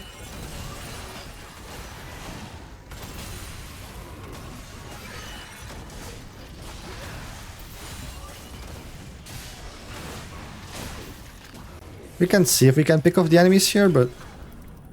Yeah, I'll just go defend top lane or bot lane. Darius looks to go top. I'll just recall, spend my gold on Cosmic. This is a 0-8 bot lane, so it's gonna be a rough game. It's gonna be a great game to show you guys how to win this. Now, ideally, I want to go bot, but the wave is pushed out so far that I'll just go mid lane for now. And since my Aphelios is farming top, it's actually perfect to go mid lane here. So right now I can take the mid wave, go bot lane and take the bot wave. That's the idea here.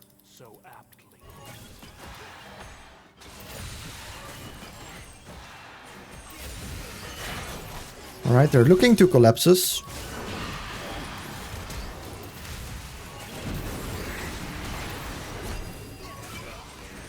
This is looking a little bit dangerous. So you have to dodge his abilities. I'm thinking about dodging it actively. Alright. Now let's see if we can go bot lane and defend that turret. I am low HP, so I do have to be a bit careful. So I'm gonna look to heal up from the wolves while walking through here. I really don't want him to get this turret, but he is gonna get it. I am aware of a flash. He could do a flash here onto me. Oh, okay, he is not flashing. So always anticipate what enemies can do onto you. If you can anticipate it beforehand, it makes it so much easier to react to it.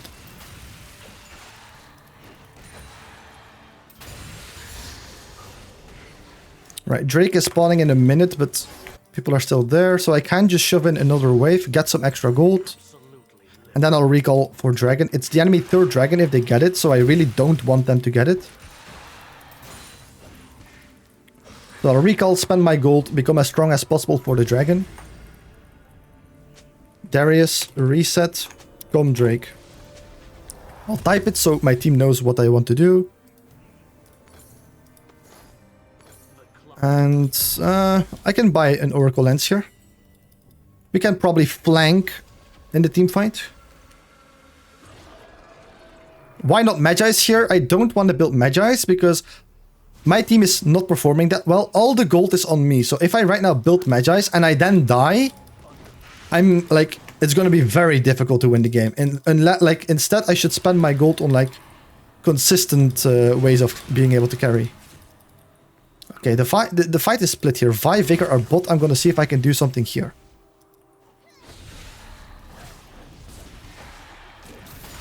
Valkos is out of the fight. I don't want to ult for him. He's a support. I want to have my ult for the rest of the fight. Let's see if we can do something here.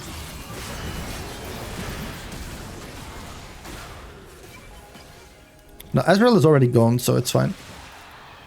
My team doesn't need me for the Drake, so I'll just take this here.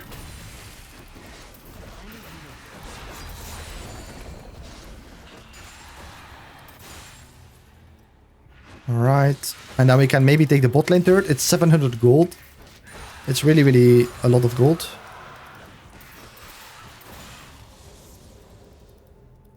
Now, honestly, we should just back off.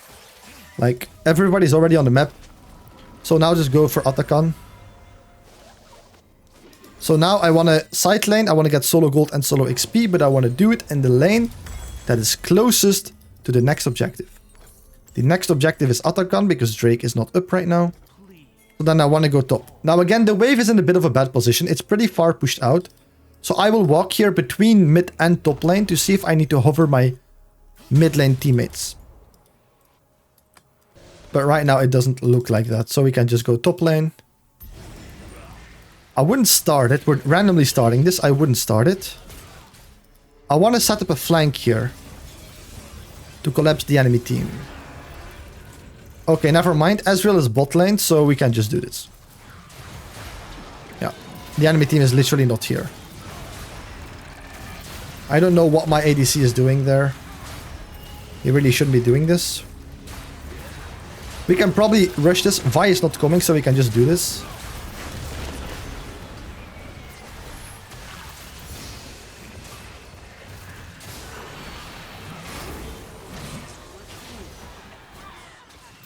I don't want to go too deep. Who still lives? Ezreal. I can deal with Ezreal, so that's fine.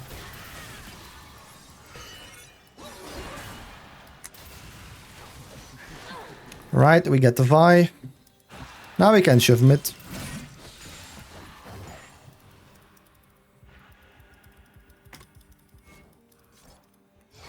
I'll help my team get this wave. And I'll go bot lane. Or maybe I can help them take the turret. We should take the camps. I'll type to my team that they should be taking camps. I don't know why my affiliates is going bot here, but it's not the worst, I guess.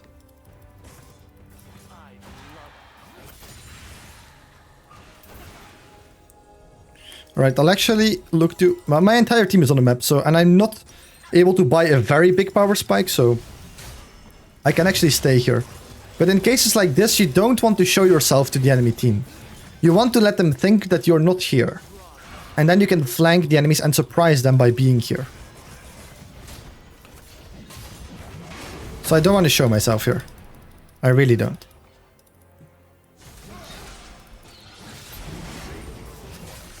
I'm gonna stand behind my team here. They might have spotted me out with that ward, I'm not sure. Okay, now they engage, and now we can surprise them by also being here.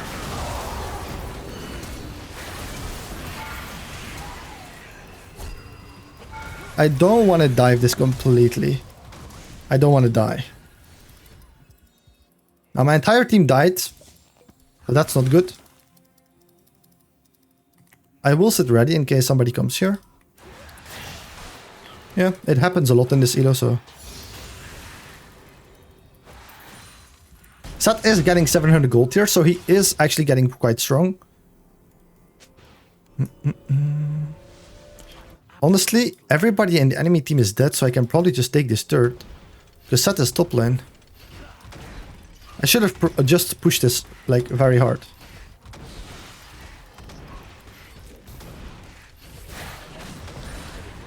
Right, now we still get it. I do want to reset. Next objective is Dragon and Baron. In this elo, they typically don't go for Baron. They typically just fight the Dragon, so I'll just reset and go Dragon. We have lots of gold. What item do I want to spend it on? Honestly, they're not building magic... Vi has a little bit of magic resist, so... let's just go for Void, honestly. And I can turn this into a Magi's. There we go. Now I'll go Magi's because I'm already very strong. If I lose like stacks, it doesn't really matter that much because I already have good items. Again, I don't want the enemies to see me. So I want to have a flank. Maybe if this is not warded, this would be very good to sit in. It is warded though.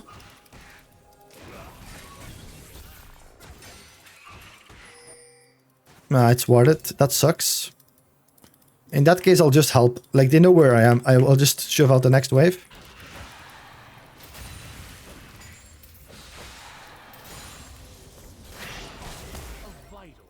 Now I want to walk somewhere where they don't know where I am.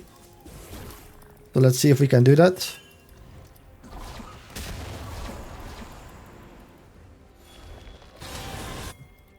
I am looking to flank. Yorick is ruining my flank. Yorick literally ruined my flank by popping that.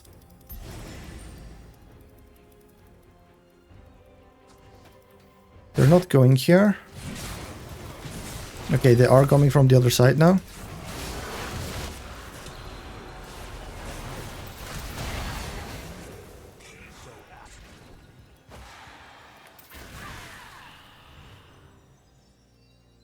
Let's see if we can catch up. We can't. Let's go. We can do Baron here. We don't have a wave, so my first option would... Well, honestly, yeah, let's just do Baron. The safest play here is to do Baron. We have pushing wave, so we can just look to push, but again, I don't want to trust my team, and let's just do the safe play here. I will spamming my team that we need them. This is the safest play that you could make. I'm pretty sure we can just end if we push there, but this is the safest play you can make. And if you don't know if you can end for sure, just do this. Just do the Baron. Because if you die, the enemies get Baron and you might just lose the game. So it's just better to take the Baron here. It's more consistent.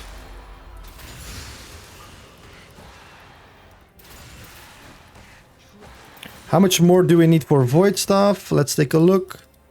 We're gonna have it in like 30 gold, so I will just reset. I'll tell my team, wait me. They're probably not gonna listen, but it is what it is. We have Void stuff here instantly. And now my last item, I need a little bit more sustainability. So I'm just gonna go for Zhonya's. I'm gonna let my Magi stack. And then if I have enough gold for Zhonya's, I will just sell this for Zhonya's.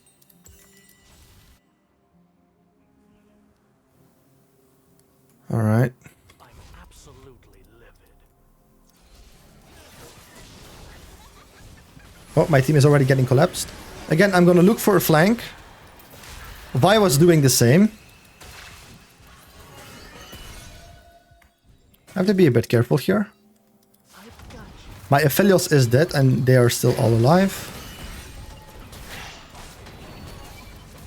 I'm trying to push the turret here, but it's not easy. That's why typically you should push 2 lanes at the same time, but since Aphelios is dead, this is a bit risky. My cup is half empty. I'm looking to pick off enemies. This is warded, this bush, okay.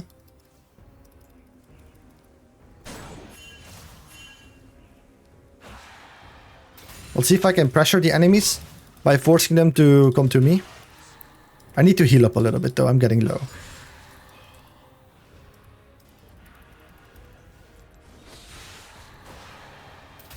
We don't have any pressure mid, so I really have to back off here.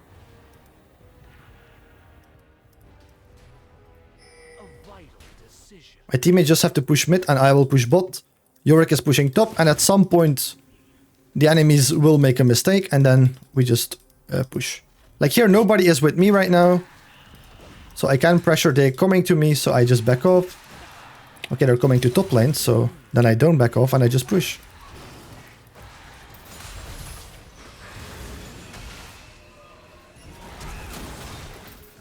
I'm not really scared of this guy. He shouldn't be able to kill me at all. We're gonna get the inhib from this. My team is dead somehow. My Yorick died. All he had to do was play it safe.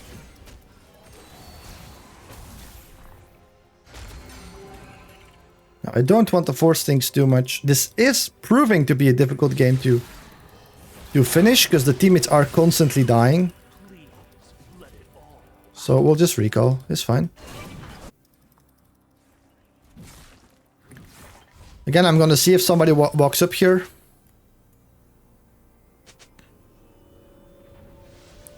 We're gonna build an elixir though. We have both sums. We have ultimate. We should win the next fight. If you lose a fight when you're this fat as Vladimir, you're full build at like 30 minutes, then it's your mistake.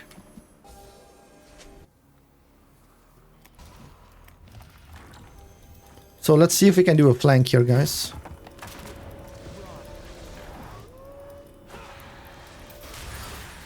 I don't want to ult for this guy. Oh, he went to the other side. Now this bush is not warded. Oh, now it's warded. Now it's not anymore.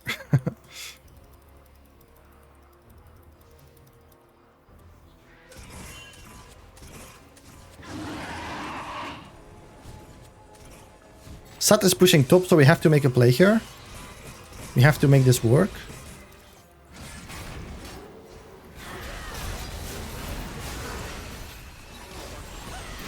Oh, I didn't get my EW off.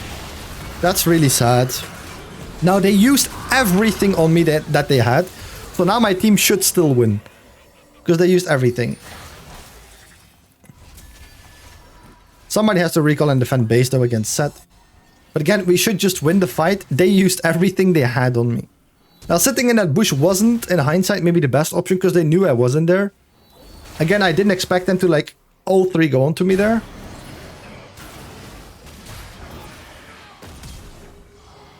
No, Yorick just has to live. Just live. This is a big mistake that people in this elo make. If he dies right now, Seth can end. You know, because then Veigar just cancels the Darius recall and Seth ends the game. So that's something that a lot of people in this elo, they don't know. But in that case, just defend against the Seth. Don't die, just wave clear. Make sure he can't end. That's all you have to do. Now, I still have my ultimate and one summoner spell, so I'm still strong. I'm gonna do the same again. I'm gonna go for a flank angle, but this time we're gonna look for a better one.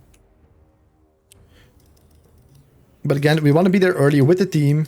I don't know why Aphelios is walking bot lane. He should just be here. Get here as quickly as possible. Pop the ward. Now they know I'm on this side. And there we go. We have a flank angle. I ult for Vi because it's worth ulting for Vi. Because he's the enemy jungler. Now we get a free Baron.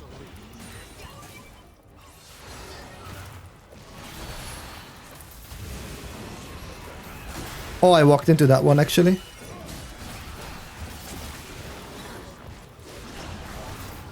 Oh no, I'm stunned. I'm stunned. That's very unfortunate the way that happened. But we should still win. We killed Vi, Sat is dead. So we should still win.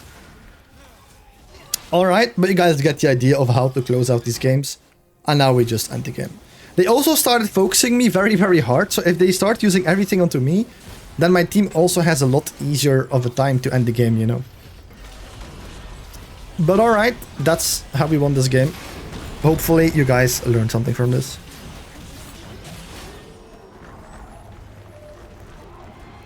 Alright guys, so we are playing in a silver/gold lobby. I think half of the enemy team is silver and gold. Same goes for my team. We're playing into Kassadin. Into the Kassadin matchup, I like to play very aggressive early on. The only reason why I don't have Ignite is because they have a, their bot lane is very hard to get on, you know. Zyra has CC, Ezreal has jumps. So, yeah, it's gonna be hard to get onto them without Ghost. Also, Kassadin has a lot of mobility. Yasuo actually as well, if he can work with a minion wave. And you also kind of want to walk away from a Mordekaiser, so I have a lot of value from Ghost this game. Phase Rush would have also been really good, but again, I don't like to go Phase Rush because in the Kassadin matchup, you really have to bully him early, like pre-level 6. If you can do that and you get your level, like your lead early on pre-level 6, you should be fine. Now, I don't know, I think Kane saw our OPGG. We're currently sitting on this account. I think we only lost one game in the last 22 games or something. I think that's why he said that. But alright, so I'm gonna place a ward here to see where the enemy jungler starts, because it's a Mordekaiser and I honestly have no idea what his plan is. I honestly don't want to push too hard here. Like, I kind of just want to poke the Kassadin whenever possible. Yeah, he shouldn't really be able to last hit a minion without getting poked for it, you know. Now, I also need to make sure I get my last hits. Right now, I'm losing quite a few. But other than that, you just look to poke him as much as possible. I'm gonna wait until his shield runs out here. Alright.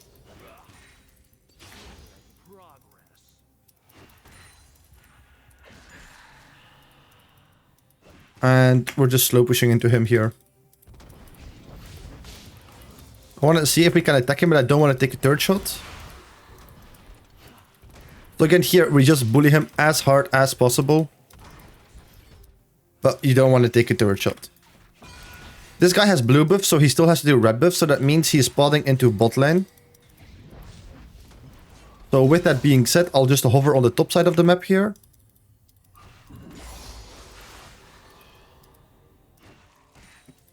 Alright. Now we just look to bully the Kassadin a lot.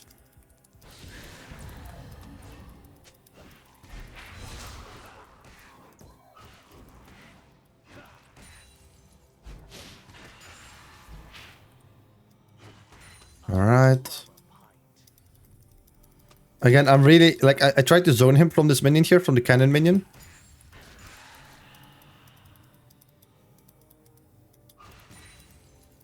He is not last hitting minion, so we're automatically going to be pushing into him. He's respecting us quite well. Now, again, I should be playing on the top side of the map here, because Mordekaiser will gank us. Actually, he might go into Scuttle, so I might have to move here. No, he's not. Okay.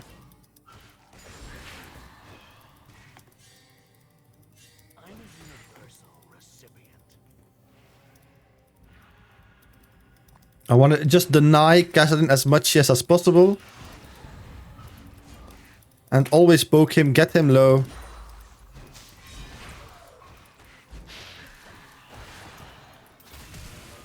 Okay, we got his flash. He shouldn't have flashed there.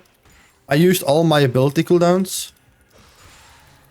So flashing really wasn't necessary because I had nothing to kill him anymore.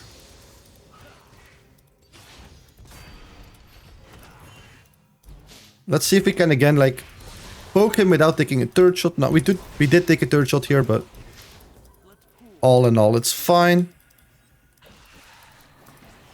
I'm gonna try and dodge everything Zyra has here.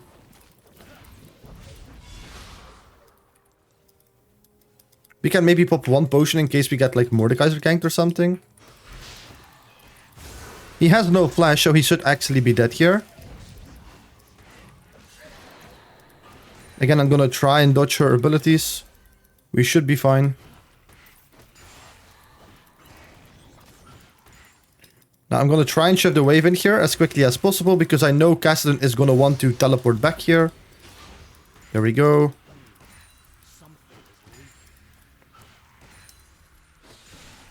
Luckily, teleporting takes quite a long time. Now I will just go for a recall. He has no teleport, he has no flash. And he's behind his CS, and we have a kill. That's how you have to play it pre-level 6. You have to play really, really aggressively. We'll go with the Dark Seal here. It's a very good item on Vladimir. It's a very good item in general, very gold efficient item. But on Vladimir it's even more gold efficient because of your passive. So no reasons not to buy it, you know. And specifically in the lower elos as well, there's a high chance you can stack it and build it into a Magi, so even more reason to build it.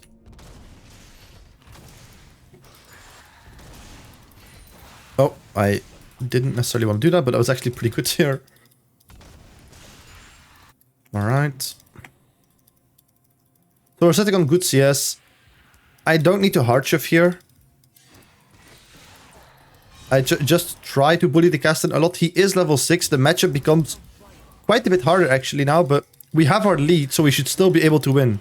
If we didn't have a lead right now, the matchup would be significantly more difficult. Now it's actually gonna be like fine.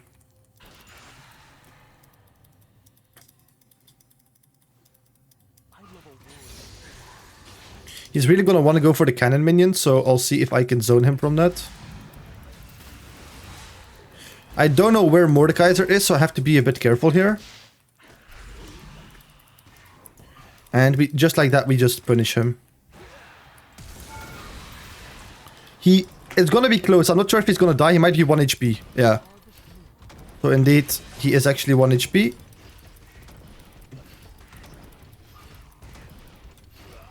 Mordekaiser shouldn't be level 6, so he shouldn't really be the best ganking jungler right now. So I'm not too scared of a Mordekaiser. That's why I'm perma pushing here. I can look to dive this Kassadin, honestly. I want to like get a little bit more damage off onto him, so the dive is a bit easier, but... Because with his current HP, he might also just recall. No, he's not recalling, okay. Wonderful. Let's see if we can punish him a little bit.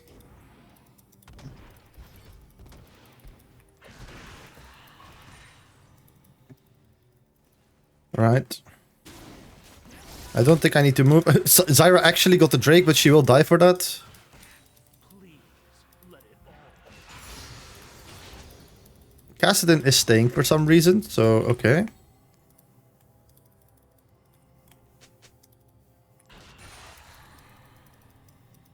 Just zoning him off as much CS as possible.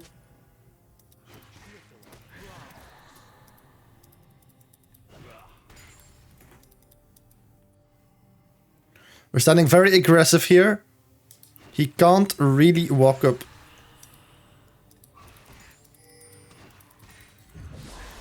There we go, or he just takes damage.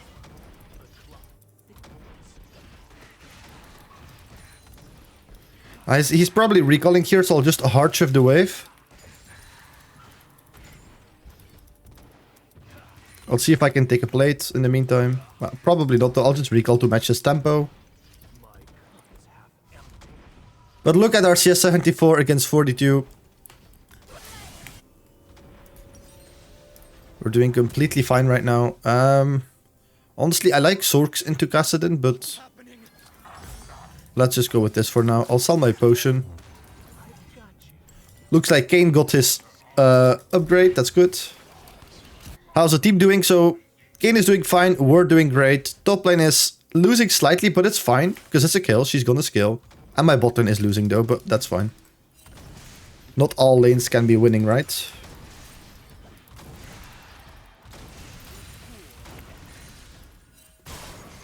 I might have to move there, because I don't know where Kassadin is, so he might come bot lane here.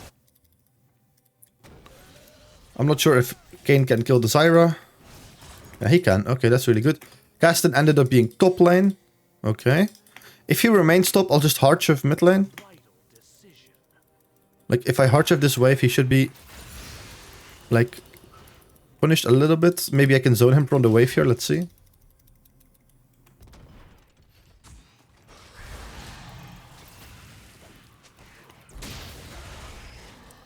Alright, and just like that, we've punished him just a little bit.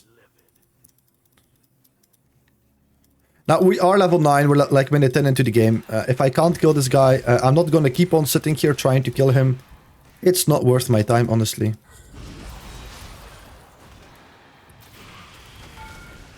He's gonna live again. But again, he has... Yeah, he did have to use his flash, which is really good. Now we can hard shift, look to take plates. If he decides to stay, we dive him. I think he might have his teleport up again, so... He might just recall and teleport back. But I really want to start getting to do something on the map right now. I don't just want to try and kill Kassadin. If it's not possible, then it's not possible. But then we'll see if we can take plates or roam onto the map. Kassadin teleported top lane. That's a very weird play by him. It's a very bad play by him as well. Because it's going to be difficult for him to dive a kill. I think it might be like a tilt play or something. I don't think he's like... I think he's just maybe tilted or something. Because we're doubling him in CS. He can't really play the lane.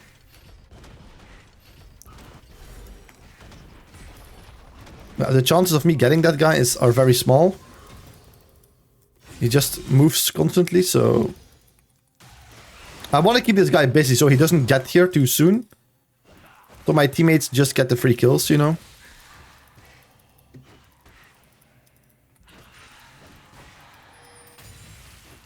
No, I don't want to...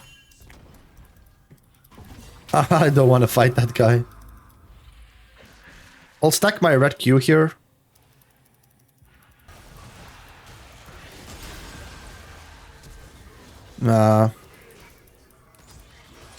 I don't have my item yet, so he's gonna be very strong. And Mordekaiser in general, you don't really win from him. We'll see what we can do though, but... Gaston is also gonna be back here. Okay, we have to be very careful. I don't want to recall though. I want to kill the next wave, but I want to be careful that I'm not getting killed here by Castan. I'm sitting on lots of gold. I don't really want to fight.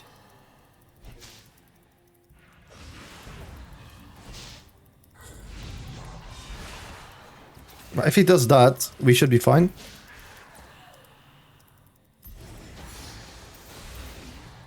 Okay.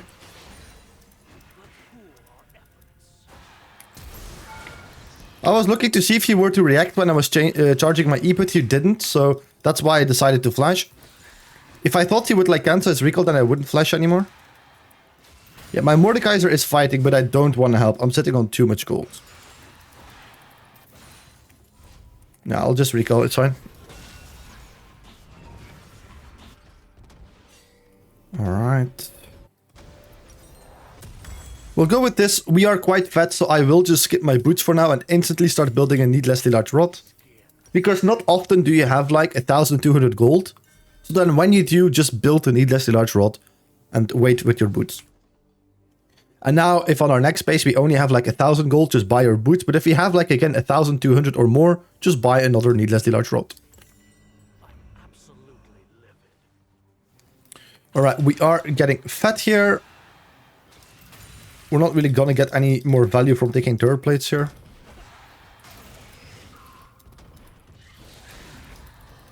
I want to keep them a little bit busy here. So my Kayn can do whatever he wants bot lane. It's always good to keep the jungler on your side of the lane.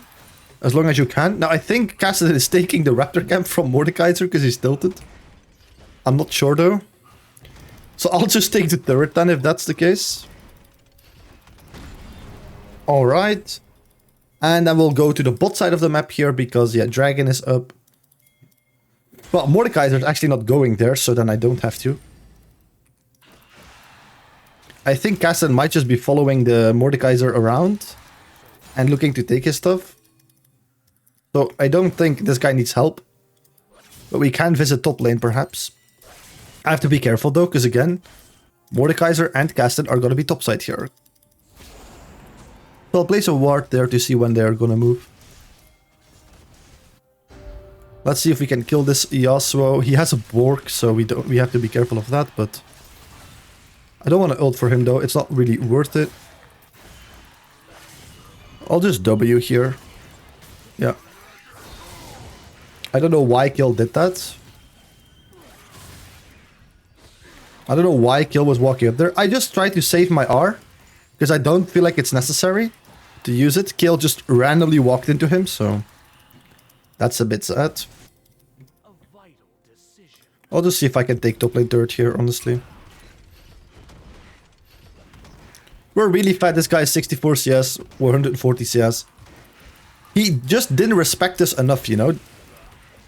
Pre-level 6, the matchup is quite easy for Vladimir, but if he respects me a lot, then, like, after level 6, if I don't have, like, a big lead and he plays it well, yeah, it's not, then it's not that easy of a matchup for Vladimir, like, after level 6. But, I guess he just didn't really care. He was not respecting us at all. Yasuo is gonna come back here. I'm sitting on lots of gold. I kind of want to recall. Honestly, I'm 200 gold away from death cap, so that might be a very good reason to stay. It's a bit greedy, but it's a good reason to stay. But I don't necessarily want to fight here, you know? We're sitting on lots of gold. So all I want to do is basically recall here. Kayn, I have death cap in base. Just wait. We can go for this, but again, Kayn will have to do it himself. I am really disciplined when it comes to like recalling to spend my gold, build my items. I don't want to fight when I'm sitting on a death cap in base, you know, like I really want to have the death cap. Because now look at everybody's items and look at mine, like I'm so strong. It's insane. We can collapse Yasuo here, so that's exactly what we're gonna do.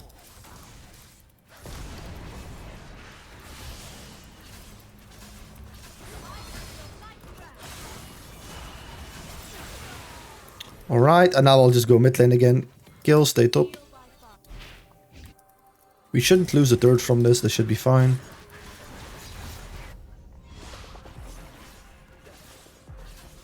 Okay. Yeah, we're super strong right now.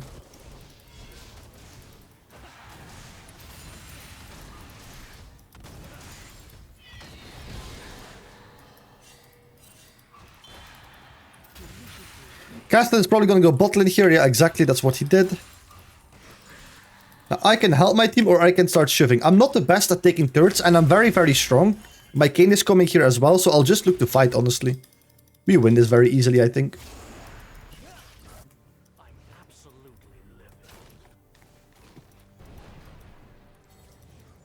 Oh, Azrael is there. What?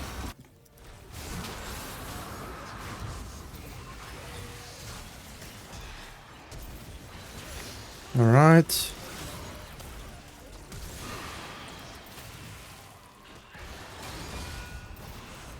And just like that, Jhin go mid. Jhin and Lux go mid. I didn't want to type that in caps, that is an accident, but... is he not watching or... I can only type it, you know, like he should go mid lane.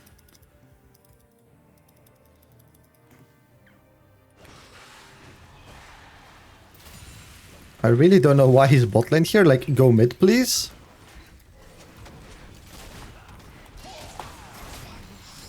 Go mid. Yeah, he's very tilted or something. I don't know what he's doing. He's trying to take the next wave.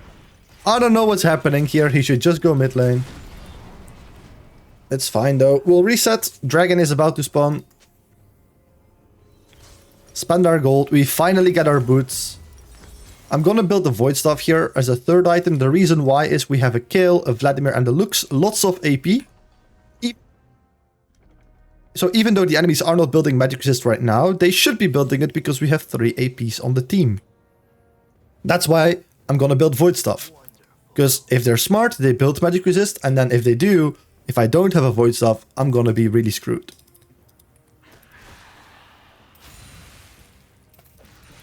I don't have some, so I have to play a little bit careful this game.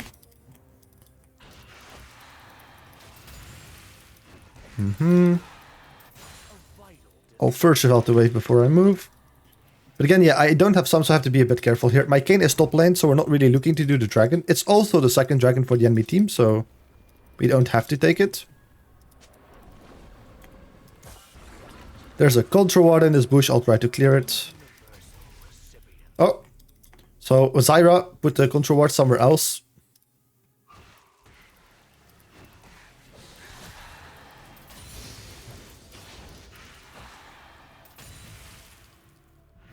Alright, so Luke says, help me with the vision, Drake is up. Yeah, that was her mistake. Kayn was top lane, so we were not looking to do dragon.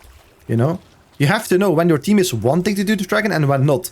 Kayn right at that moment was top lane, so I was not looking to do the dragon with my team then. I was just looking to side lane, you know?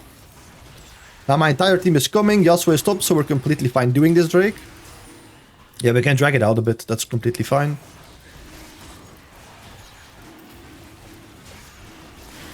We can also do Atakan, honestly, because Kayle is here. I'll first take the wave, honestly. And Kayn is first going for Azrael, so that's fine. I would go for the Atakan here if I was him, but...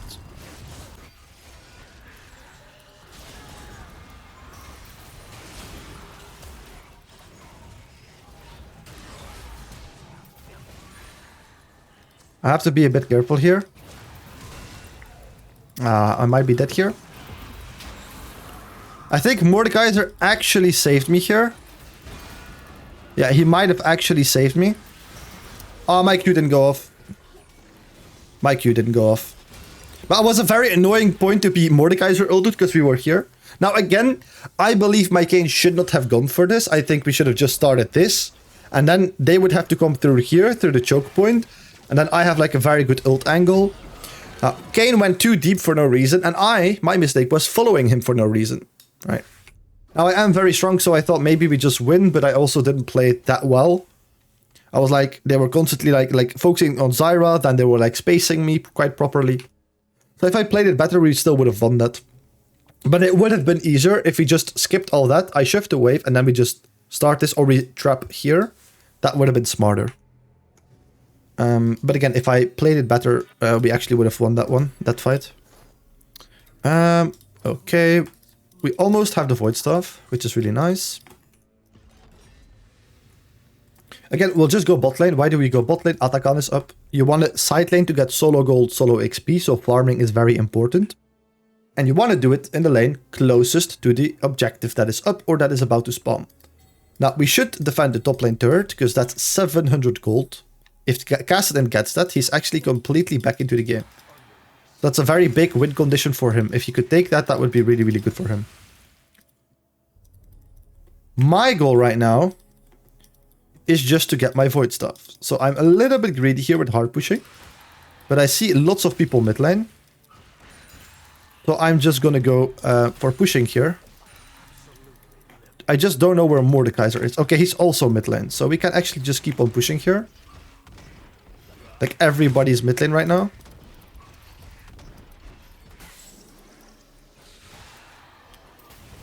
Again, it's 700 gold this turret, right? So if I can take it, it's honestly really worth to take this amount of gold. So not being there and not fighting with the team is completely fine, because this gives me 700 guaranteed gold. Now I might consider recalling, but again, they're not really doing a lot, so I can actually just keep on pushing here. Like if they take the mid lane turret and the mid lane inhib, I really don't care. It's free. It's a free farm. A mid lane inhib is really useless. But if I can get the side lane inhib, I'm going to be very strong. And it's going to be very good for the team. Nobody's stopping me. Like, I don't know what's going on this game.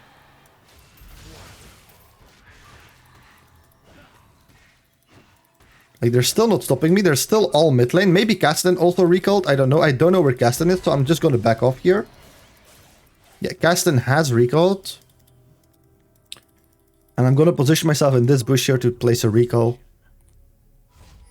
I don't think they would think I'm going to be here. They probably think I would be in that bush if I were to recall. We have Void Staff now. We have lots of gold. We can build whatever we want. If you guys are wondering why am I not buying the upgraded boots, they're not that good, you know. But you can buy them as like an elixir. Like if you really have nothing else to buy, you can buy it. I am coming, kill. Just wait for me.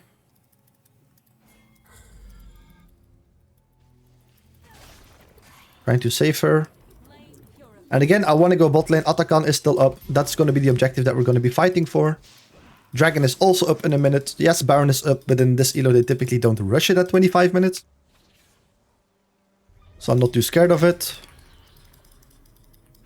Now, what I'm doing right now is a bit dangerous, because the enemy team could be collapsing me here, because we have 0 mid lane prio. Now, I am very strong, so I'm not too scared of that. But still, because Kayn is also pressuring that. I don't think Kayn should be doing that right now, but... yeah, the enemy team is trying to collapse me. Let's see if we can just place a recall here.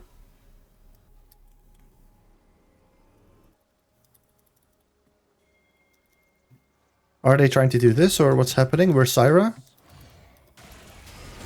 Oh, they're here.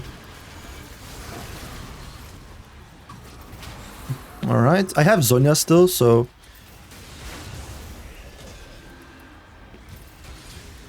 Alright. I'm gonna heal from that. I don't really want to do it. Let's do Dragon here. The entire enemy team is dead except for Ezreal. Zyra is complaining about my damage. Yes, but look, she's level 12. I am level 16, and look at my items. Why do I have so many items? Yes, I have kills, but also I have lots of farm, and I'm very high level. So, like, that's a big reason as well. See if we can take this farm. At this point, I really want to do the Atakan or the Baron. My team, like, Kayn is also just focusing on split pushing, which is not ideal. I prefer a jungler who's focused a little bit more on, like, the objectives, like the Atakan and Baron. Honestly, I can't really buy anything, so let's just start it. What if we just do it right now? The enemies are in base, like... we should be fine to do this. Yes, they might rush to Baron. But we do this pretty fast, I think, because I'm pretty strong.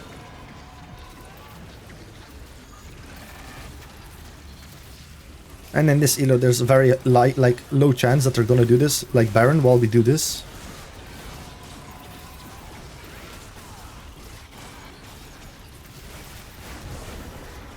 Okay. I really have to make sure they don't do Baron. So we should really check that. I don't think they do, because Kassadin is there, Ezreal is here. Yeah, Mordekaiser is there.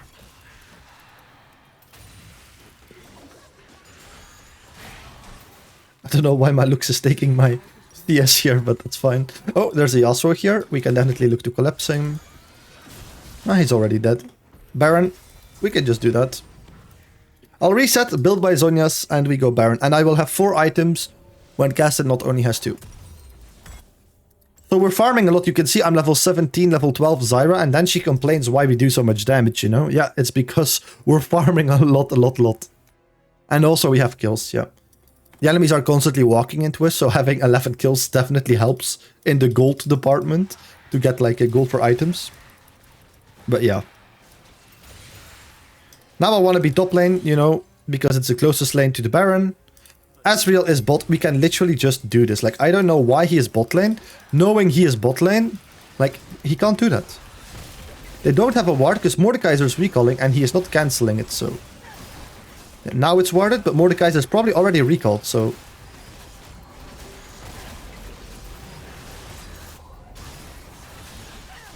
Alright. Let me see. Yeah, we should be fine. I'll help to push top here.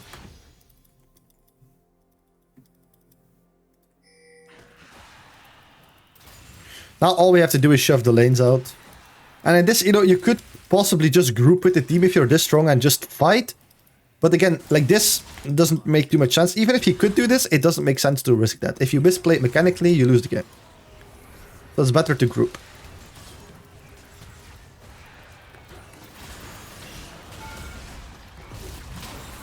Alright, we got our E off, so he's definitely dead.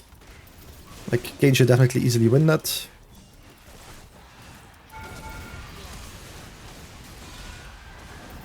Oh wow, he still has a that. I can't stall here a little bit with my Zhonya's, honestly.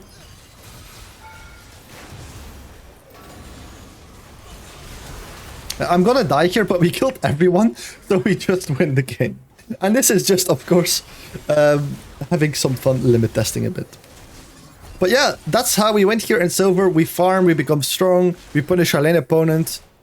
So hopefully you guys learned a lot from this. Alright, so we're going to be playing here into Ahri. We have a Doran's Ring.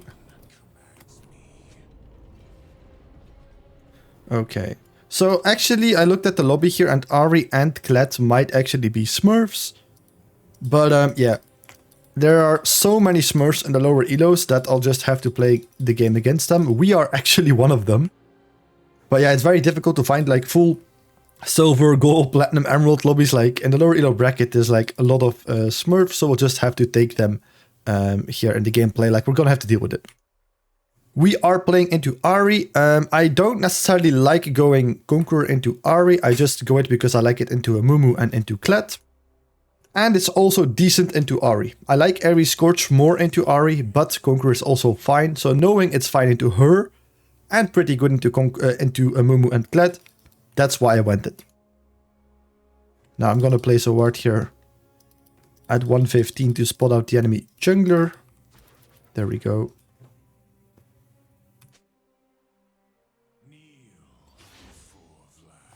Okay. And let's see what she can do.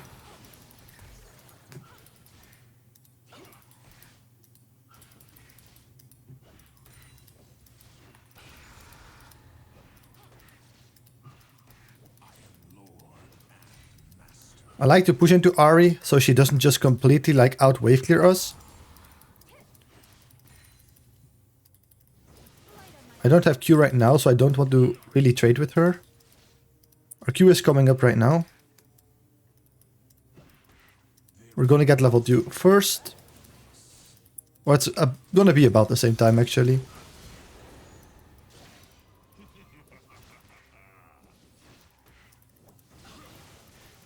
I like taking these trades, they are completely fine as Vladimir. You heal up more than your mid lane opponent, so taking trades like this are just actually pretty well, or like pretty good. So we just heal up, we don't try to trade too much here right now. Yeah, we take a lot of damage actually there, but that's completely fine. We just heal up a little bit. He's playing quite aggressive.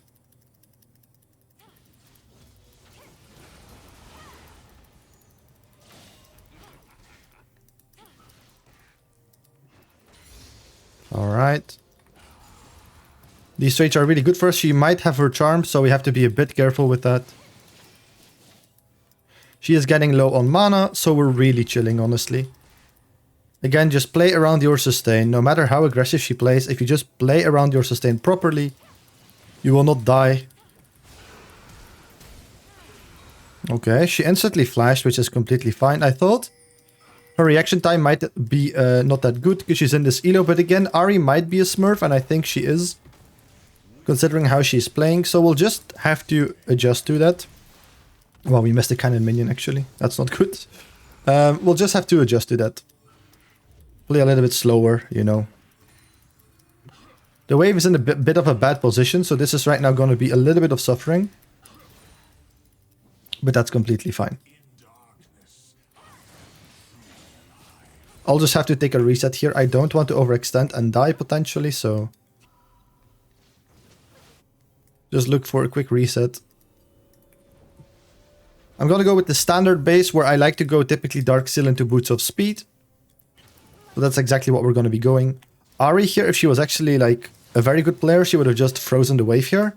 But she's actually pushing it into us. Yes, we're gonna lose some CS, but we would actually lose more if she's just freezing, and the wave would be in a very bad spot for us then.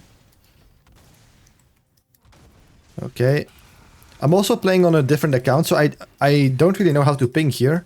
I guess it's with the alt setting, yeah. So that's why I didn't ping here. I tried to do it. You might have seen the movement, how I tried to do it. But it's on a different keybind, so that's my bad, I guess. Alright. The team is already very, very tilted. So that's probably like the average low elo experience. Lots of smurfs, teammates who are tilted. So I guess this is going to be a good game to win and show you guys how to win in this elo. We're not having the best start as well. We're losing a lot of CS here, so he's playing very aggressive, this person. Okay, let's hope we don't die here. Alright. I'm a bit laggy. So let's see. Yeah, I'm a bit laggy. So there's like multiple things here that's gonna make this game a little bit difficult. But that's why we do this challenge. Again, Ahri is going topside.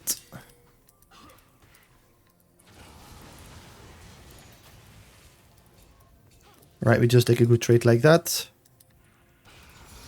And we just play safe. Like, it's fine until we have pool. She's not level 6 yet.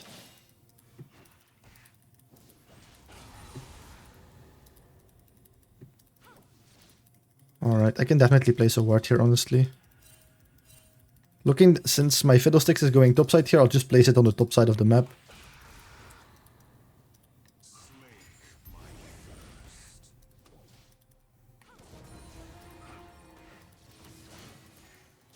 Yeah, Ahri definitely wants to move here.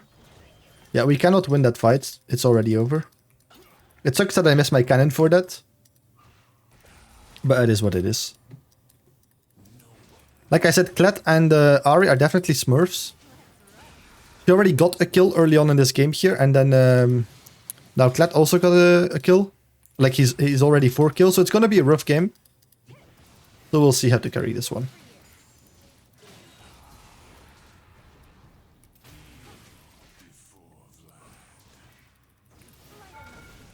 Okay, that was well played by her W. Most Ahris in this elo, again, don't use her W for movement speed. So I'll really... again, I really believe she's also a smurf. So I really have to start treating her like that. And play a little bit more aggressive. I'll just W this, yeah. That's fine.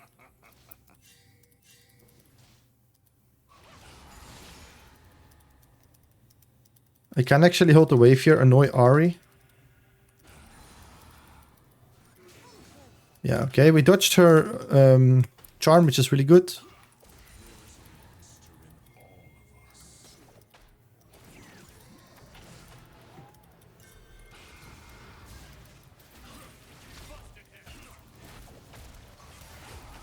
I'll just ult for this. He should be dead. Yeah, there we go. Okay.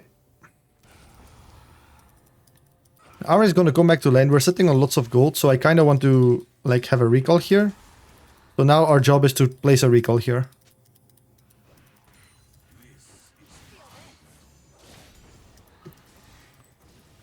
Yeah, so we kind of want to avoid fighting again. She is quite strong. She got a recall off. Oh, I might have to W that, yeah. Yeah, she's playing very aggressive. I'll just do a recall here. It's fine. Again, we've been very unlucky with recall timers. We didn't really have good recall timers. Maybe with fiddlesticks we can do something, maybe.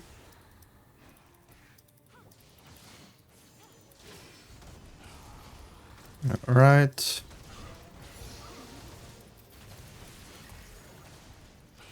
Okay. That's a pretty fine trade, honestly.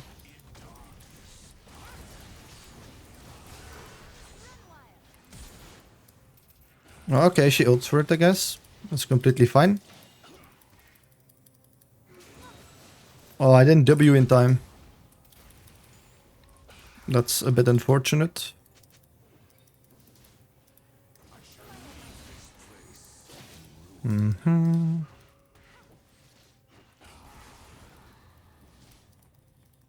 Okay, we're actually doing pretty fine here for having like not a lot of gold here. So typically I would just opt to recall, but Ahri is playing very aggressive and I feel like we can just easily kill her. Ah man, I'm so unlucky that the E doesn't hit. But Fiddlesticks is gonna kill, so it's fine. Okay, a bit unlucky here early game. We're also not playing that well. It's the first game of the day here. So, but maybe that's why this is the perfect game to show you guys. This game, I think we can definitely go into a Riftmaker, but I'll go Cosmic Drive first. Then maybe build a Riftmaker afterwards. But I think that's the perfect reason to show this game, because many YouTubers, they will also show you like the best games, but like you don't have to perform at your best to win these games. They clearly have an Ahri Smurf, they clearly have a Kled Smurf. We're not playing that good mechanically. Ahri gets a kill bot lane. Let's see what Amumu is doing here. If he keeps on fighting us before Ahri gets here, we might actually kill him. We got him low at least, so now he can't really gank and he's kind of forced to recall or... Like, he's in his jungle, Fiddlesticks took all the farm, which is good. Trying to dodge her charm if she wants to throw it. She hits it, unfortunately. And there we go. We get the kill. Alright.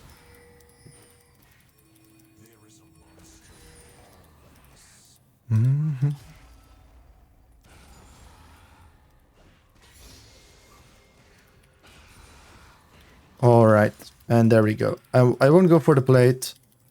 I'll also just stand here, because Morgana might ward the bush and then try to throw a Q at me. We have Cosmic Drive and base, which is really, really good. And now let's sprint back to lane. Ahri is missing, like she's gonna come back to lane, and she might instantly go top or like roam here, so that's why I ping. Okay, so you see Vladimir is not always about playing passive, but definitely if you can go for kills, look to go for kills. Try to find your limits, that's exactly what we're doing here. Now this is obviously not a gold Ahri player, but you can definitely look for your limits.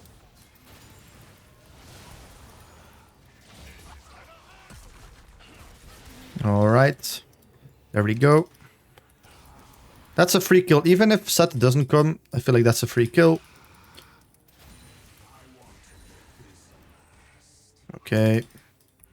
Morgana is here again, but Amumu is in the enemy jungle, so I feel like I can definitely go for this plate.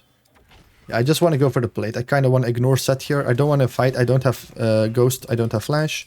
And this is guaranteed gold, you know. So yeah.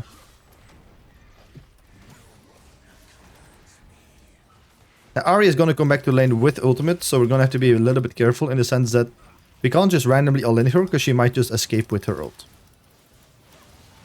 Yeah, these abilities are very easy to dodge typically, but...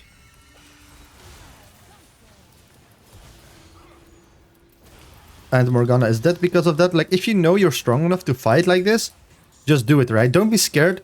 Because like a number advantage, if you know that you win on your champion, like she's level 7, I'm level 11. Like, of course I'm gonna win that. Ahri is moving. Okay, she stays. We walked into that. Let's see if we can place a recall here. If Ahri, the best thing she could do is walk up and look to cancel me. Again, I don't feel like I have to walk even further back because she's maybe not that good, you know? She's a smurf, but she's also not that good. And there's no point, like, for the people maybe asking, like, why are you showing this game? And she's like, obviously a smurf, and the same with Kled. I feel like people in this elo have this all the time. You guys have to deal with this all the time, you know? So then you have to know, like, how do I win? Like, you just look at my gameplay and see what am I doing. We're just basically trading with her when we think we have a good window to trade. That's all we're doing. The same with, like, Morgana comes gank us. Well, if you know you win, then don't just back off. I'm actually gonna ghost for this. I don't have ult, but I know Amumu is already low. Let's try and dodge the Morgana Q. We failed. It's really not worth flashing for that, so I'm not gonna flash for it.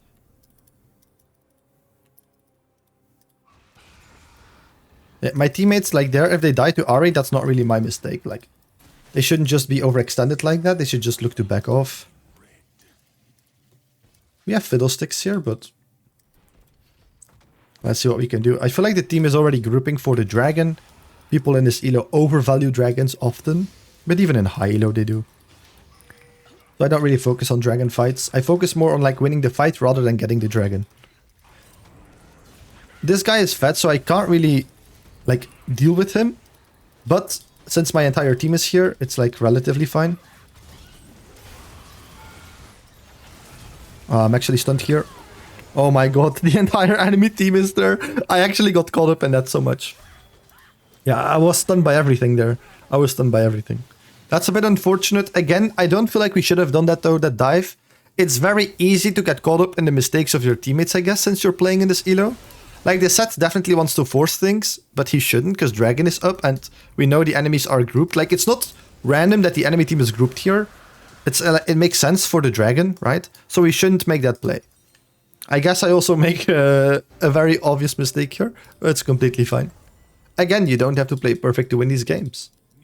We're gonna make mistakes and it's completely fine. But there, of course, the best option is, you know, Dragon is spawning. Don't try to use your sums and ultimate before a dragon fight to make a pick. Try to fight the dragon fight because you're actually really strong in those fights. That's why you scale. And then you just win the fights because you're strong, right? Now, if you're not strong, going for a pick like that is maybe not that bad. But again, it was very obvious that the enemies wanted to go to the dragon. And then, of course, we know that they're going to come mid lane grouped as a team.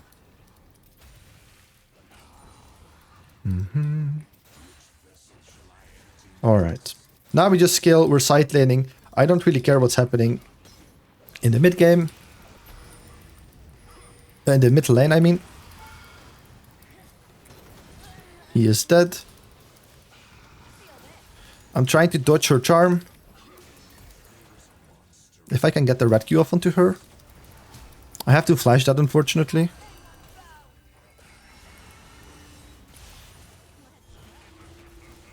Morgana's gonna live here, or actually. Yeah, I want to go over that to make sure I don't get hit by Ahri abilities, but then I still do. Okay, so everybody was bot lane for no more reason. Yeah, there I W for the extra heal. For the extra movement speed, I mean, my bad.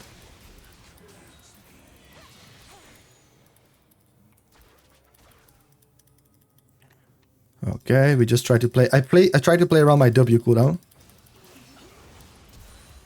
She has to flash. Now I play around my red Q cooldown. Again, we just heal up. I'm not really nervous in situations like this because I know we win. Again, if you just play well around your cooldowns, you just win those fights. Now, while fighting her, I didn't look at the map, so I don't know where enemies are, so I'm just going to reset. So I don't know if Kled moved here or not. I didn't look at the map. I was too caught up in the fight.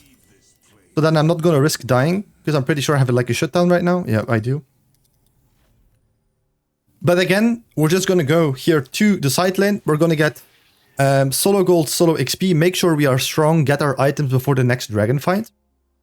So right now, what is the win condition for the enemy team? Well, Soul, they already have 2 dragons, so we need to make sure that we win the next dragon fight. How do we do that?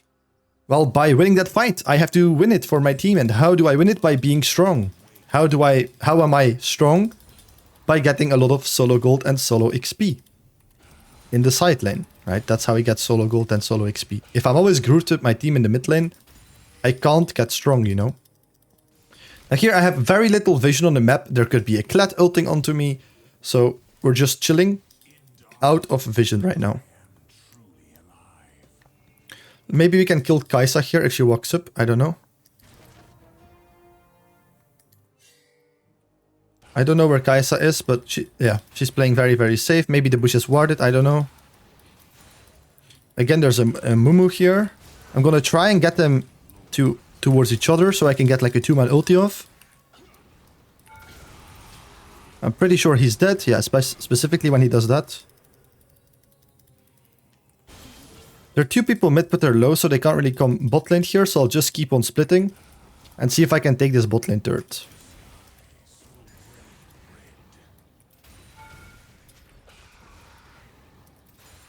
How low is Kled? They're pretty low. The team is not performing that well, but it's completely fine.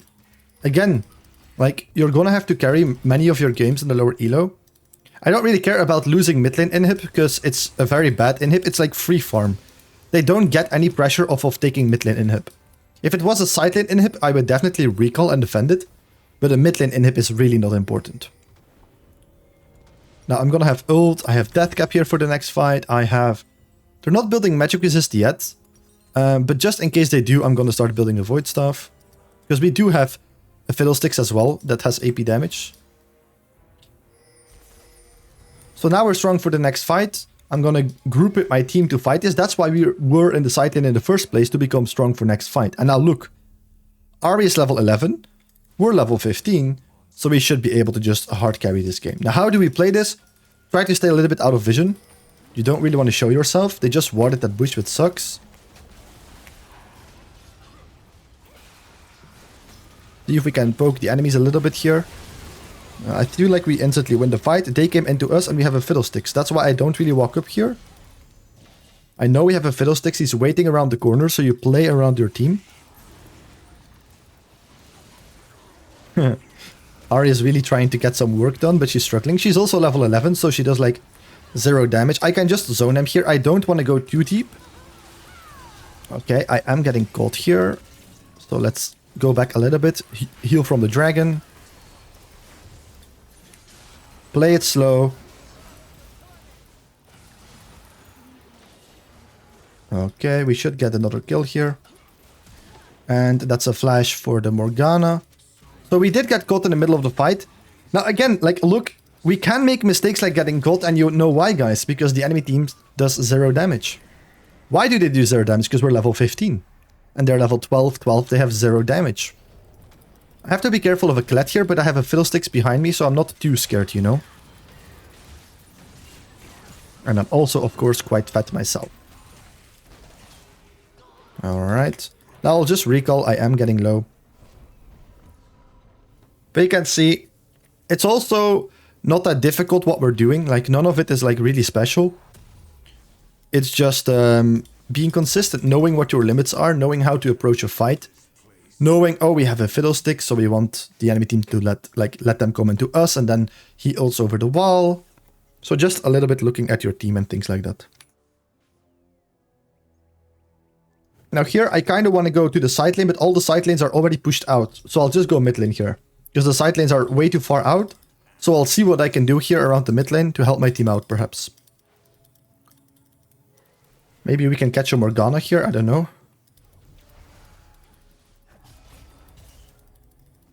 We don't want to play too aggressive here, but...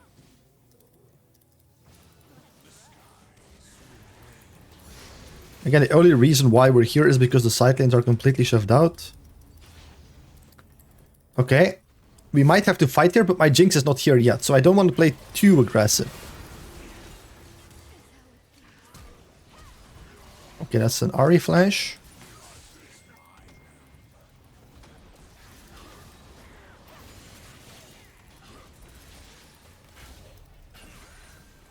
Again, I could make like a very flashy play right now and look to kill everybody in the enemy team, but that's not necessary, so I'm not gonna do it. I'm gonna let them come into us, wait for a very good ult angle here, and then just kill them, right? Look, they're just walking into us. Look, they're literally walking into us. I could already have flashed into them beforehand, but why would I try and make a flashy play like that? If I screw up mechanically, then the game is lost. And now we just win the game, just because we played it slowly and let them make the mistakes. That's perhaps a big one that you can use in your own games. But that's it, guys. Hopefully you'll learn something from it. We didn't have the best games. We are obviously playing against Smurfs, but again, I think this is the standard game in this elo. So, yeah, I don't really mind that there's Smurfs in this game, that we are not playing that well. Just to show you that you guys also don't need to play that well, right? It's just about making, making sure that enemies make mistakes, like when they make mistakes that you punish them. Now we're just playing a little bit with the enemies. But yeah, that was it, guys. Hopefully you learned something from it. Alright, hello everyone. So, we are playing here Vladimir into Echo. This is a full platinum enemy team except for Echo. Echo is in fact Emerald 4, but the rest of his team is completely platinum. With that being said, Vayne might be a Smurf. She is like on a level 38 account, but this is as close as it's gonna get to a full platinum game. Because in lower elos there are many Smurfs, so yeah. We're looking to do an invade here. So I'm going full aggressive setup here this game with Ignite. Because they have lots of short range champions. Alright, we already have a flash. That's Vayne's flash, that's really good.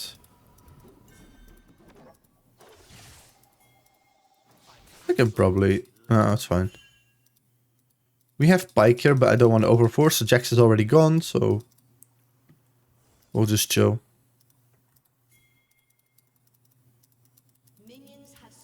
We're not gonna get onto him. Yeah, so we have a full aggressive setup here. The only thing that we'll have to be aware of is the fact that they have a Shaco. Shaco likes to gank early on. So I'm gonna have to be very aware of that, you know.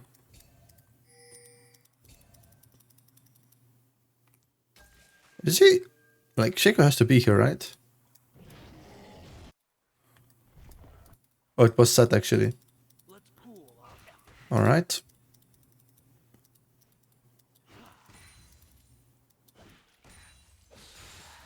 So we're just gonna scale. I don't want to play too aggressive, because again they have a Shaco. He likes to gank early on. And if I play super aggressive, I might be low and then he wants to perma-gank me. So I have to be a bit careful here. I am also gonna level my W level 2. To make sure I am safe against any ganks. Alright. Okay, Jax already has a solo kill. That's pretty good.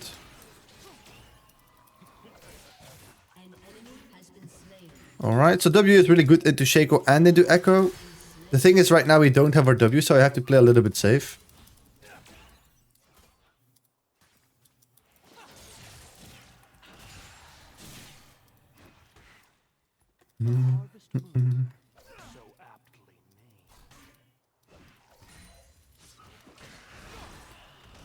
That's why I go W in this matchup.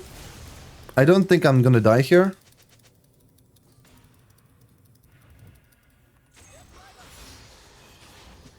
I'm just gonna put my 2 potions. I know there's like a box over there, so I can't really walk there.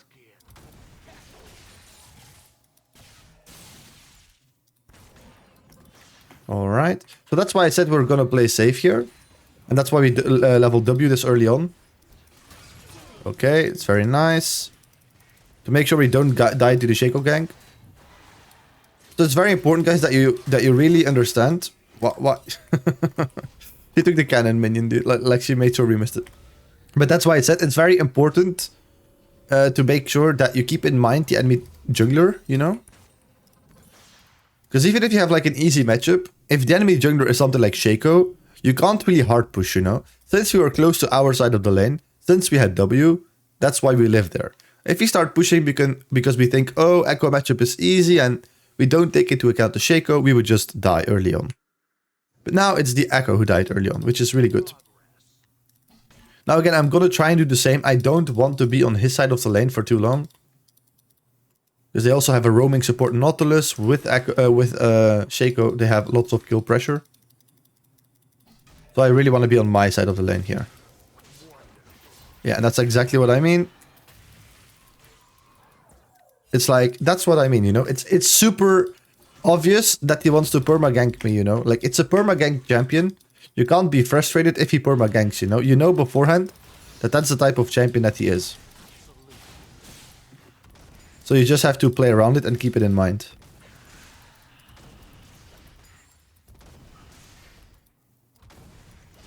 Alright. It's a bit hard to CS here under the turret, but we're doing relatively fine. And again, we're just trying to play safe, scale. The team is also doing pretty well this game. So it's not like I have to like play very, very aggressive.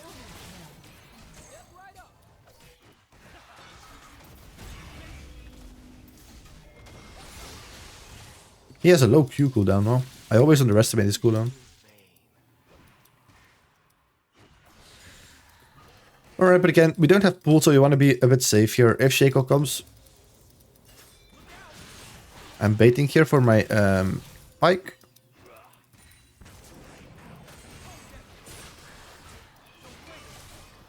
I'm gonna W for the extra damage onto him.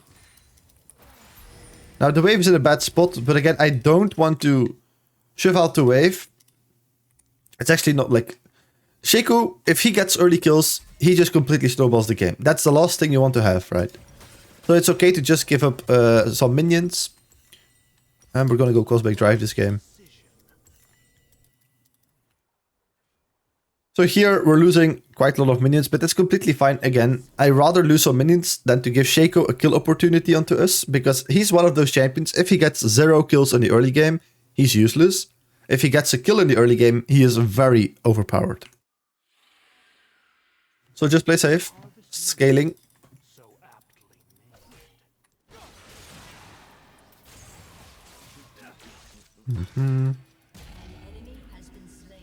I see Shaco there, so I don't have to be too careful here. I really want my cannon. I didn't get it, unfortunately. Echo is already level 6, so I have to be a bit careful here. We're a bit behind in XP because we lost so many minions.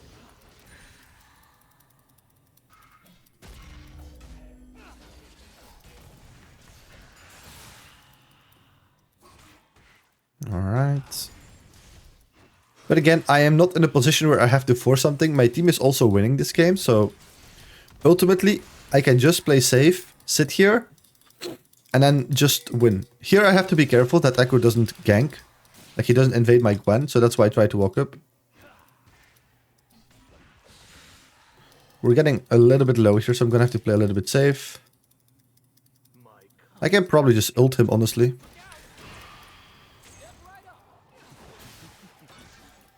Yeah, and if we just ult him like that... Now he has a lot harder time to play the game. I have to be careful of Shaco though. So I am keeping that in mind. I would believe he would be on the bot side of the map, since Dragon is up. So I'm gonna stand a little bit closer to the top side of the map here. Alright. Echo is gonna be quicker in lane than me, so I will just place a ward here in the middle of the lane. So that when he comes back to lane quicker, we'll see where he's gonna go to. Like Shaco is here on Dragon indeed, so now we'll see if Echo hard shifts this wave. Does he move there? Does he move top? We'll see.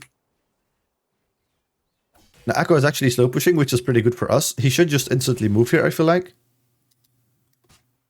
But for some reason he's not moving. I don't have ult, so I don't necessarily want to move here. But we can see what we can do.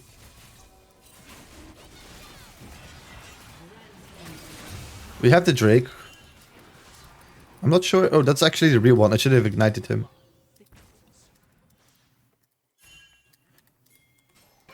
I don't feel like we should fight that. We have the dragon, so we should be happy with that.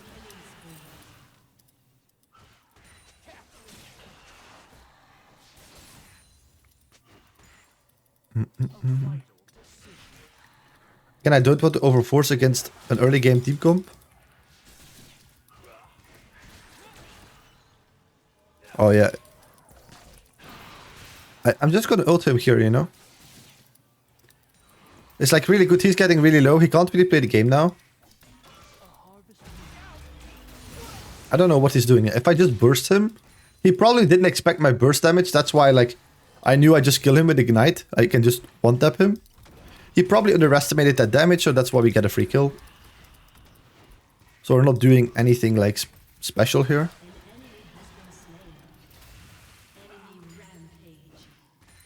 Vayne is very, very fat in the enemy team. So it's gonna be an interesting game, actually. She is 6'2". And she was indeed, I believe, a Smurf, like level 38 account or something. So she might not be platinum, although she's playing on a platinum account. But that happens a lot. Every single game that I've played in the lower elo bracket, there's at least almost always like one Smurf. So I feel like platinum players also have to deal with them, you know? So I'll show you how to carry against the Vayne.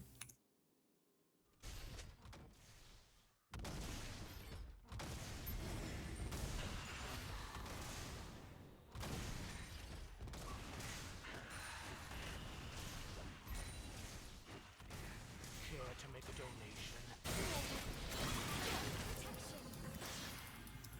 I have ultimate in 10 seconds, so I can definitely look to move here. This is not a real one, of course.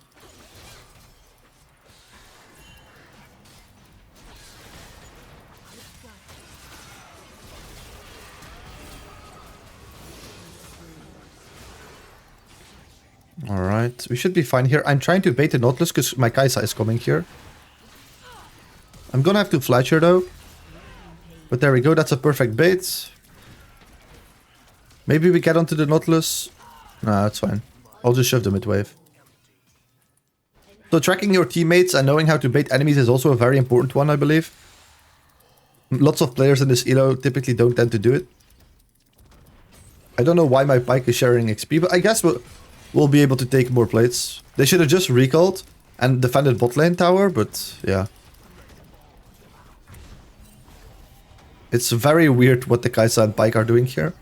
They could have defended this third a little bit better, and I would have gotten solo gold plate, so that would have been really good for me.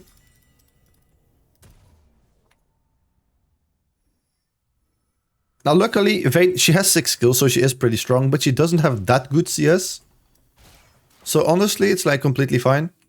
She is obviously fat, like look at, like she has lots of third plates as well, so... The Nautilus is taking the gold from the third plate, so Echo can't take it. That's so funny. He really shouldn't do that. Echo might be here trying to W me over this, like here.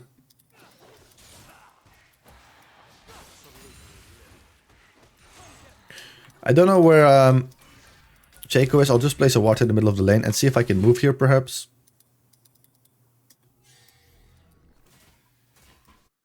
That's a non-cannon wave in the mid lane. It also looks like the fight is already over, so I'll just stay mid lane here. Echo also froze the wave for some reason. Okay.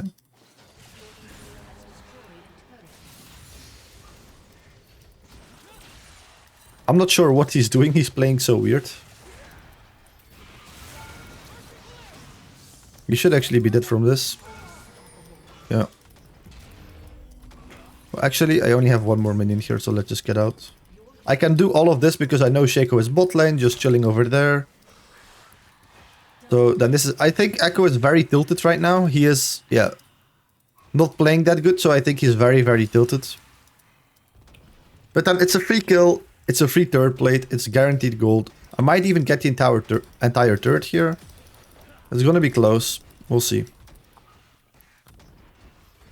I'm not gonna get it, I think, but it's fine. It's fine.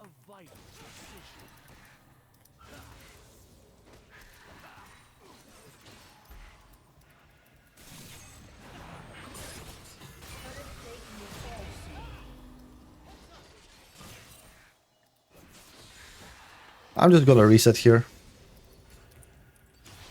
I don't have pull, Shaco could come. So, and I have lots of gold. So we're just going to spend our gold on death cap. Again, typically I would buy boots after Cosmic Drive, but if I have enough gold to buy a needlessly large rod, I skip my boots for a bit and I just buy the rod.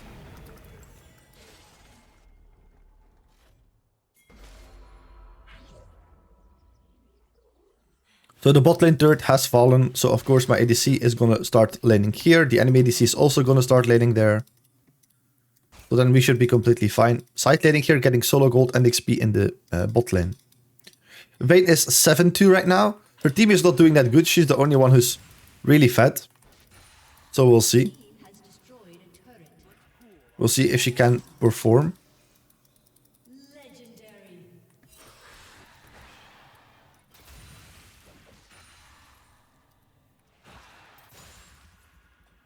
But it's really simple. And this, like, in the game like this, I just have to focus the Vayne.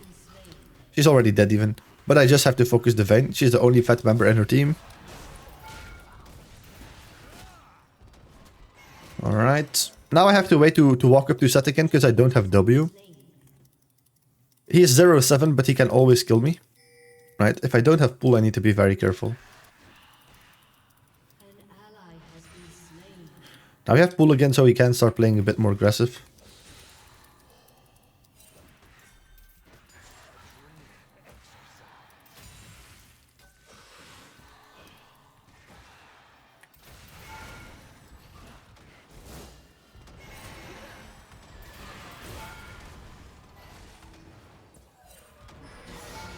Alright.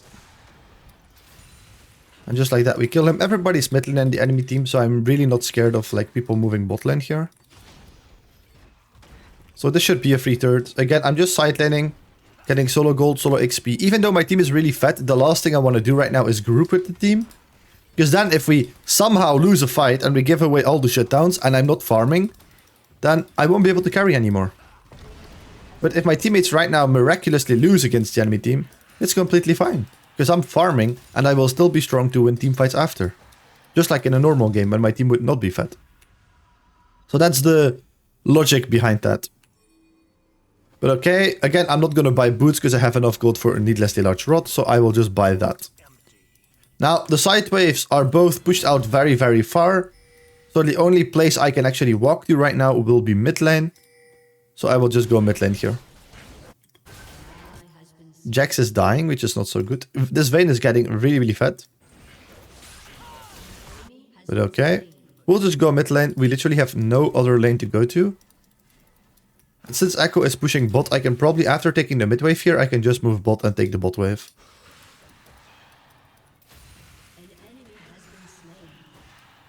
Alright. Yeah, so here I could pressure the mid lane tower as well. Oh, we're taking turret shots. Okay. The fights are actually getting close, even though my entire team is like so ahead.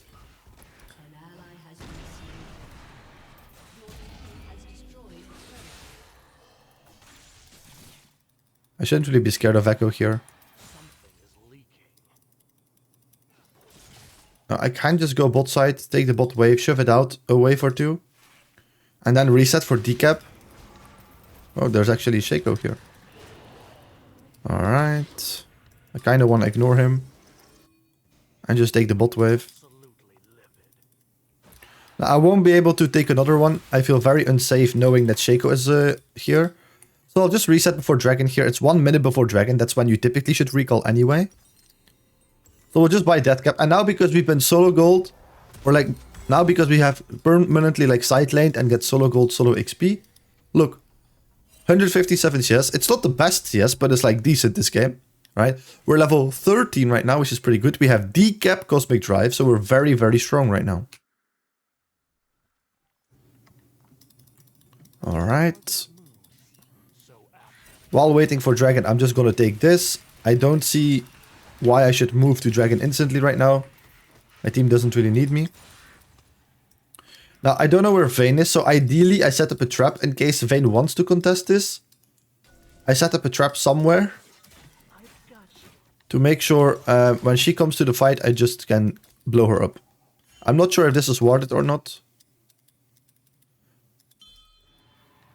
No, it doesn't look... It looks like they're going to commit top lane. So Vayne and Echo should just move there. So then my team doesn't need me at Drake. And then I can already start shoving in the wave. Yeah, my teammates are going to die here, I believe. But I can, again, pressure mid lane. That's completely fine. If they send 5 people top, we get a free Drake, we get free push. So no reason to fight. We're just splitting resources. We're taking Dragon and we're fighting top, and that's a very bad thing to do. So if my teammates know that we're doing Dragon, they shouldn't be trying to do that, you know? They should be going mid lane and helping with the Drake. Or just shoving, but then making sure they're not overextending, you know? Like recalling in time. I'm just gonna recall here, honestly. Shaco is coming here, so I'll just recall. We have lots of gold. My entire team has recalled, so I want to synchronize with them. I want to be at the same time back on the map. Alright, and we have our boots, finally. Alright. Now, the next objective is Atakan. Jax doesn't have TP, so he also wants to be there. So I guess I'll have to be the one that decides to go mid lane and potentially defend this.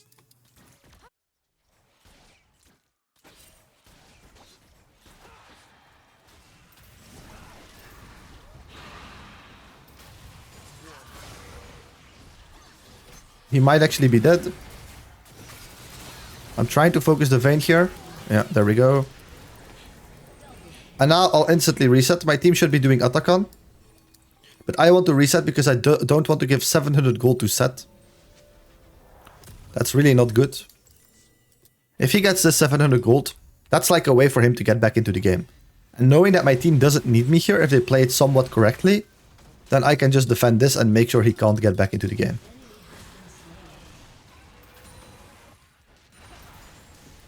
Alright.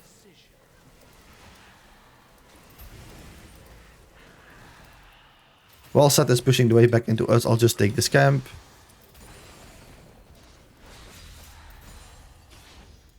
Okay.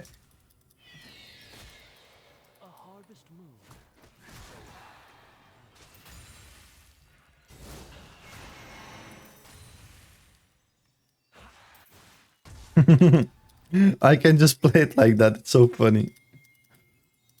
I could place a control ward in it, but I don't feel like it's worth it. So he's just gonna die here. He is 0-10. It's not even worth like going for him, but oh well. I W for the movement speed here. It's really weird how he played that, but okay. I don't want to use my ult on him. I don't want to waste it, you know. Alright.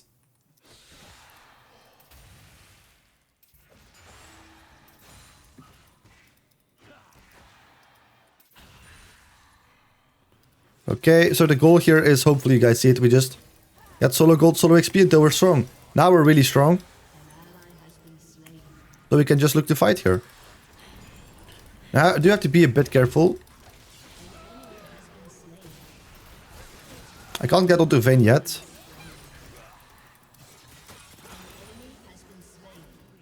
Yeah, so I don't want to force too much.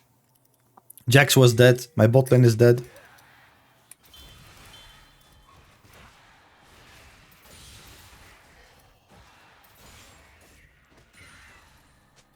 Alright.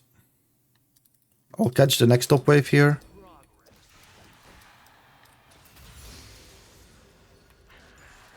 Fishing to see if we can get a red Q off onto him.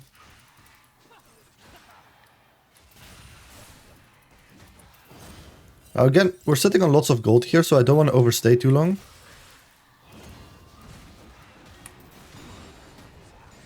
So just taking the jungle camp is fine and then resetting for Drake. Again, I don't want to fight, I just want to go for Dragon. Like, that's where I want to fight. That's the big AoE fight. So I'll just reset here. I do value... yeah, I do value the control ward more than the D-ring. My team suggests, I feel like, reset. We take a dragon fight. We have the third dragon and it's very consistent, you know. And I'm showing this because, yes, I can stay top. We probably win every fight because we're really, really fed. But again, I want to show you how you fundamentally win games, right? The best option there, the safest option is always to reset, play for Drake. Then we are on soul point. Of course, if we fight there, there's a high likelihood that we win, right? But I prefer to fight for an objective. So here I really prefer to do Drake. I just hover between mid and bot to see if I need to get somewhere. But the enemies are not even bothered by Drake, so I will just literally push out bot side. Again, like my Jack Spike are trying to force something on the top lane, while my team is doing Drake. We're splitting resources, and that's very, very bad right now. Now, while they're doing that, I'll just take advantage of this, I guess.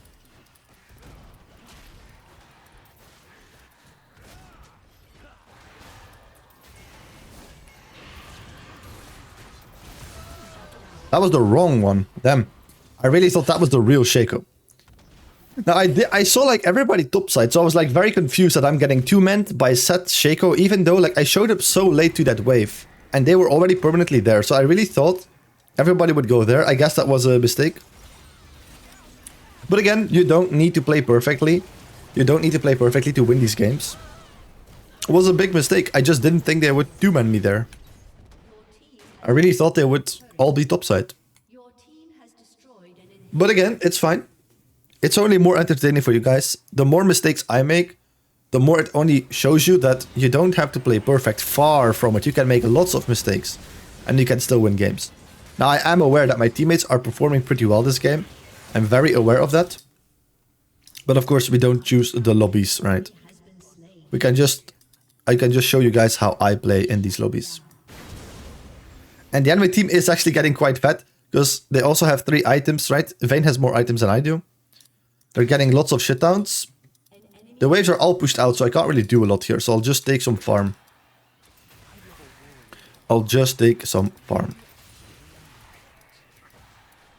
Alright. Jax is actually dealing lots of damage.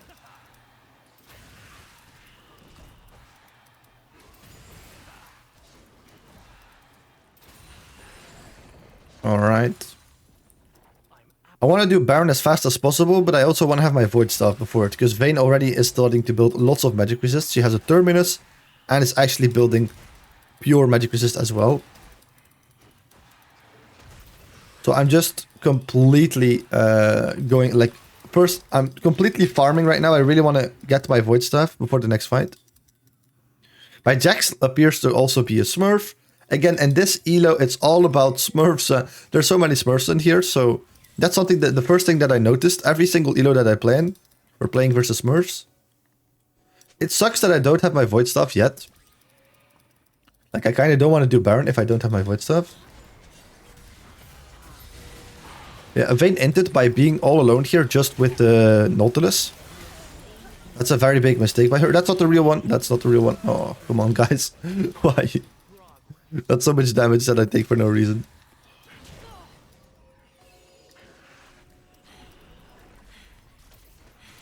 But yeah, we can just end from this probably. We don't need Void Staff.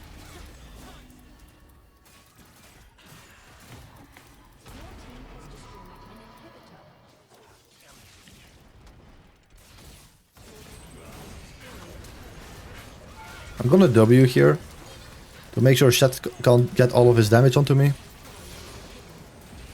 Again, I'm playing it safe, waiting for the enemies to make mistakes and walk into me.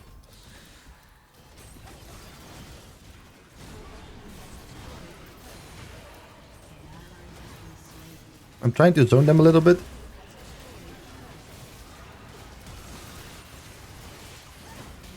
Yeah, if I zone Vayne, she can't really do anything. And there we go. Hopefully you guys learned something from that. The full lobby is almost platinum, I believe. Tarek is Emerald 4 and Garen is a Smurf. But other than that, I believe the entire lobby is actually platinum. So let's see what we can do. It looks like my abilities are not quick casted, or... Oh. So I quickly have to change that. Yeah, it looks like there's a setting here I'll have to change. There we go. That should be fixed. My apologies, guys. It's very difficult to find these accounts. But I finally found one on which we can play, so we finally put all the settings and now we can focus on the game here.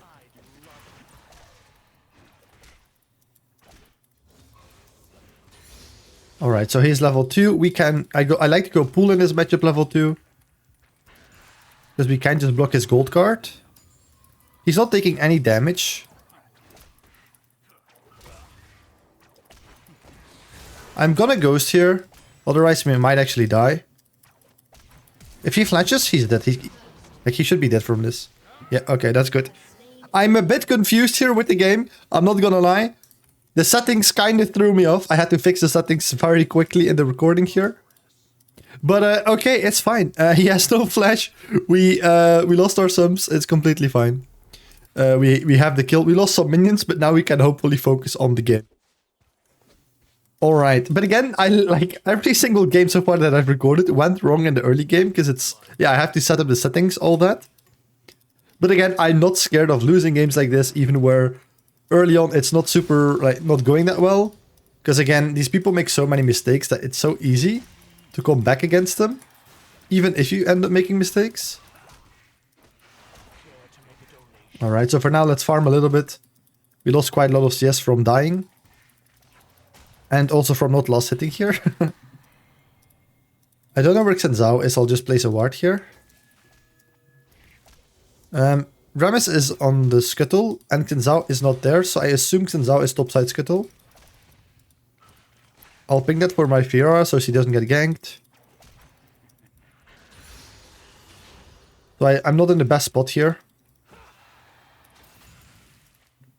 Because Xin Zhao indeed could be ganking us, so we're just chilling. Yeah, he's top lane.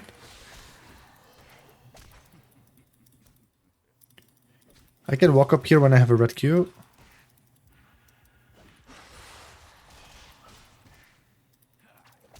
Alright. I just want to take it a little bit slower now, because we already died, we don't have sums. So unless he makes like very big mistakes, that's when I'll go for big trades. But for now we're taking it a little bit slower.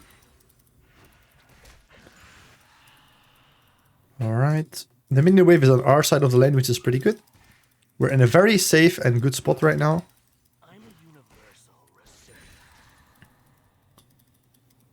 Let's see if we can pressure him with our red Q here. No, he's playing very respective, like he's really respecting our red Qs and stuff. He's gonna want to go for this cannon minion, yeah. Okay, we got the minion.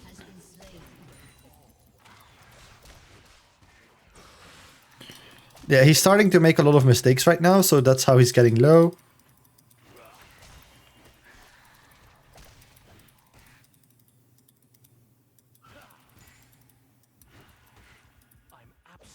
Okay, but he is respecting so far, like, our red Qs pretty well.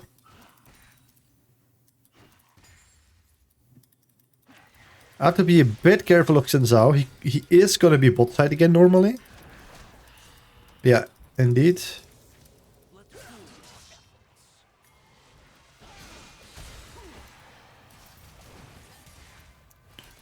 If I can get onto the Twisted Fate, I will try, but I can't.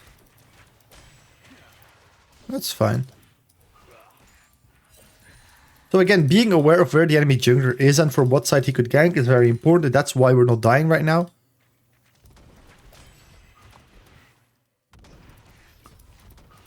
I'm gonna see if I can cancel his recall. Yes, we can.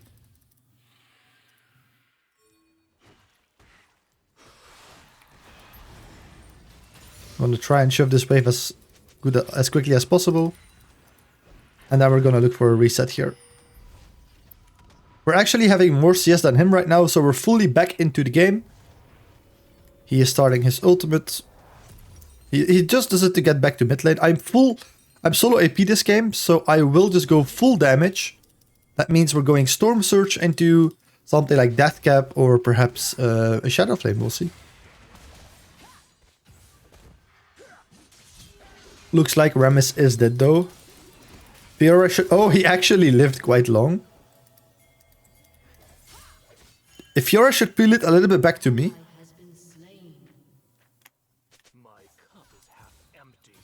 Garen might not have seen me here, I'm not sure. No, he does. He does see me.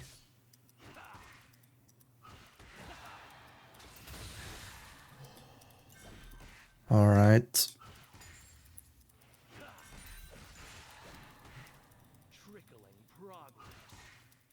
We're missing many last hits right now. But at the very least we're gonna get a plate here. We can't miss a plate last hit, so we're gonna get that. Free gold. Now we're really strong though, like with this item power spike, I feel like we're gonna do lots of damage to the Twisted Fate. Yeah, there you go, look at that damage.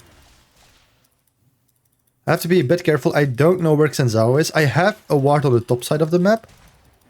So I can play a little bit more on that side of the map if I wanted to. Yeah, this Twisted Fate is very aware. It wouldn't surprise me if he's like a Vladimir main.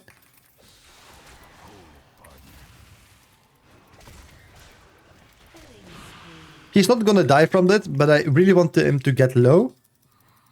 And that way we have a free lane and he's gonna lose again a lot of CS. And that's how we build a lead, you know. Okay. Wow, the TP actually takes too long. I mistimed that. He's still gonna be able to get this card onto me. He did a bit of an early TP. He should just be dead here. I don't have a champions only button, so I was looking for that. I don't have it, so yeah. Then I'll just have to do it manually. Like just make sure we don't hit a minion or something. Rammus should be out. He shouldn't go in again. I'll just see if I can get the plate. And we'll get out. It's a cannon wave, so we're chilling. I don't want to fight there. I don't have sums, I don't have ultimate, so it's completely fine. If the teammates die, it is what it is. We can't really do a lot about that. Okay. But we got the guaranteed kill in the mid lane. We got a guaranteed plate. So we are getting stronger.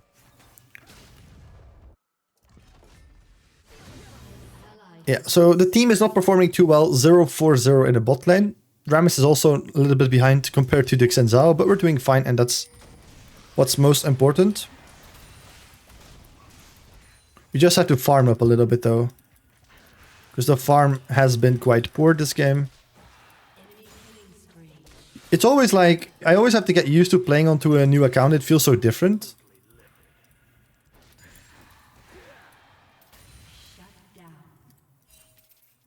I don't really want to to see Twisted Fate move to the bot lane here. I don't know where he is. A vital decision.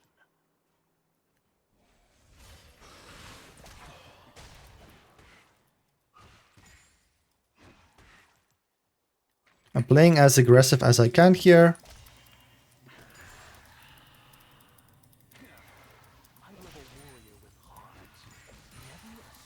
I should actually play a little bit more towards the top side of the map here, because Rammus is there. I have a ward here, so...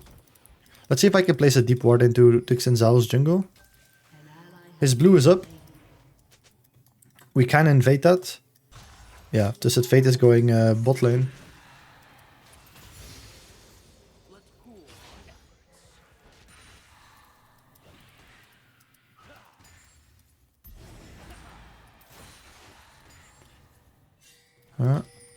They're all coming here. I'm gonna need Fiora to come here.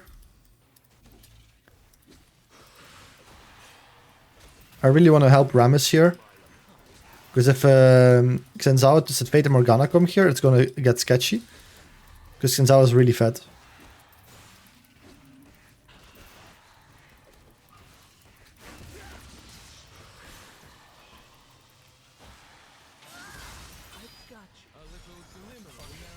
I'm gonna pop this. I W'd a little bit too late, which is sad. And Xenzao misflashed. Garen should be dead. I'm gonna try and last hit the kill. I didn't get it though. That's fine. But okay. Alright, just like that we get 6 grubs in this game, which is really, really nice. Yeah, he's just gonna one-tap the wave. He missed the Q though, so... I don't know why I take damage here. What? I'm a bit confused here why I take turret aggro, but okay.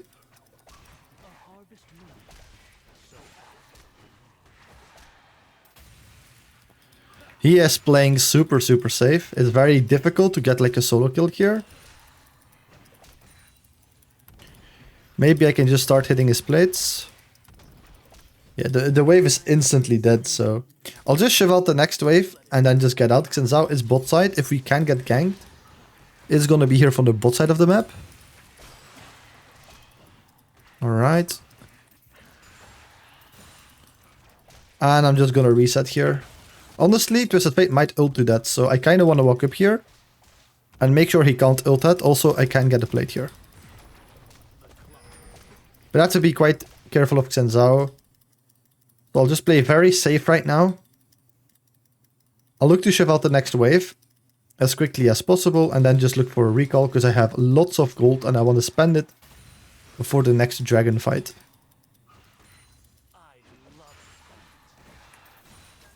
I like to place a ward in the middle of the lane, knowing that Xenzao is going to come back to the lane quicker, and then we'll see in which direction he is going to move first.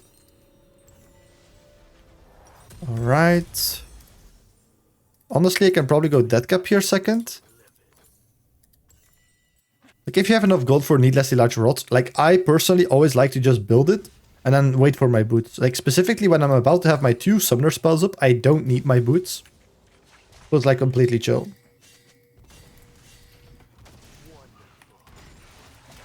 And at all times, I can just ghost onto this guy and kill him, but I don't want to, because I'm very strong right now. And I want to use my sums for a potential fight.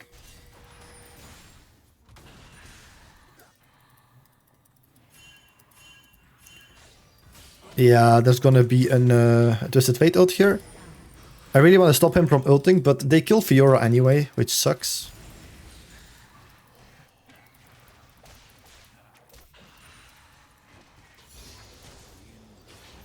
He's just gonna one tap the wave, honestly.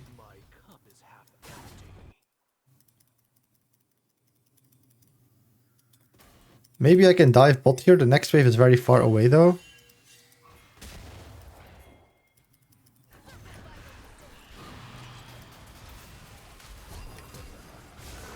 She should be dead from that.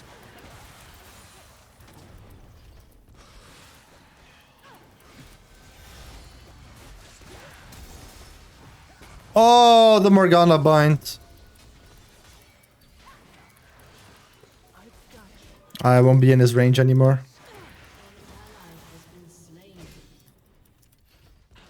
I'm gonna see if I can help my team. They should come to me. Yeah, we pick up the kill. There's a Morgana bind. No. There's a Fate bot. I feel like I'm gonna have to help them here to escape. Rammus didn't go onto the Twisted Fate, which is kind of funny. I feel like he could have just gone to the Twisted Fate. We might do Dragon. I'm sitting on lots of gold. I'm still strong though. And Xenzao is dead, so... I will have to W here. And we'll have to play it a little bit slower. I'm dead. Yeah, I'm dead. I'm dead. It was a very bad call, actually. I thought we could easily do it, but... Rammus is... He is... Like, if Rammus, I feel like... Not to blame anyone in this elo, because ultimately they're in this elo. But I feel like if Rammus for 1 second stops hitting the dragon, we just win that fight. But there's like... Whenever I walk up, it's just 3 people on me. And if I don't walk up, they just kill Rammus, you know? So, Rammus can't do the Drake. I have to walk up, so he can just walk up, but... He doesn't do anything, you know? I feel like we could have made that play work, but I played it not ideally. And also my Rammus was playing very suboptimal. So probably in this elo, just don't go for those plays, I guess. I think that's the best decision. Just don't go for those plays. I hope my Rammus or somebody defends this. Like, now that I know that my Rammus is playing like this, I will not really take him into account anymore in new plays. And I will just play very, very selfishly. But in order to make this video, I've been going from elo to elo, and it's every elo is so different to play in. Let me see if I can hide into a bush here. And maybe surprise Garen if he comes to lane. Ah, he's not coming to lane. It's fine.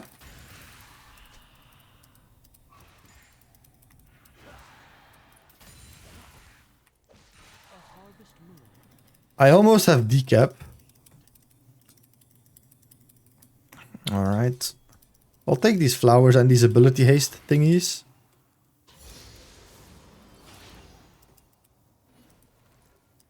I need to be careful of Garen. He is 130, but it's still a Garen, and he can always one-tap me at any point in the game.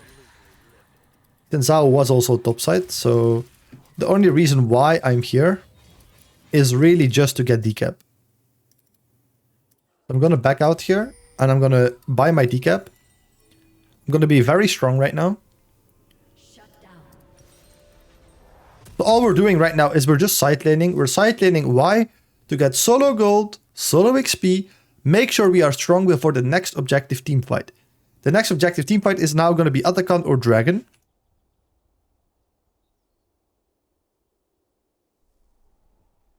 Wonderful. All right.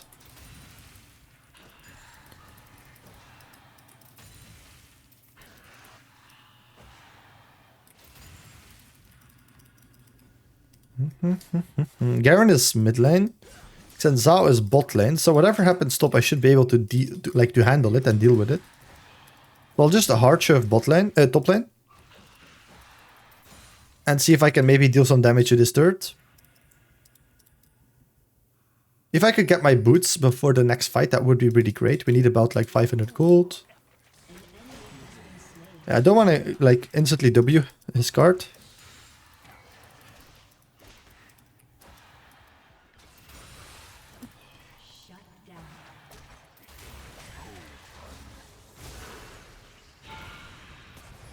He is quite fast. He's gonna live that, I think. Yeah, he lives that. He's quite fast, honestly. And it's not really worth it. Like, I was too hesitant there, for the people who don't know. So I'm trying to keep my sums for the next fight. So, but I'm super hesitant. Okay, so wait, actually Garen and Xin are still mid lane. I'm super hesitant, like, should I use my sums or not? And then I kinda decided too late, yeah, I'm just gonna go for this Twisted Fate. But I probably shouldn't have. It was just better not to go for him. I am going to stay in the bush here and see what I can do. I really don't want to flash for him. And knowing Xin Zhao and Garen could be here in the vicinity, I'm going to play a little bit safe. Yeah. Garen is really fishing for us. Yeah, he's behind us. He's full HP. So Atakan is bot side, Dragon is bot side. I will just go bot side. I have boots. I have my ult coming up. A harvest moon, so aptly. I'll type, Fiora, can you go top? And I'll spam ping if she wants to go top. She's not looking to go top, but my team is also not necessarily looking to fight first, so I'll just first take the wave in top side and then move to mid lane.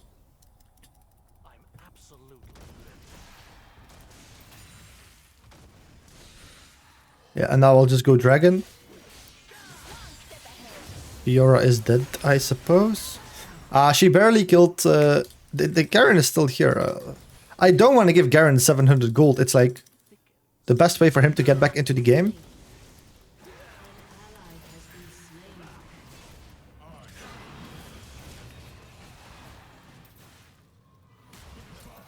There's no way he just killed me like that.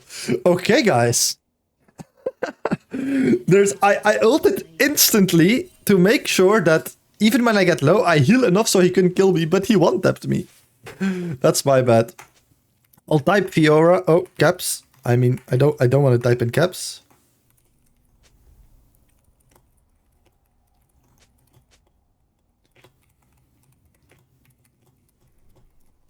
Your turret has been destroyed.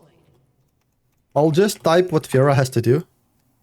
I'll also make the interface of the chat a little bit bigger so you guys can see it a little bit better. But what I want to happen is I want Fiora to be on the other side of the objective. If Dragon is up, she has to be top lane, right? So she can shove and match Garen a lot better than I can. Of course, I can still match Garen. I just got surprised. But yeah.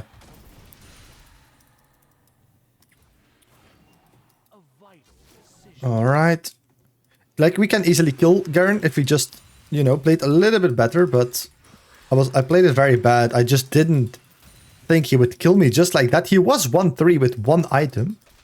So it did surprise me a little bit. But again, it's fine.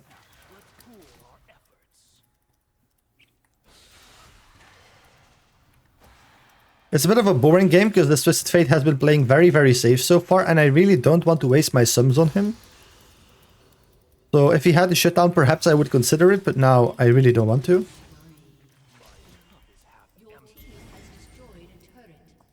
Let's see if I can walk like this and maybe surprise him if I hug the wall.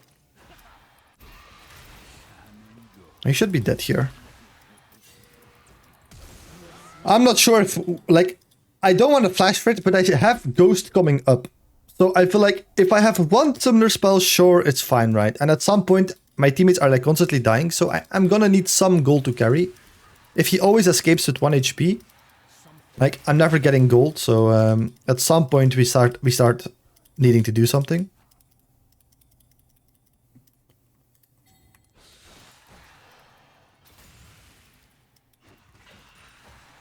All right. There is a Morgana here. Yeah, she's playing it pretty well by just ulting me. Yeah, I can't really play like... I'm too deep, I guess. I'm too deep.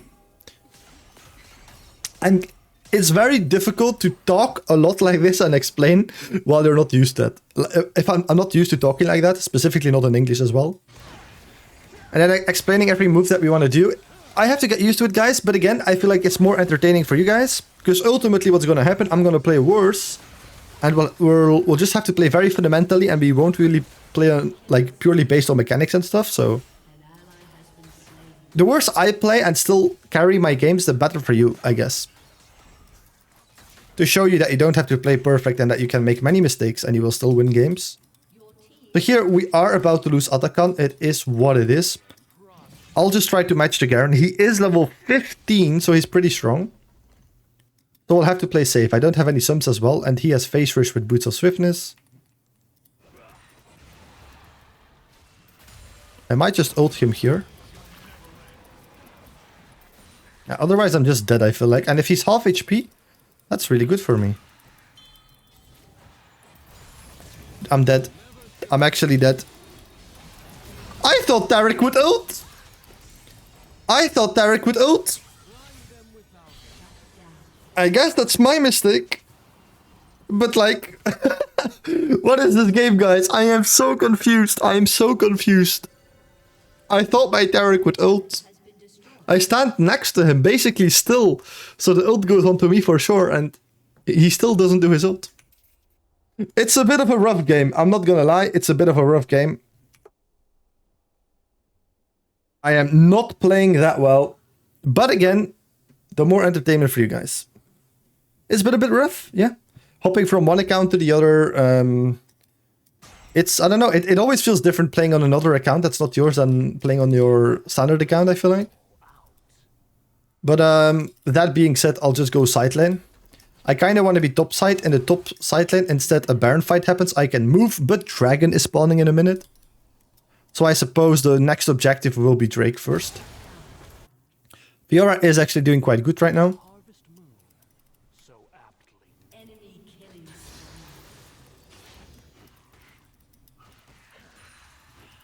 Alright. Very rough game. Very rough game. Yeah, guys, we can't fight that. Like, we can't fight that.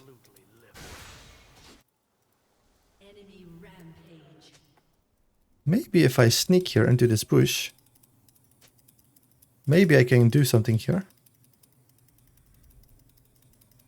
Oh, there is a Twisted Fate behind me.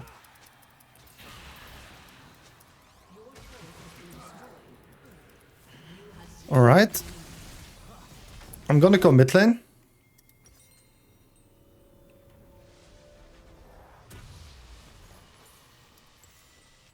and see what we can do.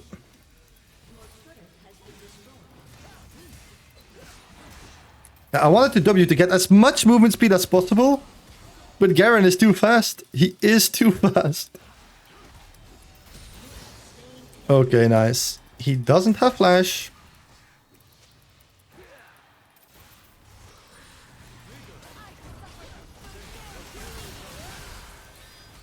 Play it slow, guys. Fiora, wait for Fiora. Wait for Fiora. Again, I don't have cooldown, so I need to wait a little bit. I'm gonna heal from Drake a little bit here. There has been a TP there.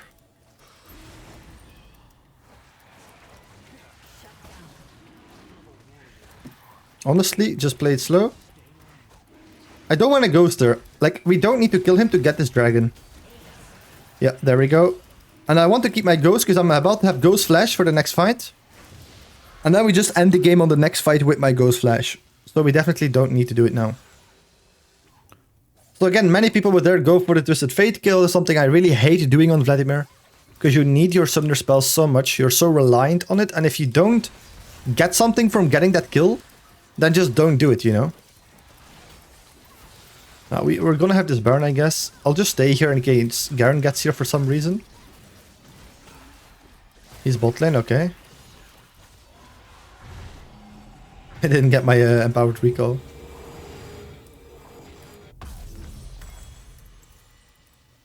Yeah, Fiora should match Garen. I really want her to go to Garen. She easily wins from him.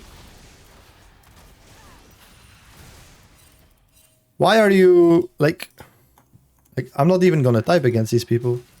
Okay, take it. Like, if you need 59 gold, just take it. Ping that then beforehand, I guess. She should have enough.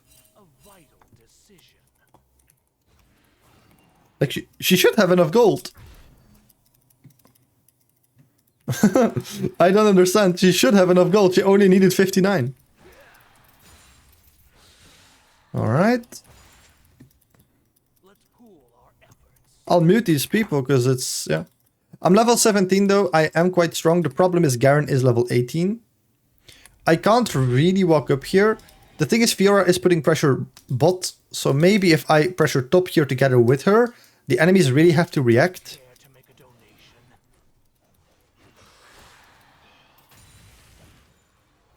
Yeah, Fiora is backing off, so I also want to back off. I don't ever want to be like completely overextended.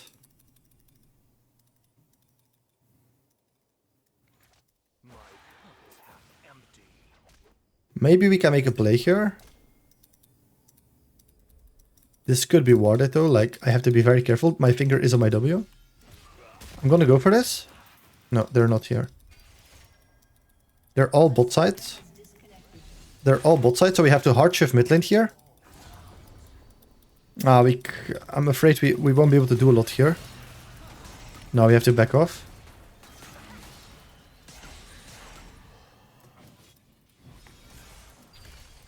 No, guys, play it safe. That's fine, we just play it safe. My Fiora is dead. We wait until she's back. I think that's a top lane ulti, honestly.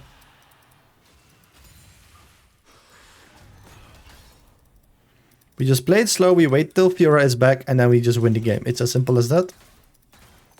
I could build a Zhonya's here. I think a Zhonya's is actually a pretty good item this game.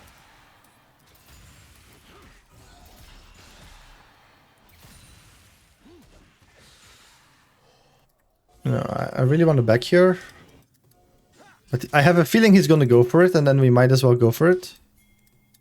Why is he still waiting? I guess he's waiting until Garen walks all the way up till there.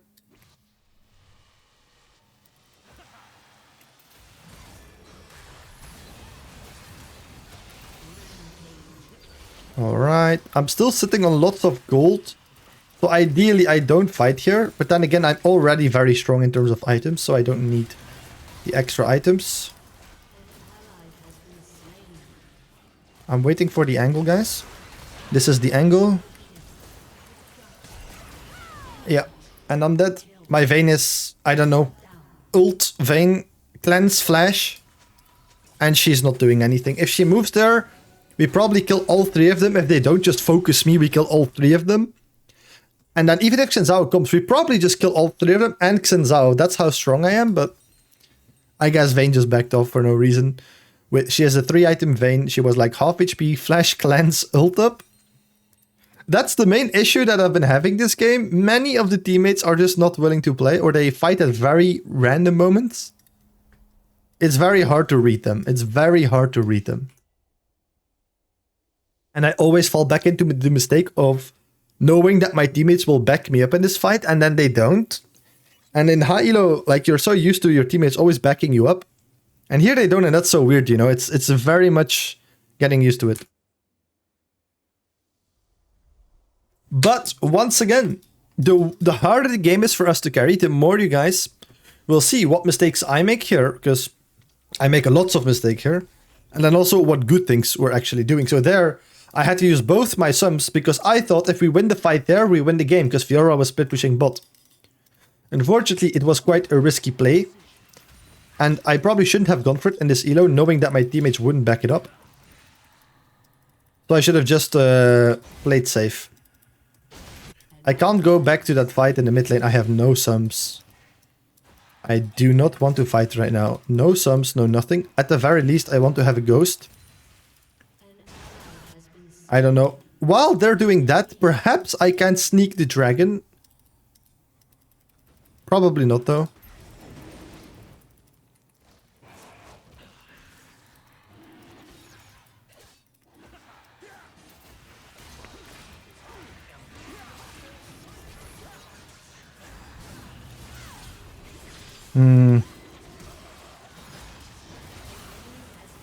And there we go. Okay, he could still steal it.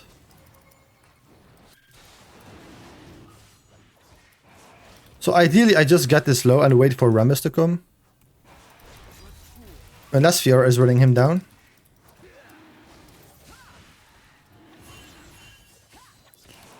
Wait for Rammus. We'll just drag it out and wait for Rammus. There's no pressure.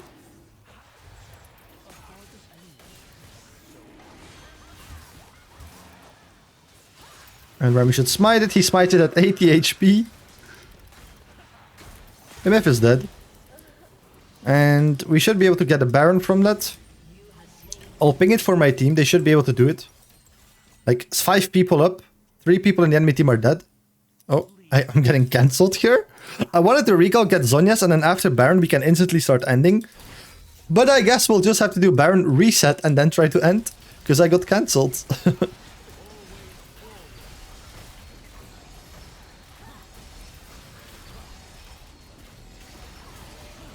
Alright. So far this has been very bad performance by me this game. But it just goes to show that you don't need to be very, very strong, or like you don't need to make perfect decisions, because we've been making like 20 mistakes this game, like very big ones. And you don't need to like fix all your mistakes. Ultimately, we don't really have that good of a team. Fiora is useful for sure, but other than that, it's basically a 2v8. So here we should wait for Vayne and Rammus. I feel like we just win. I have both sums. We literally run it down mid and we win the game. Yes, we go through split pushing, but I feel like in this elo, from everything I've seen so far, you can never trust a team. So grouping is probably the best option here in these games. To just end them. As Vladimir specifically, because you're gonna start a team fight then, and that's exactly what you want. I have 840 AP. I'm very strong right now. Okay. We'll just go for this third. It should be free. One more auto attack.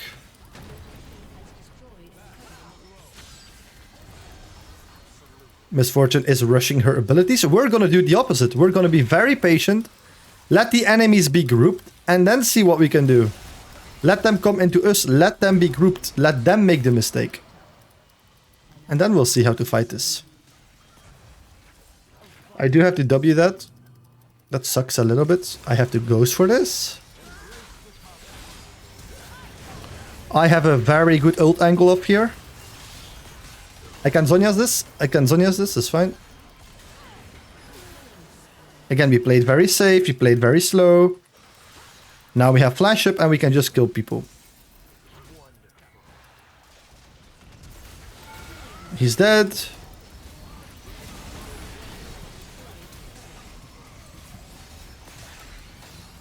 I want to play it a little bit slow, but I kind of want to zone the misfortune. And we can just end from that. Let's have some fun. And there we go. Was a very bad performance, but we still won. And that's maybe a game then that you can learn something from. Alright guys. Looks like we're playing into Kai'Sa mid lane. This is our Emerald game. I thought actually I was playing into Yasuo and it would be Kai'Sa ADC and then Vayne top lane. But apparently it's Yasuo top and Kai'Sa mid lane. The team is invading, but Irelia is not joining, so I'm also not gonna join. I don't like to invade like with 4 people, only with 5. Wonderful. Let's see what we can do here, but probably nothing.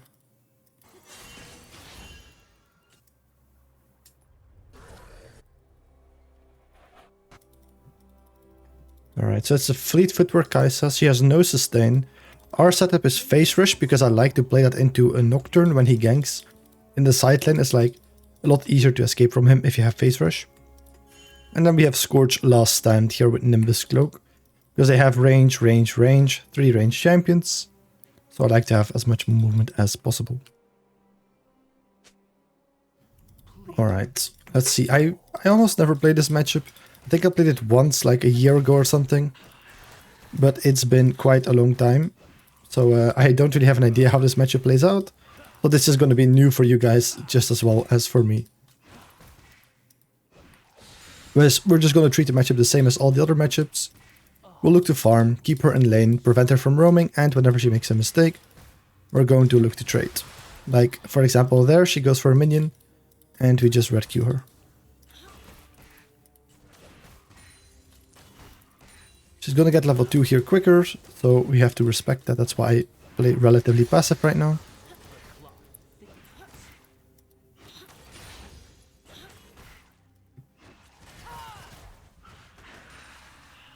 And we'll have to let this crash under the turret. I'm completely fine with that.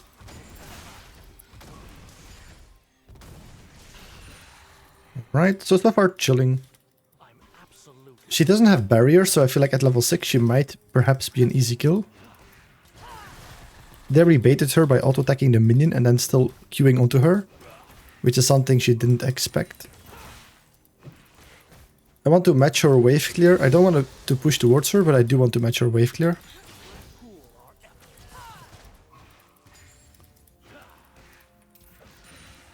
I'm also gonna put a ward here on the top side of the map because my Fiddlesticks is spawning into that side of the map. To make sure we're also safe from Nocturne ganks.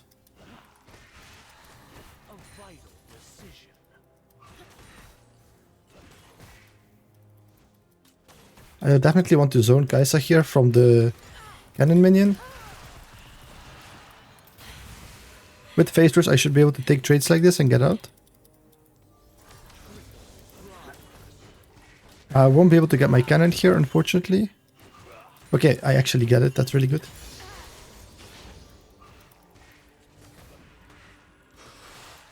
Alright.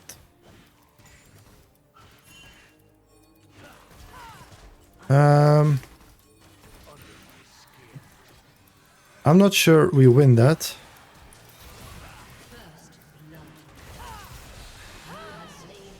Do I have to ghost here?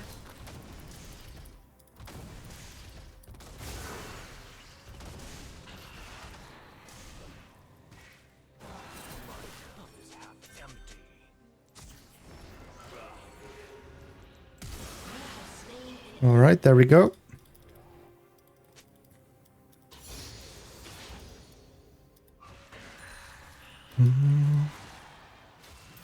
I won't be able to shift the next wave out. I'll just instantly reset here. It is what it is.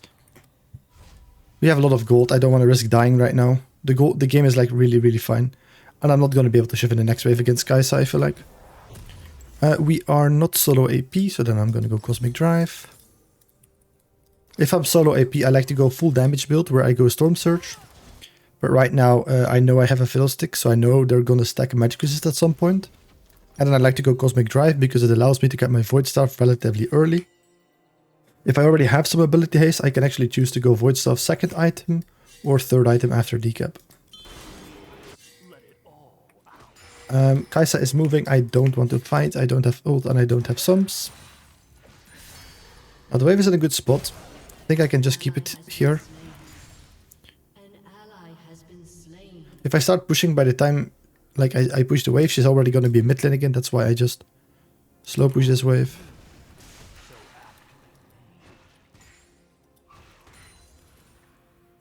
This way I believe she lost a little bit more.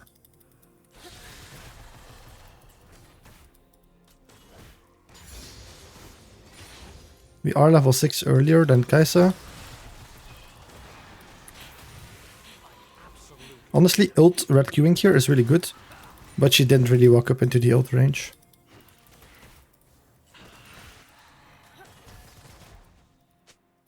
If she wants to go for this minion, she'll have to walk up.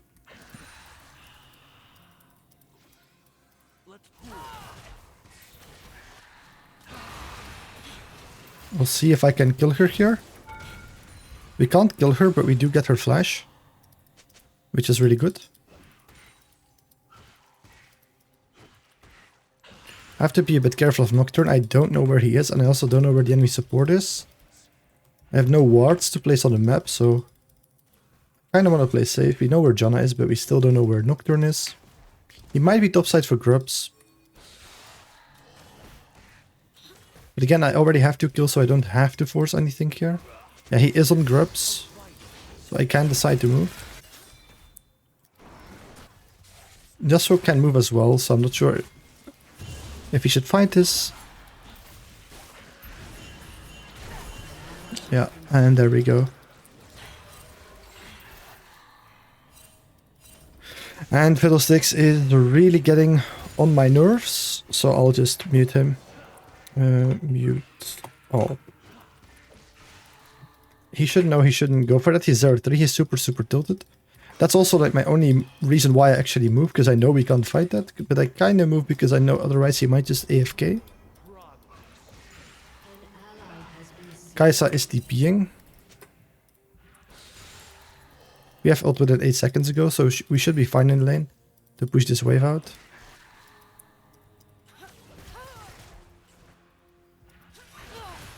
That's a really good red Q trade.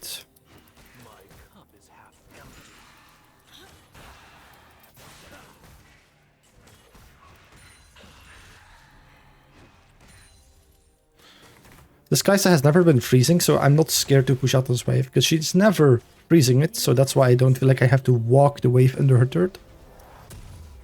Yeah. So we just reset, we spend our gold. Because I hate playing against a lane opponent when she just spent all her gold and we're sitting on like 1000 gold. That's really not nice. So if you can set up a recall moment, then I would. Now, of course, Kai'Sa is going to get tempo from this and she might roam. But again, it's Kai'Sa, so I don't believe she's that strong in roaming. So I'm not too scared of that.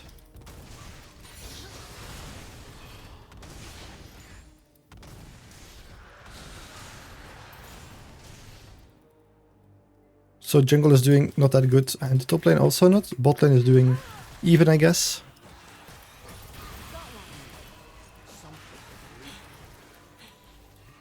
This is completely fine. Kai'Sa should die from this. And I instantly W, so he can't E me. Yeah, and that way I am just safe. He might have ult, because I haven't seen him do ult yet. Ah, that's sad. Fiddle took my entire wave and we don't kill the Nocturne. That's really sad. Now I know Kai'Sa doesn't have teleport, so I'm gonna go for a plate here. And I'm gonna reset. So it sucks that Nocturne took the entire wave with his ultimate. And that he didn't get Nocturne for it. I'm gonna place a ward here. And the reason why I place that ward is very simple, guys. Once again, Kai'Sa gets to me 2 lane before I can get there. So by the time I get to mid lane, she can already start roaming. Again, I don't believe she's a good roaming champion. But this ward will help me, in case she does roam, to see where she's going to. Unless Nocturne ults. Unless he ults. then I won't see where she goes. But yeah. I have ultimate in 15 seconds. So trading now, I don't know why she took that trade. Trading now is like a little bit scuffed, so I want to wait until I have ult. Nocturne has no ult, so I feel relatively safe right now.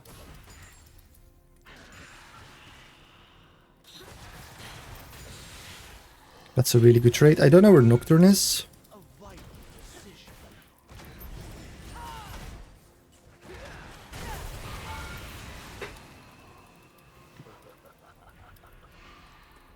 I was looking to flash Q onto the Kai'Sa there.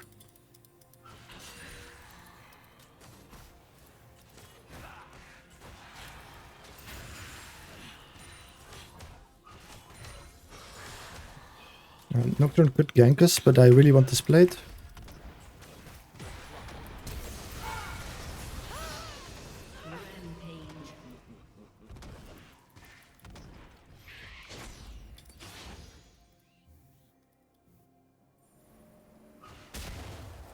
I'm gonna see if I can honestly wait as long as possible. I'm not sure if I can already execute.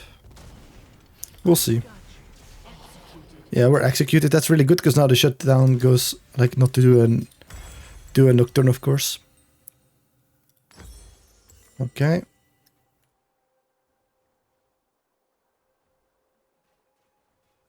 So of course it's also an option if you don't know where Nocturne is and you feel like you can kill Kai'Sa, you can just play safe.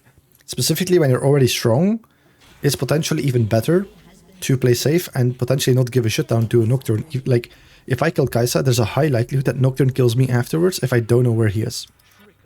So it's actually a bit risky because if I kill her, she gets I get a lot less gold from her than Nocturne would get from taking my shutdown. So it's honestly not really worth the risk. But again, in this elo, I don't really respect enemies and I don't really respect the Nocturne because I believe he's not going to hover mid lane all the time. So I feel like then it's, yeah, you have a lot more outplay potential.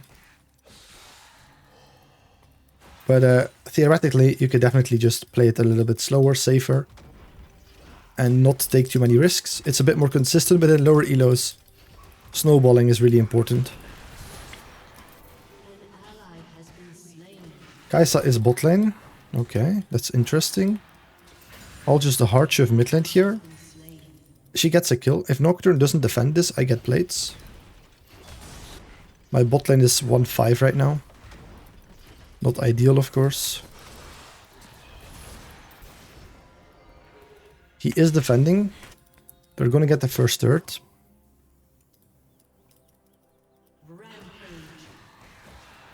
But again, Kai'Sa is sharing a lot of gold and XP with her team right now. So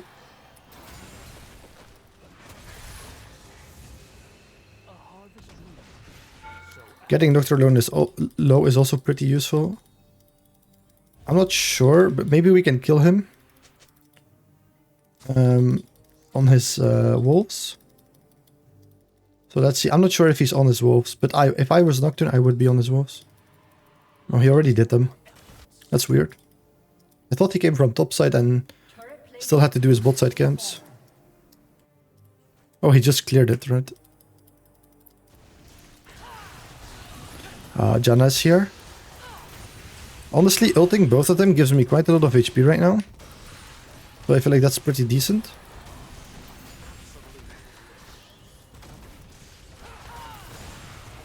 Well, that's a decent trade. So far we're chilling. Nocturne has no ultimate anymore.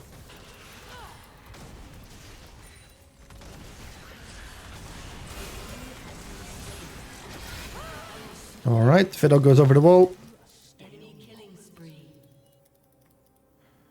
They're really pressuring our turrets, but I'm getting quite fat here, so even though bot lane is not doing that good, we're actually doing pretty fine ourselves, and that way hopefully we can get a lead.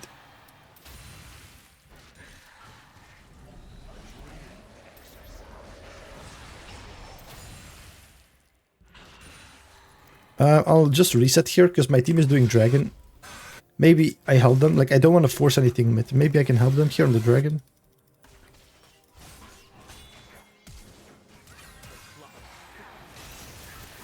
Yeah, this is why we move. Oh. Maybe I can escape here. Oh, Nocturne actually has to flash for that.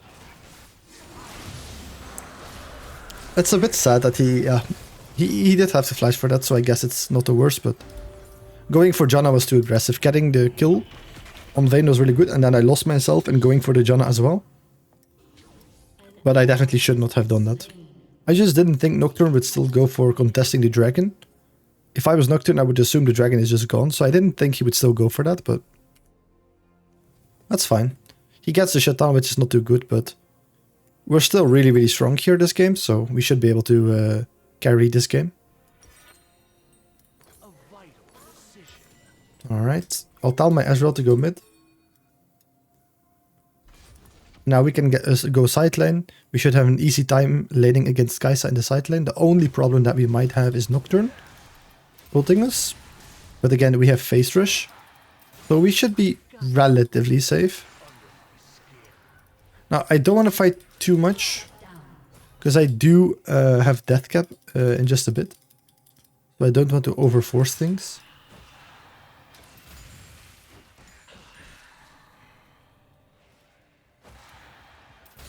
Nocturne is mid lane. Vayne is mid lane, he's ulting mid lane, okay. I'll see if I can get something done here in the side lane.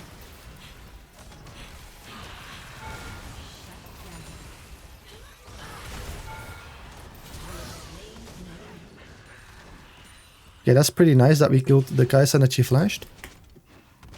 I'll see if I can take this turret here. Nocturne is dead, so... Yeah, the bot lane is 3 and 8, so it's not a great bot lane, but top lane is doing fine again, jungle is doing fine, and we're really strong, so... And we have death cap. It's time to recall now, we have death cap in base, and now we can look for another fight. There isn't really a fight that we should be doing right now, like Dragon is not spawning, Atakan is not up, and I don't really care for Herald that much. So, if possible, I just want to wait for my ultimate and my ghost, and then if I have flash ghost ult, I can do something. Now here I can move to this fight, because the side lane is honestly pushed out way too far. So, I can't really go there anyway. So I might see what I can do here with my team in the mid lane.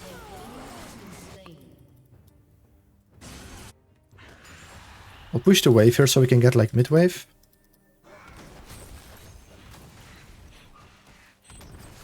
Yeah, just focus the turret. There we go.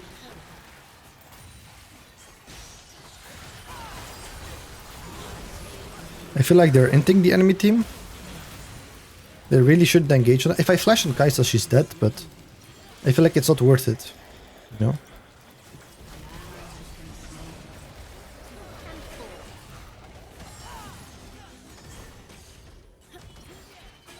Yeah, I'll just go side here. Oh, and honestly, I can't leave my Ezreal alone here.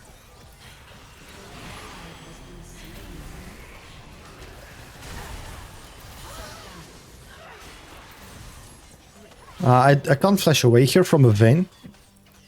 It's a bit weird that the Vayne goes mid lane here as well, I'm not gonna lie. That catches me off guard. Like, to me, this looks very weird, and I'll explain why. So, there's two people mid lane, right? Kai'Sa and Janna. So if Vayne comes mid lane, she is sharing gold and XP. So if I was Vayne, I would just walk bot lane, collect this entire wave, but she also joined the fight. So far in this elo, Emerald, still a lot of grouping, a lot of team fights.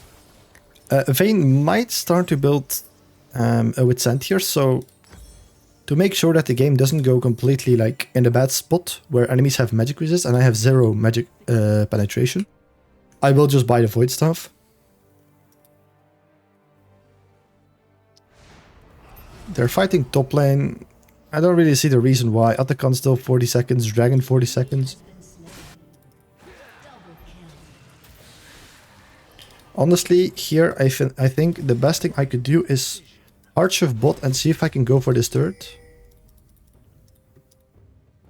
If I can kill Vayne here, that wouldn't be too bad, honestly.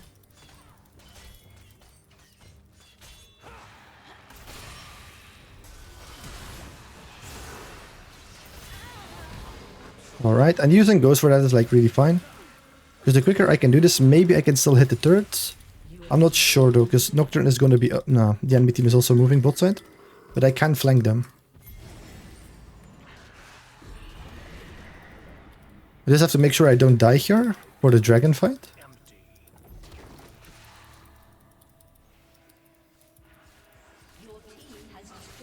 But we can just do dragon. Fiddlesticks is looking for a fight, I don't know why. I would just rush this, honestly. Because he's gonna die, and if we rush this, we're gonna get the dragon, even though my jungler is dead. So let's go for the guaranteed play. Consistency is key. And now I wanna go top lane. Because Atakan is up. So I wanna side lane in the lane to the nearest spawning objective. Maybe if I sell my D-ring... no, I don't have enough gold for Void Staff yet. I'll ping my team that I'm going topside here.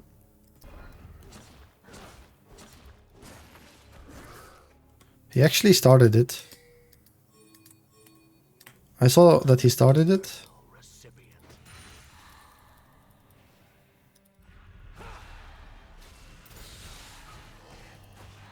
I won't have Void for the fight, which is not ideal, but... it might be a not onto me, honestly.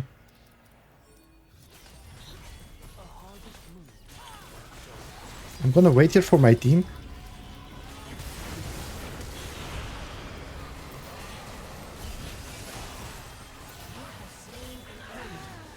Alright.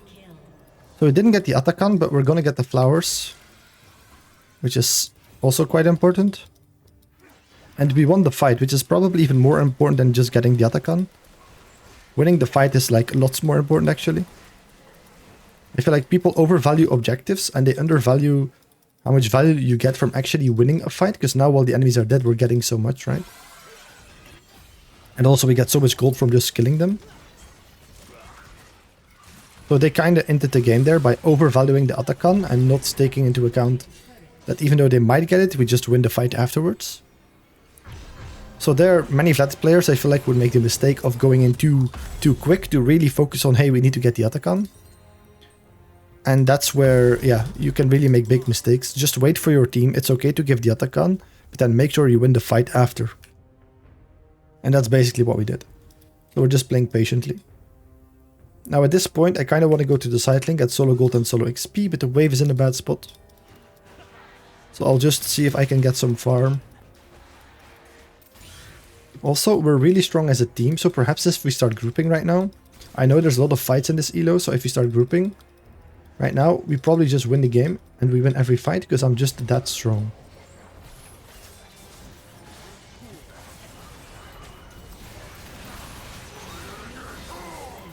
Yeah, that's what I mean. Like, Fiddlesticks is gonna go for Fane.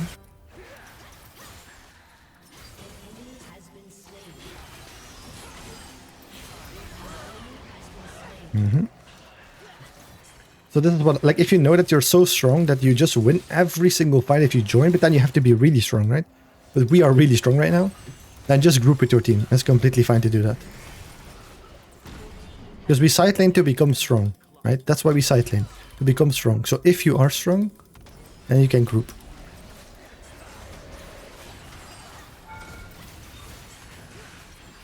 I can tank this for my team. I kind of want to get this inhib. I don't have ult, so now we just backlog. Fiddlesticks has ult coming up, so... but I don't want to fight here. Asriel might get caught off here. Oof. Very risky recall. But it worked.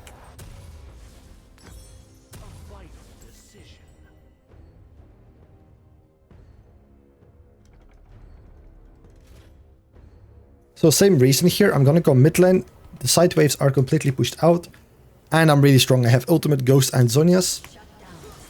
So we can definitely force something here. I do have to be a bit careful now though. So it's just simple.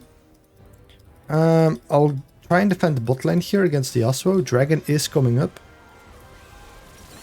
I want to wait for my Irelia to spawn, and then we're gonna fight. Again, I'm very strong, could I in theory... start a 5v4, or a 4v5 and win? Yes, but do I want that? No. It's not because I am strong and I can do something that I want to do it.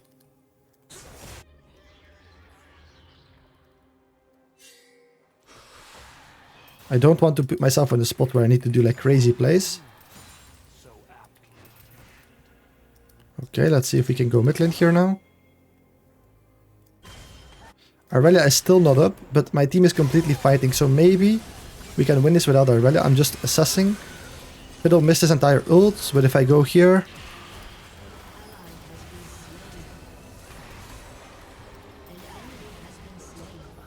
Yeah, we just win this. I need to focus Vayne though.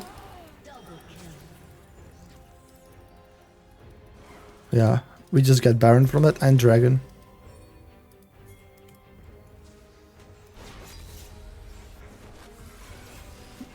I feel like Irelia should just come. Why is Irelia a dragon, please? This is very sketchy.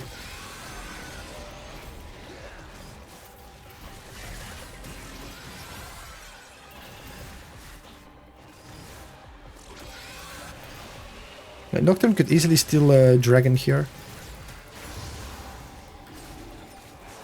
He didn't steal it, that's luckily for us the case, but... Okay, we're really strong, we have 4 items. And now we could kind of go top lane. Again, I have flash, ult and 4 items, so I'm like in the spot where I could really easily win like a team fight. I'm also level 17, and Kai'Sa is 13. So that kind of makes me want to fight, like a team fight. But it looks like I'm gonna have to defend bot lane because my Irelia was overextended and she didn't keep track of where we were on the map. It's the same for Ezreal. I don't want to go there, I don't want to fight.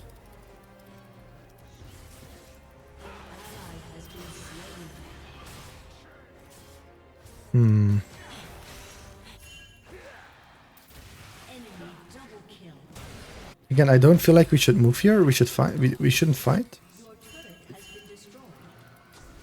Now we can defend the mid lane turret. We also have to defend the bot lane turret, so I'll just go bot here. Oh, fiddlesticks.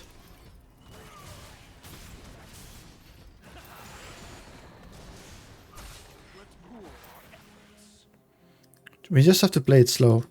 That's all we have to do. Play it slow. Now here, Janna could come to bot lane, honestly. I have to be a bit careful. I am strong though. So I don't want to go too deep.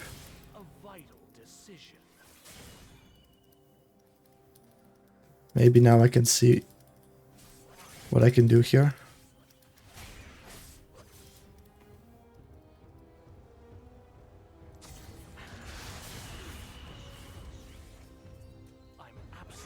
Forcing him on my side of the lane is really good actually. No, he's dead.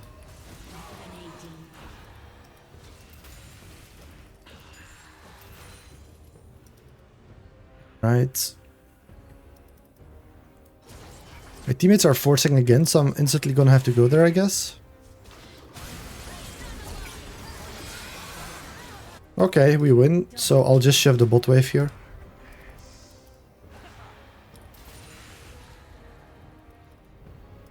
Hoping that maybe we can enter a bot lane.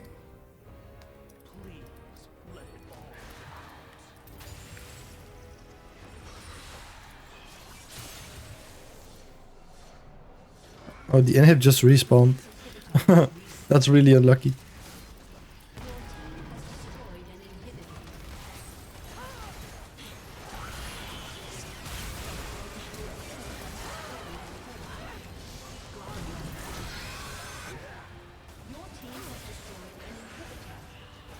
Again, I'm zoning while my teammates are doing, are ending the game basically. And now we can just have some fun if you really want to. And there we go. So hopefully you guys learned something from that. Alright guys, so this was supposed to be an Emerald lobby, a Platinum lobby, because we are playing on a Platinum 3 account. Apparently this is an Emerald 1 Victor and the entire game is Emerald, high Emerald Elo, so like Emerald 1, Emerald 2. Which is very weird, because I was expecting to get to use this game for a platinum review. But hey, we'll just take this as the second Emerald game. The more the better, I think. We're playing into Victor. Typically, you want to go like face rush, full scaling setup. And then you might ask, why are we not going that? Well, when I'm playing a lower elo bracket again, I feel like I can easily get away with being a little bit more aggressive. And even though I should theoretically... Like, this should theoretically be a hard matchup. I feel like if you play aggressive, most of these victors in the lower elos, they don't know how to handle that. And then that's basically how you win the lane. So I am going to go with Airy Scorch setup here with no second wind, no resolve. Just full aggression with Last Stand. And D-Ring, and we'll see how it goes. We'll see how it goes. So let's see, he also has Airy Scorch, he has no resolve as well, so he's also going full damage. So we'll see how it goes. He's not in lane right now. There he is, he probably warded it. So...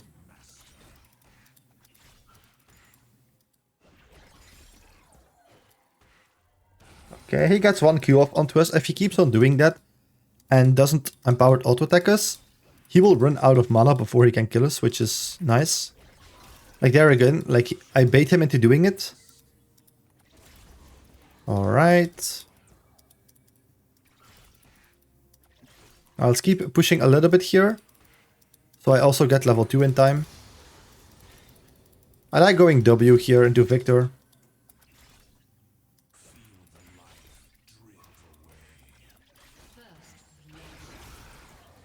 Yeah, just some poke onto him. He does have his Q, but still... He's wasting lots of mana. As long as we're like constantly healing in between, he can't really kill us early on. Now, we don't have that much sustain. So we can't take too much poke, and I'm getting lots of poke actually here. So I should play it a little bit more safe. I should look to dodge his abilities a little bit more.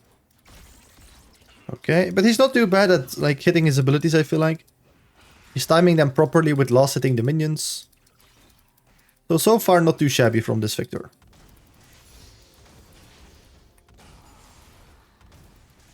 Alright. He doesn't really walk up here. In that case, we're just gonna heal up, sustain.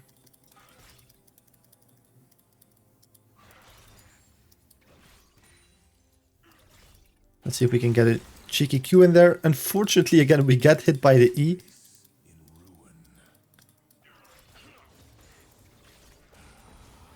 But alright, we'll just sustain up a little bit. There we dodge the E. We don't tank the empowered auto attack, so again, his mana is getting low. We still have both our potions. So we're really doing fine here. You can see that I'm keeping my distance quite a bit here with Victor, just making sure it's harder for him to hit this E onto me.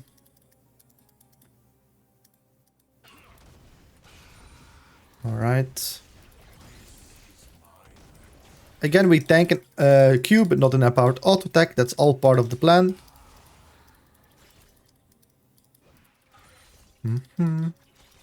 So he's just chilling. He's playing very aggressive. He's not too bad at hitting his kill shots. So then it's all fine by me. I'll just play until I'm level 6, do my first recall, and then see if I can play a little bit more aggressive. Right now he's doing a decent job of poking us, so we're just chilling then. I'll just look to farm. Unless he walks up like this. I couldn't get my Q off onto him, unfortunately.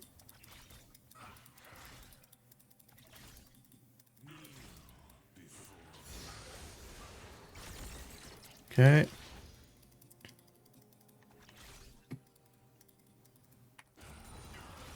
He still has his 2 potions as well, of course.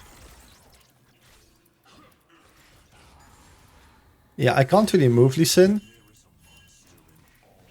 Well, I'm gonna put my potion here. I don't think I can flash on Lilia there and kill her. I'm gonna W onto him to slow him. And there she... I knew she wasn't there. Like, every Emerald player would be in that bush. Like, she should have backed off for sure. But I knew an Emerald player is gonna be in that bush, so I hovered it. Now, Victor's gonna TP. So we're just gonna recall here. Okay. Very nice. I am... we have a Brand on our team, so I'm not solo AP. So then I'm gonna opt for going Cosmic Drive. Again, for the build, it's quite simple. If I'm solo AP, I like to go Storm Surge, full damage, like into decap. But in this game, like again, if I'm not solo AP, then I know that I'm typically gonna have to build a Void Staff as like relatively early, like a third item. And then my build is typically Cosmic Drive into decap into Void Staff. So that's what we're gonna be looking for right now as well. I want to thin the wave a little bit here, because it's getting quite big.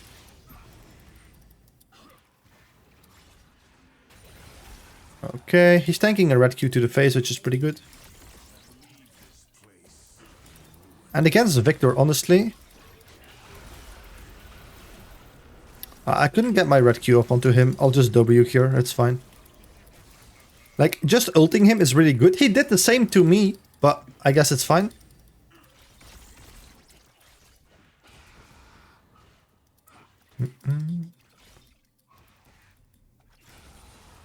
Let's see if he wants to walk up here.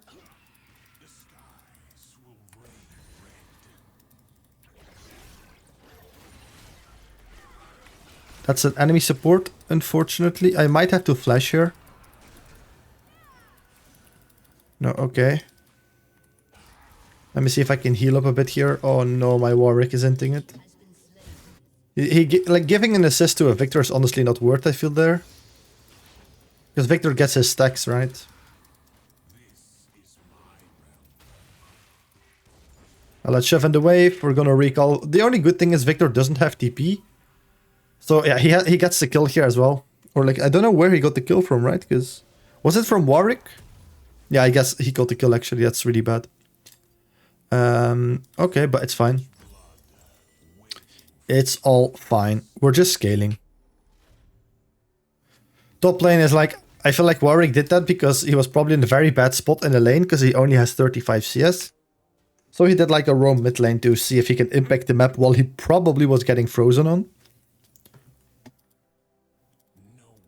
Meantime here, we'll just again gonna have to see if we can all-in Victor at any point in time. It's a big wave, I'll just let it crash for now.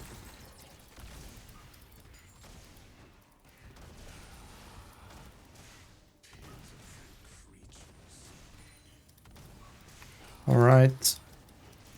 Victor could be moving there. Yeah. I don't want to move there. I don't know what the Warwick is doing. I don't know why they're going that ham, but okay. So Victor gets a second kill, which is not ideal, of course.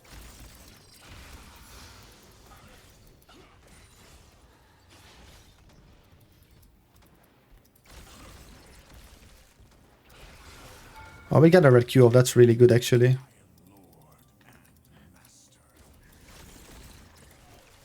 Let's heal up a little bit for now. You might recall here, but he doesn't have TP, so he's probably not going to. I could try to flash on him. Yeah, he actually leveled up here in time. To the point where I can't kill him right now with an all-in.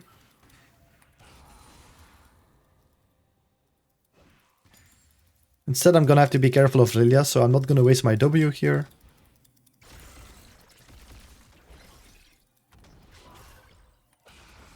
Okay.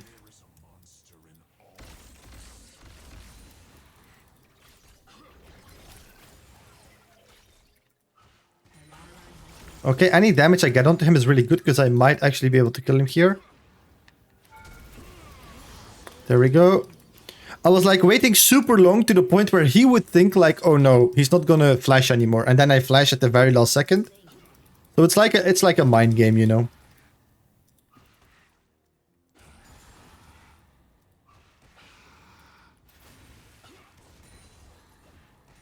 I can probably go for the plate here. Unless Lilia is here, of course. That sucks. That's I won't get the plate. But oh well. Victor is going to come back quicker to lane than I will, so I'm just going to put a ward here at the last second of my recall. Again, we're in a spot where we need our item really, really bad, so I'm just gonna wait 10 seconds. Alright, let's get to lane as quick as possible. So again, guys, this isn't, like, typically this is quite a hard matchup, but again, like in the lower elo bracket, like this is high emerald, you can definitely go like full aggressive and see what you can do. You have a little bit less sustain, so you have to play it a little bit safer, I feel like. So, but it's completely fine, because they make so many mistakes that you should be able to just punish them. Because all we're doing here is basically, I'm not doing anything proactive. I'm basically waiting for Victor to screw up. Because I just want to farm and scale. But if he really makes a big mistake, I'll just go for it, you know.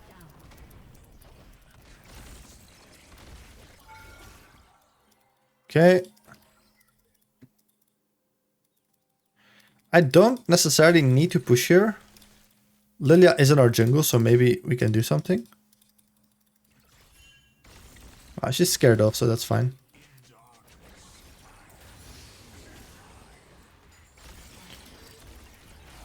I want to walk out of his range. I'll just ult him here as well. I'm pretty sure I just killed him here. Milio is making it very difficult to get onto the Victor. And that shield lasted very long onto him.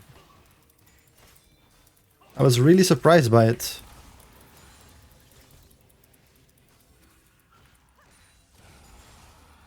But okay, so there I was just looking to see if I could kill him.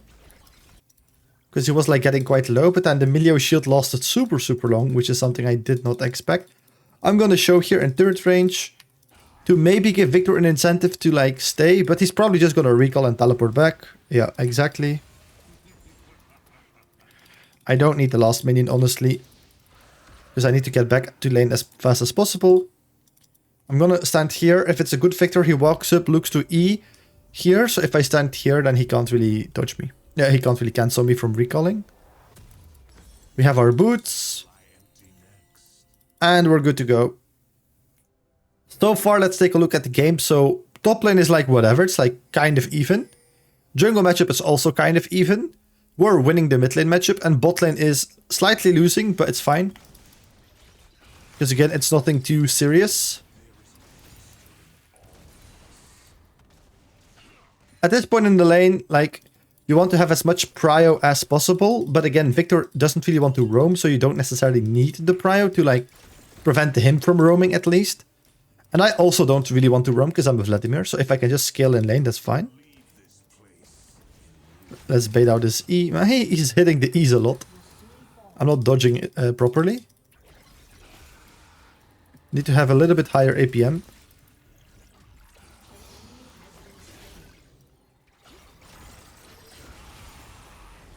Here I'm just gonna look to all in him. He lives at 1 HP. He cancelled my E with his ulti. And because of that, he's gonna live with 1 HP, which is really, really sad.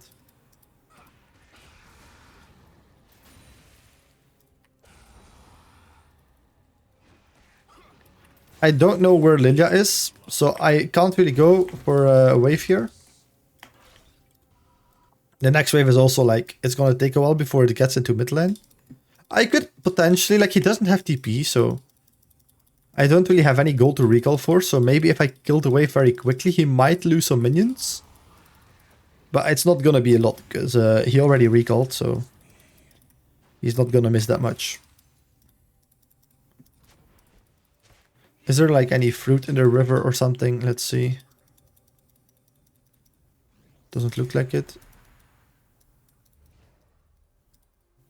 Now we're like half HP, so we have to be a bit careful. I need to bait out this E. There we go.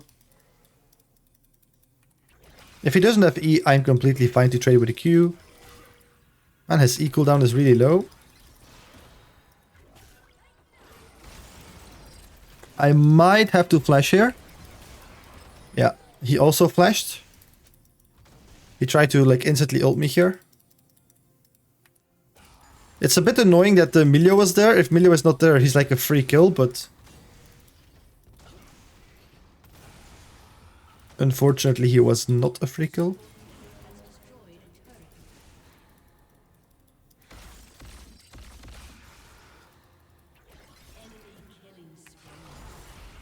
He's just ulting me here. I'm not sure if I can actually kill him here. Yeah, he kills me. This is a bit of a limit test, guys. Like, I was not really sure if I could kill him there. It was a bit of a limit test. But it is what it is. Yeah, Milio has been sitting mid lane quite a bit. And she's making the lane quite a bit rougher. Also, this guy has been getting some free kills. And I just don't really care about it, you know. Like, I didn't really take into account that he got so many free kills. Because now I press tab and I see, wow, look at his items. He had like, at the very least, just as good items as I did. So, yeah, that's why he can easily fight this as well. Specifically when we're low. So, yeah. We'll have to take into account a little bit more that he's also strong. Even though, yeah, he didn't really do a lot this lane. He just got some free kills along the way, unfortunately. That's fine. Now we know. We'll take it into account. I kind of want to be in the side lane here. The only thing that's pretty good about this entire situation... Yeah, Sivir is shoving out the wave, so then I'll just take the next wave.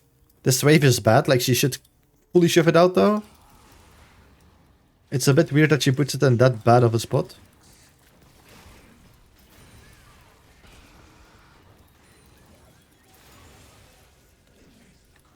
There are 3 people on the Herald.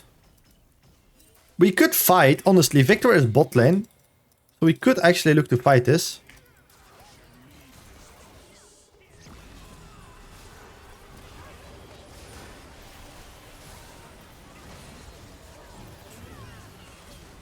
Yeah, there we go. So we use the fact that we have advantage here. It's slow. So like Victor W really has become a strong ability after his rework.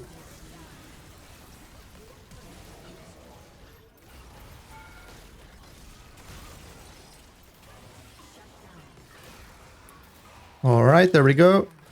That's just mechanically trying to outplay. We're strong, so we can just go for those plays. That's knowing your limits on your champion. I'm not gonna say that's like for an average platinum player easy to do. Like, they're getting those skills, but the more you play Vladimir, the more you learn that. I try to avoid making plays like that. To show you that you don't need to make plays like that. But every now and then, yeah, I just can't hold back. I'll just recall here for Dragon because I really want to get my decap before Drake. Lilia might already start the Dragon because Brand is dead. But still, maybe we can, maybe like there's going to be a fight after Drake. And then I can win it because I have that cap.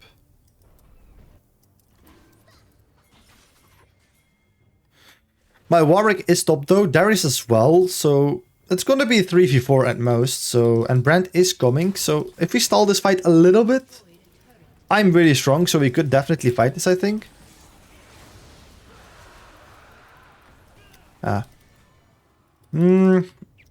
I'll just go bot here, it's fine.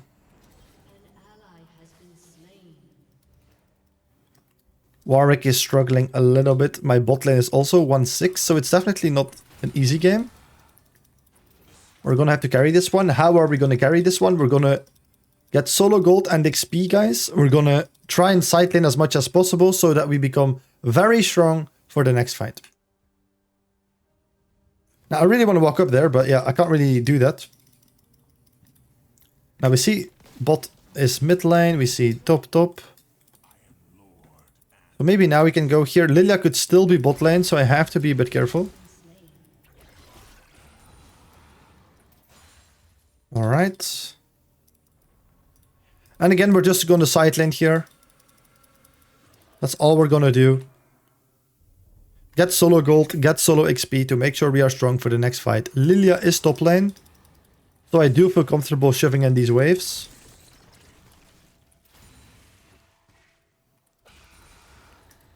The enemy bot lane is missing, so I'm going to have to be a bit careful here. Milio might roam. In case she does come down here, I could potentially kill her. My team is looking to do Atakan, so this is a bit of an annoying situation. But I feel like I'll have to recall here. It is what it is. Because if Victor starts pushing bot, he might get this turret, and that's 700 gold, and I don't want to give that to him. But if my team dies on Atakan, yeah, we also might lose the game if they all die on the fight. And knowing that I'm this strong, I really have to join that fight. So I'll just recall and move and see what I can do. My team is not waiting for me. That's a very big mistake. They're making the game very hard that way. I'm trying to play it as slow as possible.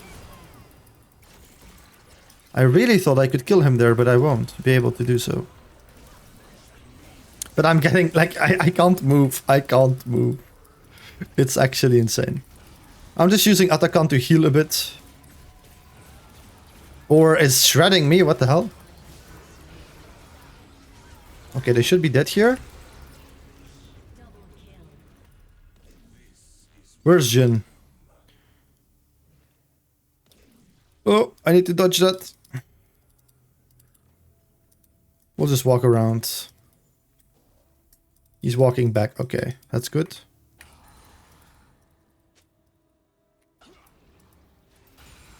So again, if we're not there, the entire team just dies, right? So that's a bit of the weird macro that you have to do with Vladimir.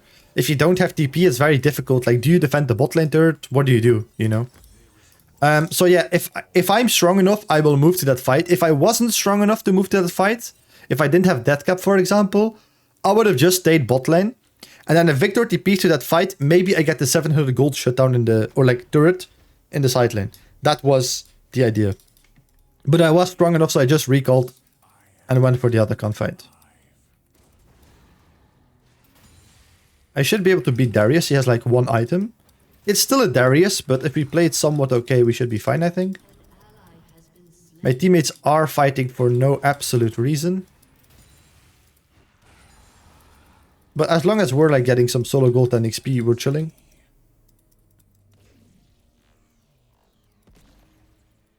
I don't know where Darius is, so yeah, there he is. I'm not sure if we can kill him. And if I die, the enemy team can take whatever they want on the map, because I'm by far the strongest member in the team. Let's see what we can do. Mid lane, perhaps. I don't have some, so if I want to do something, I have to flank. Our soul is spawning on 50 seconds. I want to be as strong as possible before that fight, so ideally I would recall here, but knowing that Milio is already dead, it's a 5v4 right now if I stay on the map with my team. So if I just stay here, that in itself should be the biggest advantage that we could get. And Warwick should also come. This is just very, very free. I don't know why we're not like all the way up here. Yeah, we just win. Like Lee Sin should be here. Like, I don't know what he's doing. I'm gonna go for Jin here. Because, yeah, he was already dead, the Victor. So that's why I went for Jin. If you know that somebody's already dead, like your teammates can kill them, ignore them and use your entire combo on the other high value target, which in this game is obviously Jin, right? My team doesn't need me for this Drake, so I'll just go to the bot wave and already start farming, so I can reset and then I will be even stronger for the Atakan fight. So it's always about farming and side laning on Vladimir.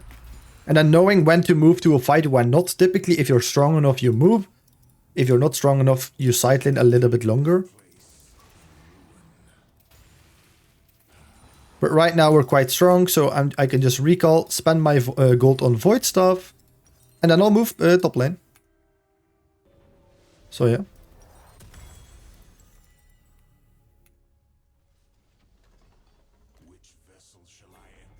So I'm gonna just go top lane here. Again, try to get solo gold, solo XP.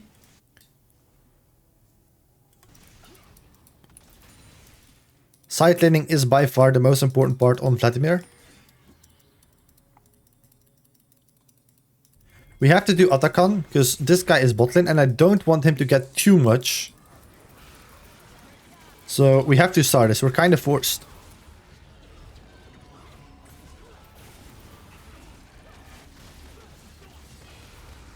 This guy should just be dead. I don't know what he just did. Yeah, he's dead. I probably shouldn't have ulted onto him. I'm going to zone the enemy team here. I don't want to go too deep though, so I kite a little bit back. I should live because of kiting. Oh, I couldn't W. I tried to W, and the moment I press my W, I get one tap by Jhin. If I get my EW off there, and then I read Q, I'm pretty sure we win the fight. But maybe I should have gone a little bit more back before doing that. Oh, that's really sad. That's really sad. It was very close.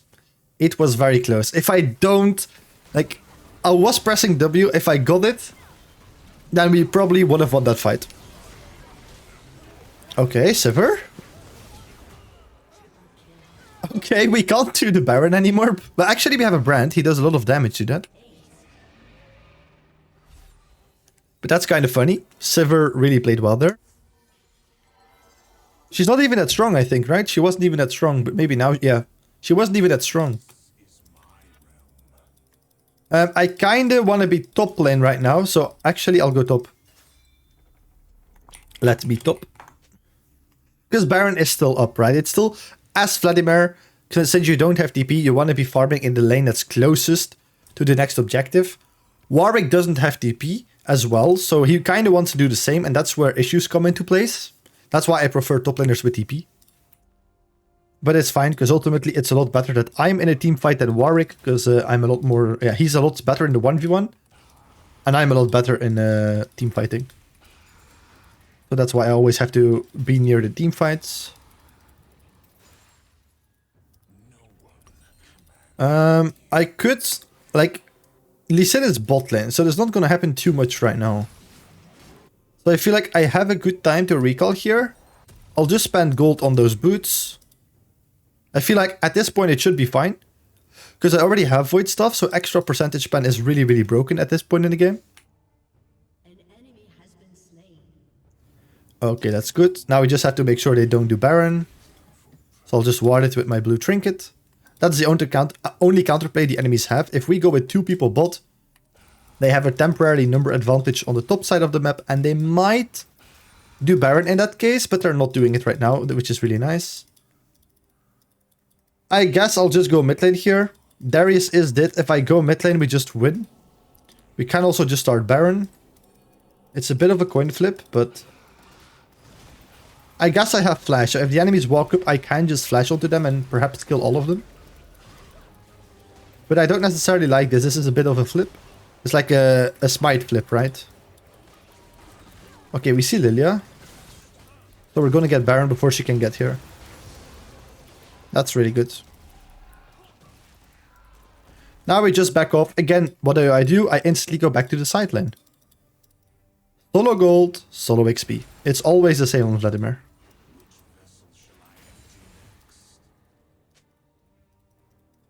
Going deeper than this here might be dangerous because nobody of my team is on the map. Warwick is also way too deep. Let's see what we can buy. Next item would probably be good to build Zhonya's. It would probably be good to do that. Now the side lanes are pushed out quite far, so right now I can't really move anywhere else than mid lane, so I'll just hover by Sivir a little bit. And see if I can farm any gold near the mid lane, which is in this case my Lee Sin's Wolf Camp. I need a little bit more for the Seeker's Arm Guard. I really would love to have Seeker's Arm Guard before the next team fight. So maybe I can sneak the enemy Raptor camp here.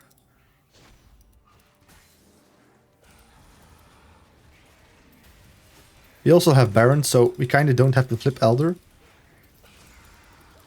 I could come with a crazy flank here.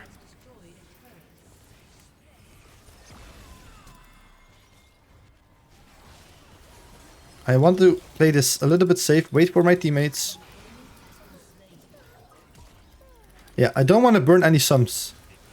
The only mistake I could make right now is being too quick, forcing myself in a position where I feel like I have to Ghost Flash, and then I get nothing out of it, I have no sums, and I'm useless again. Actually, this is a great angle for people.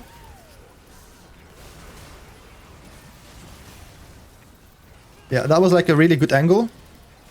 So if I use it earlier, it would have been so bad. But then if you just wait and you let the enemies group by themselves, you just win the game. It's that simple. Alright. And now we just end. So all we did was really just be patient, you know.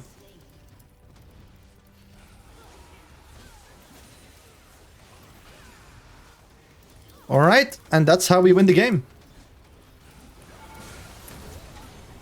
It's as simple as that. So hopefully you guys learned something from this second Emerald Elo game. This was a high Emerald Elo game.